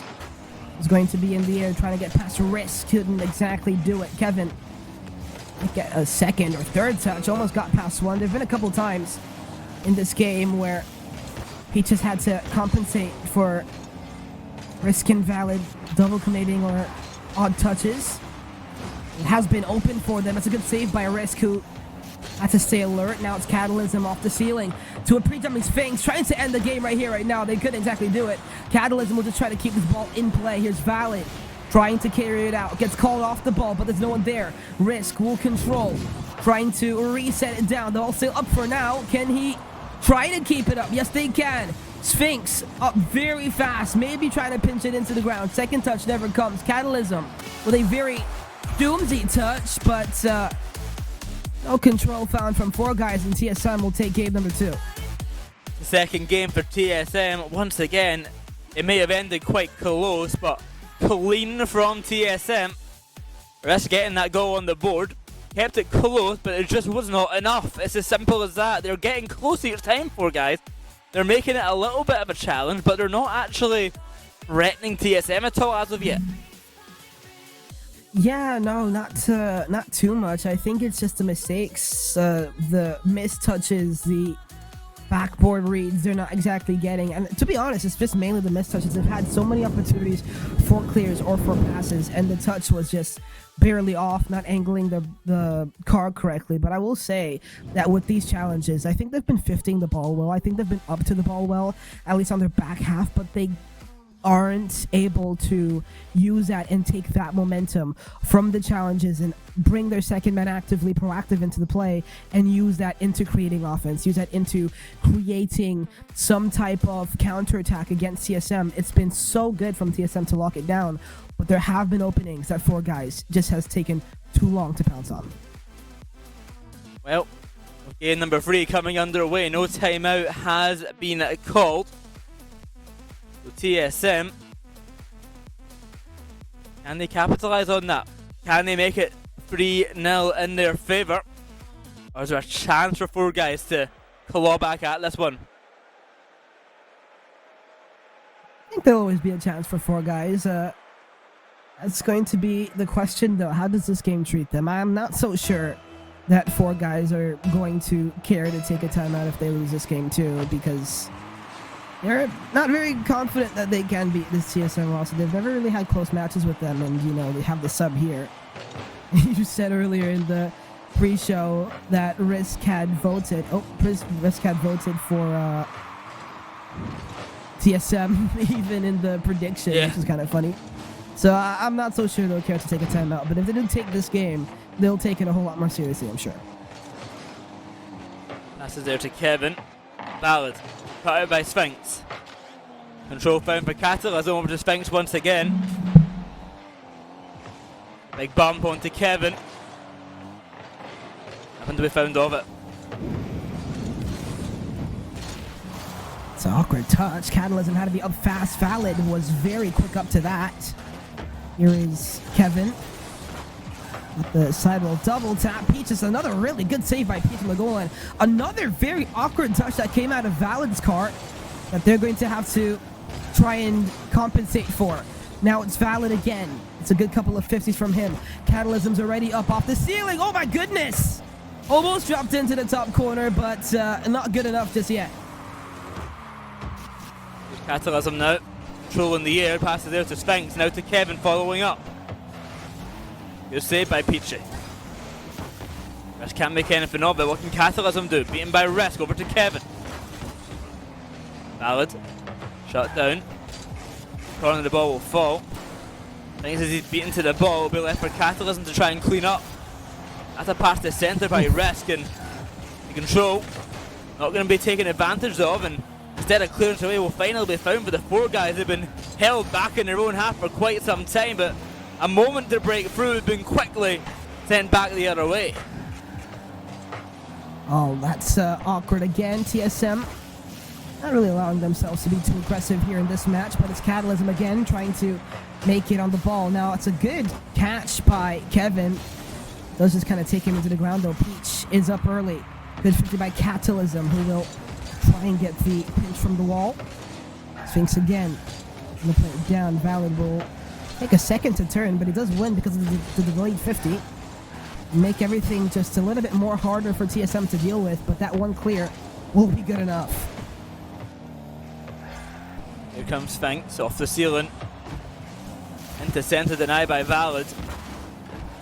The sidewall clear not going to be enough. It's Kevin to follow through on this ball. The pass is there for Sphinx, but no connection to be found. Risk will send that ball long upfield. It's still 0-0. This net's goal, so vitally important if 4 guys can find it, but Peachy inches away. Risk and Peachy working together. It will be a goal coming the way of 4 guys for the first time this series. They take a lead. Yeah, they see the little smile. It's a great turn by Risk. Just try and push it over the top of one, and Peach just follow it as close as possible. No chances taken. 4 guys make it competitive. 1-0. The 4 guys up for now. Will TSM let that continue? That is the question on everyone's mind right now. It's Sphinx pushing upfield. You've got Kevin chasing Risk. Risk did a great job avoiding that bump and getting that save. Catalysm now to turn on the ball, trying to beat out Valid. It's sent off to the side. Risk again with control. The ball is there to Kevin. Peachy from the corner. Nothing to be done. It's Catalysm from the back wall. Sphinx with a shot. It's going to be a goal for TSM. 90 seconds to go, and we're tied 1 apiece. Yeah, Kevin, just the pressure a little bit too much. The demo made everything just so awkward. Valid spawned on the other side of the field. He had to try to rush back all the way for that one, but TSM, the pressure proving to be just a little bit that much. But see if they can make it worthwhile. Reset for Sphinx. Does Kevin want to go fast? He will take his time, and Valid, because of it, is going to be allowed the 50. Gonna be on the ball again. He's gonna be late though. Oh, big demo. Is it open for Kevin? He just barely missed it. Didn't expect it to open so fast, and he had to take a quick cut at the net. Give some time and space for 4 guys. Kevin, reset underneath, but taken away. Up for the ball goes Valid off the pass from Risk. So launched at the back, ball controlled well by Sphinx, but he missed his second touch. Wow. Catalysm is there to recover the ball, but a little bit dicey for TSM there. Into centre. Less than a minute to go. Next goal is probably the winner.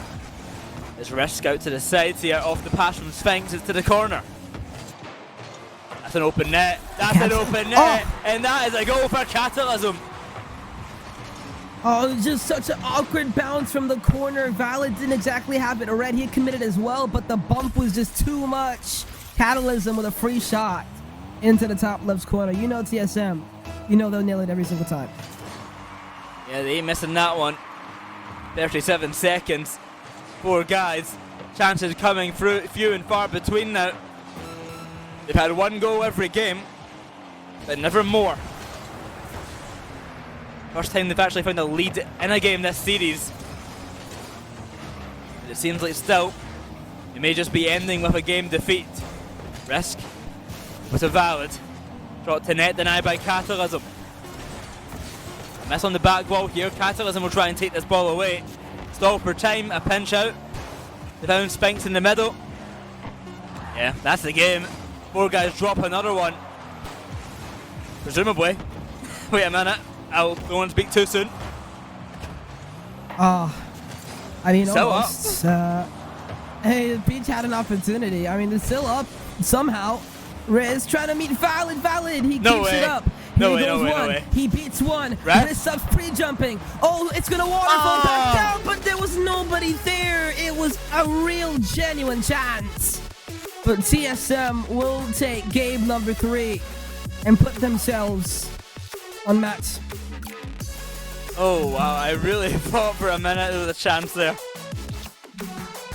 But TSM, they take game number 3, they head to match point. Peachy again being the only goal scorer for 4Guys. That's 2 goals this series for him. But still, they cannot score more than 1 a game right now in the 4Guys side. It's another game lost after just getting the 1. Yeah, that's very fair. And after that game loss, 4Guys have called the timeout. So they do take a timeout here and try to discuss what they want to do. I mean, it's been relatively close, to be honest. I mean, they've kept these games close. TSM playing a different style, and 4Guys have had the opportunities, but it's just the little mistakes that have been making them lose their form just a little bit. So TSM can come out and capitalize when needed. But 4Guys, they had the opportunities. They've been scoring the goals. They scored a goal to take the lead, just couldn't keep it, and the difference was minimal. Well, we'll see if this timeout will not so favourable for the team. They'd have to reverse sweep TSM if they want to win this series now. 4 games in a row against this TSM roster is not a task that many can say they have completed. Can they do it for 4Guys? I mean, I really don't know. Can they even win 1 here? I think that might be the bigger question. Maybe. I feel like they can take the game. I think they've been getting closer and closer than how they started, to be honest. They have been getting closer and closer, and we'll have to see how they start, to be honest. I don't think TSM are really going to drop a lead here, but if 4Guys come out and they start off good, maybe so. I mean, they had a kickoff strat in one of the other games that made it very, very interesting, but first of all, look at these beautiful cinematics. Look at this shot right here from the restaurants of Utopia Coliseum. It's giving us all the way back to 2,000 years ago. What a beautiful view. Game number 4. Let's see if 4Guys, the timeout makes a difference. Here comes Catalysm. Straight away, not giving a moment to breathe for 4Guys. The series has been defined by constant pressure on the 4Guys net, and TSM are going to be quick to reinstate that pressure. He will try for the clearance away, and he will find there was no follow-up on that ball. It feels like only inevitable that it will be sent straight back to the other half. A good catch there by Rest, maybe proving me wrong. That's the pass 1, so that's the pass 2. Oh, wow. It's an early goal coming out from Valid off the pass from Rest. 1-0. Yeah, this is very, very big risk. What a play back infield. Valid. A very, very heavy challenge and an aggressive challenge. They have to be aggressive if they're going to want to make this a competitive game. 4Guys, 1-0. Pass on out. Over to Valid. Kevin. Out to Sphinx. Catalysm awaits in the back corner. Rushes for the boost and gets it past Rest. That might be an open net. But Peachy is there in time. Here's Kevin. The pass is there for Catalysm. He's already up for it. The team cohesion on TSM is off the charts. They know what each other wants all the time, and they'll go for great plays because of it. Here's that time getting shut down. Catalysm from the ceiling out to Kevin. It will go. That is good control in the ball there. Gets it all the way to the back wall. Bump on the defender. Goal for Sphinx. 1 apiece. Oh, this is an amazing transition. Kevin got the ceiling pinch into the 50, and Peach just trying to get it out, but he had pressure from Kevin. It opened for Sphinx after the bump, and TSM with an amazing response to tie this game. 1 apiece. Remember, every game so far, 4Guys have only actually scored 1 goal. If they want to make a game win, they have to score more than 1. They cannot rely on getting a 1-goal game once again. It's Catalysm to the backboard. Follow-up to be found. Sphinx's shot, non-existent to be honest. The ball falls to Risk at the side. I like the idea of the controller from Valid off his own back wall. Use the reset to push it forward as well. It's not the most forgiving touch, but Sphinx used the reset that he got to lock a bump onto Risk. She has done so well. I mean, the things that players do with resets these days, it's such a foreign concept to a lot of the old player base. They use them to do anything, to get bumps and flip forward. What a 50 by Risk, which might find the net. Save. Kevin with a really good save. They're going to keep possession. Valid going high. Finks with a really good jump and good way to take it away. Catalysm reset. Backboard double, but he hits the post. Just barely missing out, and another goal for TSM. Half of the game gone on by. And 1-1, the scoreline persists. That's long to Catalysm. The ball falls out to rest now. They'll try send it centre, but Kevin and Sphinx they will deny. Catalysm, quick on the approach, is over to Kevin now. Good catch. Valid and Peach trying to make something of it. That ball sent long. What can Sphinx do off the backboard? Can he read the touch? Of course he can! It's Sphinx! Wow. Well, this is the one talent that we have been calling out for so many years. This is probably the best player in this region's history. Puts it off the backboard and teeing it down, splitting the defenders from such a peculiar angle. TSM just finding ways right now. There's the attempt. Denied again straight away. The one goal curse may be coming true for the four guys. Sphinx trying to beat out Peachy in the 50 will do exactly that. Oh. One in control taken by Kevin. The redirect onto net. We've seen it twice already today. Oh my goodness but that gracious. one's just gonna go high. Wow. Okay, that would have been the first time we've seen a sidewall double tap. What a skim.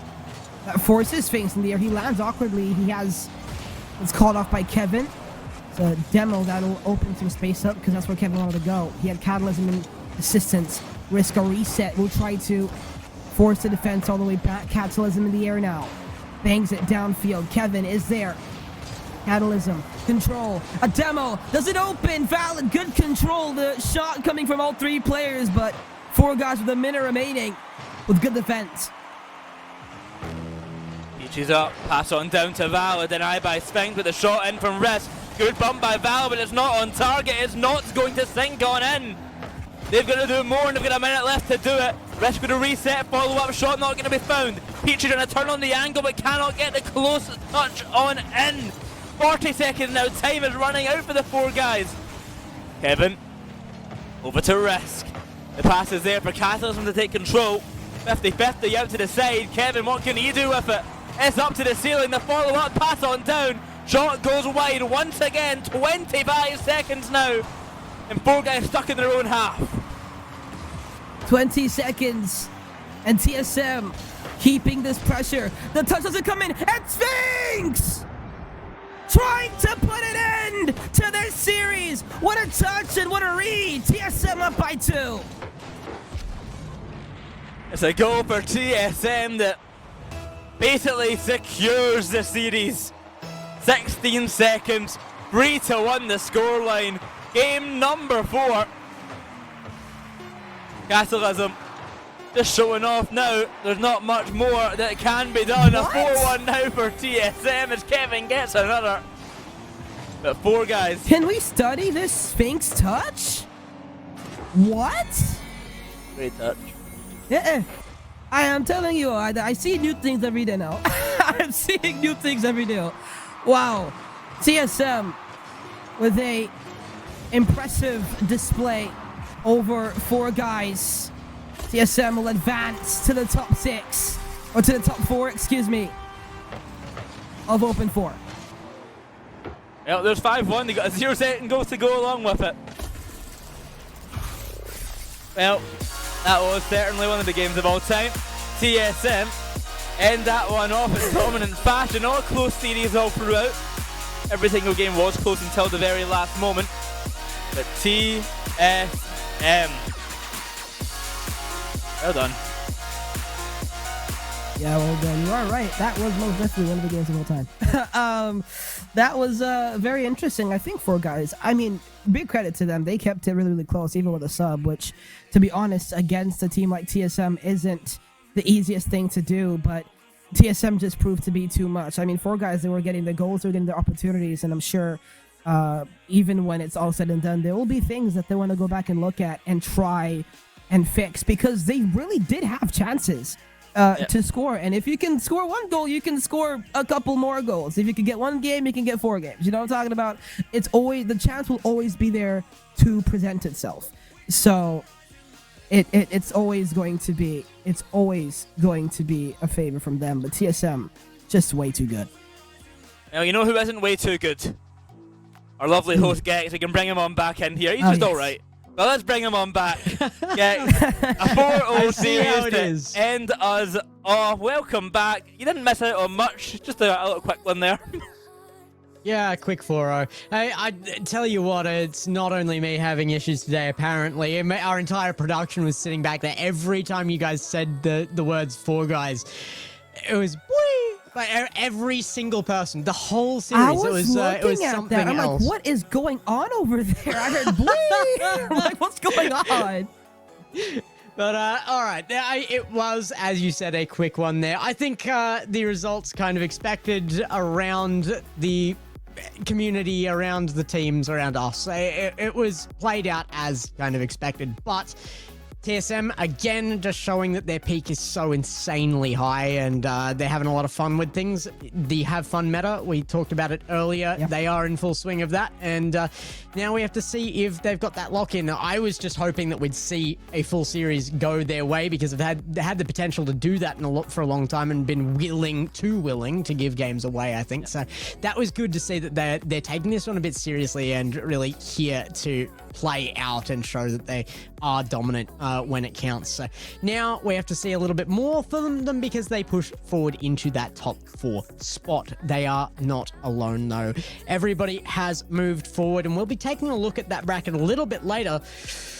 I feel like so much has gone on today. There's one match in particular that went the distance. Oh my goodness. Was intense. It was so good. It was amazing for your first time on as well, Mel, to be able to put you straight into a best of 7 that nearly went to overtime as well. We've got an interview for that as well. I would love to bring on Cash, if we could, who has been waiting in the background for the end of this series.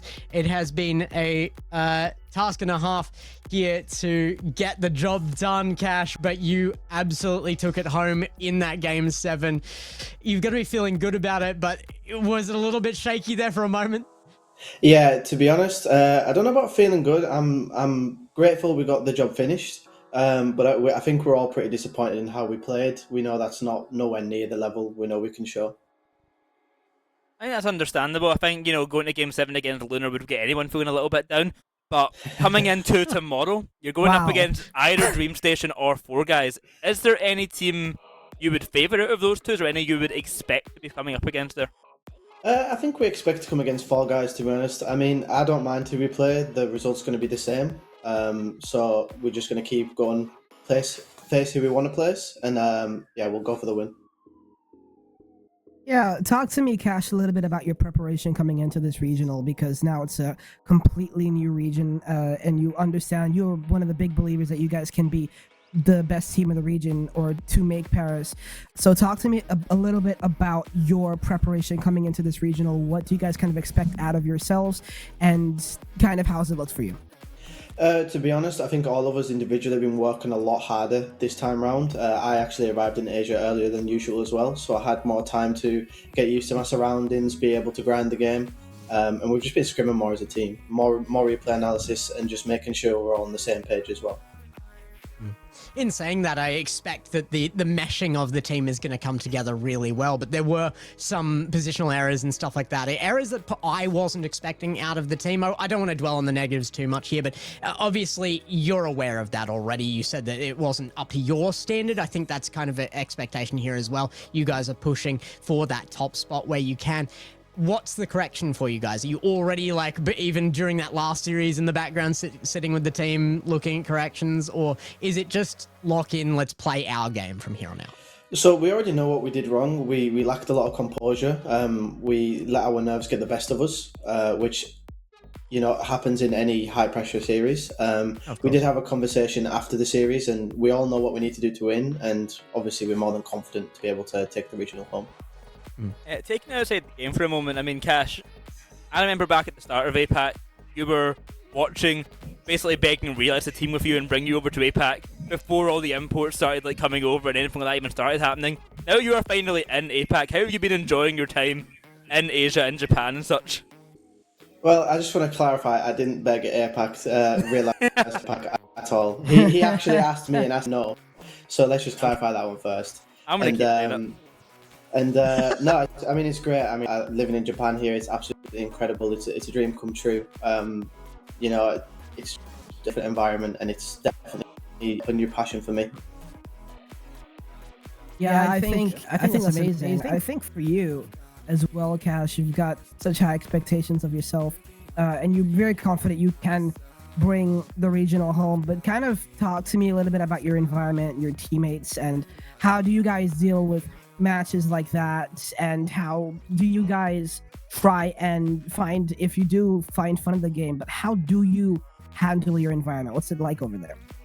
I mean, at the end of the day, the best way to play Rocket League and the way you're going to play your best is to have fun. So the main part is making sure you enjoy it, have a laugh, but also just making sure we're still communicating with each other as well. Communication is a very important one.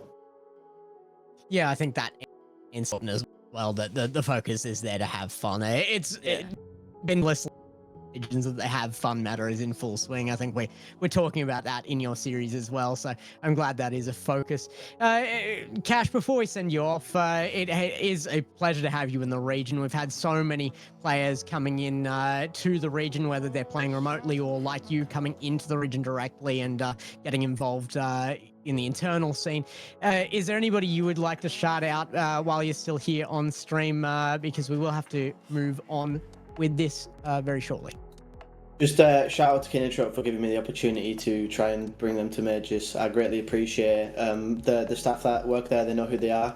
And of course, thank you to my family that keeps supporting me. And thank you to my teammates who always push me to do better. Yeah, a big thank you to you as well, Cash, for coming on today. So thank you for joining us for an interview as well. It's always nice to hear from our community. We'll send you off there. But yeah, again, a big thank you to you for joining us. Thank you very much for having me. Well, that's it for the day. Let's go through what we saw, though. I mean, it is a big event that we are covering today, and this is just day one. We have our Championship Sunday on tomorrow.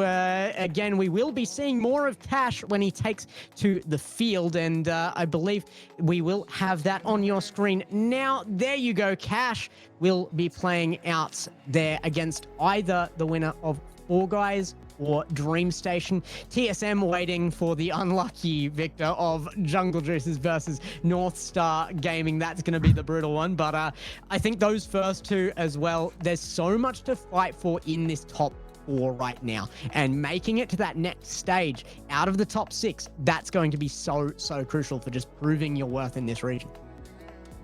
I'm going to tell you, I am so excited for Four Guys versus Dream Station tomorrow. That match is going to be awesome. And the winner playing against Keenertrope as well, I think it's going to be a really good match. That top side of the bracket, I am extremely excited for. Also to see what Jungle Juicers can do against North Star, but especially Four Guys versus Dream Station. Can't wait for that match tomorrow. Yeah, and I mean, especially here, I think that match is going to be very good. I think regardless, our top four is going to be pretty stacked. I think North Star, if they do get to TSM, I think they'll give TSM one for their money tomorrow. But same thing, Four Guys and Kenotrope, that's a semifinal that we saw, was it Regional 2? And it was really good. I think that was the one that Four Guys won. I think it's a 2-1 head-to-head for Kenotrope, if I remember correctly. I could be wrong, though.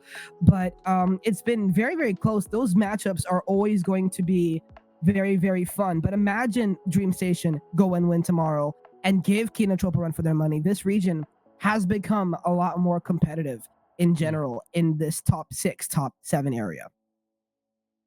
And DreamStation only holding 1 point now in the world standings as well. So very important that they come in strong for the back end of this season too. So it has been a big day though. We do have to go through to that one tomorrow. Thank you all for joining us. I don't know where I could place that. I think I'm with Boyo on that top end of the bracket. Looking so exciting there. 4 guys with a lot left to prove as they come in. Orgless this time around versus a new team that's coming up and just absolutely showing what they've got as well. That roster really thrashing right now. So it's going to be one to watch out for. Guys, thank you on the desk, of course, for joining us. Our production, our last second observer as well. Big shout out. He's already gone for the day on very little sleep, but a huge shout out to Hazza for joining the production for the weekend. Guys, any closing statements for you? It's been, I think there's been a lot of unexpected on the stream, whether the results of series were or not. There was a lot of unexpected per series today. No, it's been a really good day today. I'm excited for tomorrow to see some more really great matches. Can someone beat TSM? I do not know. We'll have to wait and find out. But maybe tomorrow will be the day. I do think there is some truth to what Cash is saying, to where they did have a conversation on what they need to do to play better in certain moments. And they're going to need that if they're going to want to make the grand final and challenge TSM, assuming that would be a grand final matchup. I do believe there's some truth to what Cash said there. And it could end up being pretty entertaining if so, but regardless, I do want to mention Melakeem 444 like I predicted. Hashtag Mel never wrong. Yeah, but thank you so much for bringing me on. It's been a pleasure. This was really fun. Yeah, no, it's been great to have you there. If you want to support us individually, there they are down below us right now at GexCast, at Boyo RL, and at AnnoSpot for our new main desk caster, Melakeem. Welcome to RLCS, buddy. It has been a long journey for you. I don't think there's a lot of people in this community who would attest to, would deny that you are in a spot deserving of being here right now. You've been a name for so long. Very, very nice to have you on with us. You've got more tomorrow, though, your first grand final possibly lined up there as well. So let's hope for a good one. You guys at home do the same. And again, a big shout out to the community itself for letting us handle this once again, the production under 1NE, under us here to have control of our own destinies here in this region. I have so much passion for this. I've been here a long time with Boyo alongside me. Mel has been maybe a slightly newer introduction to that, but there is so much love for all of the players, all of the people, the supporting crew, for every team out there. Good luck tomorrow, everybody. We will see you then. But for now, this has been APAC RLCS, and this is the crew here on the desk, signing off. Your happy place. It will keep your groove. When you're dancing on the moon, dancing on the moon. When we dance again, all our trouble seems to fade away. This is how I feel when you take me to some levels that I've never been. When we dance again, all our trouble seems to fade away.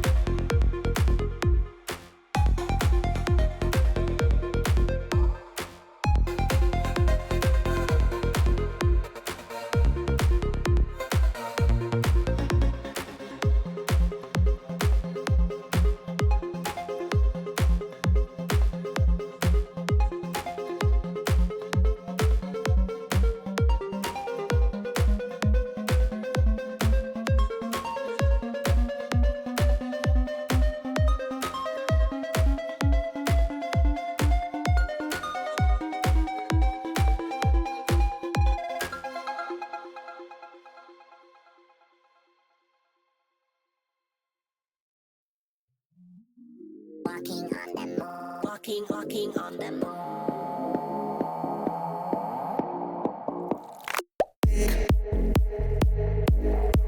One moment to escape.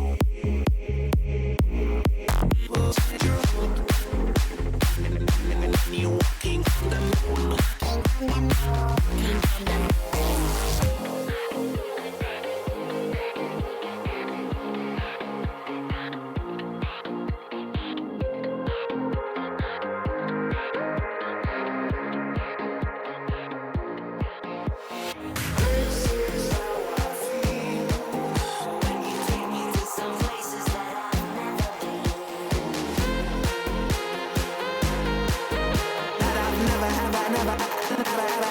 I've never been.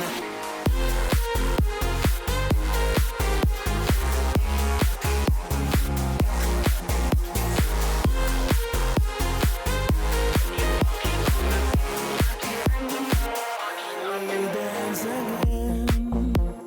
All our trouble seems to fade away. This is how I feel when you take me to some levels that I've never been. All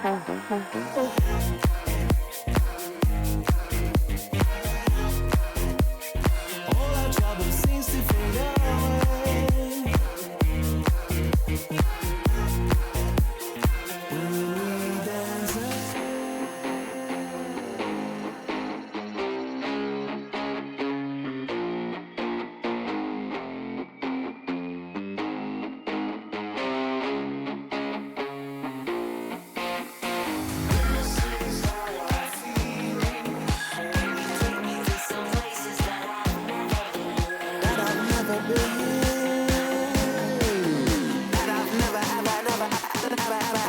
I've never been.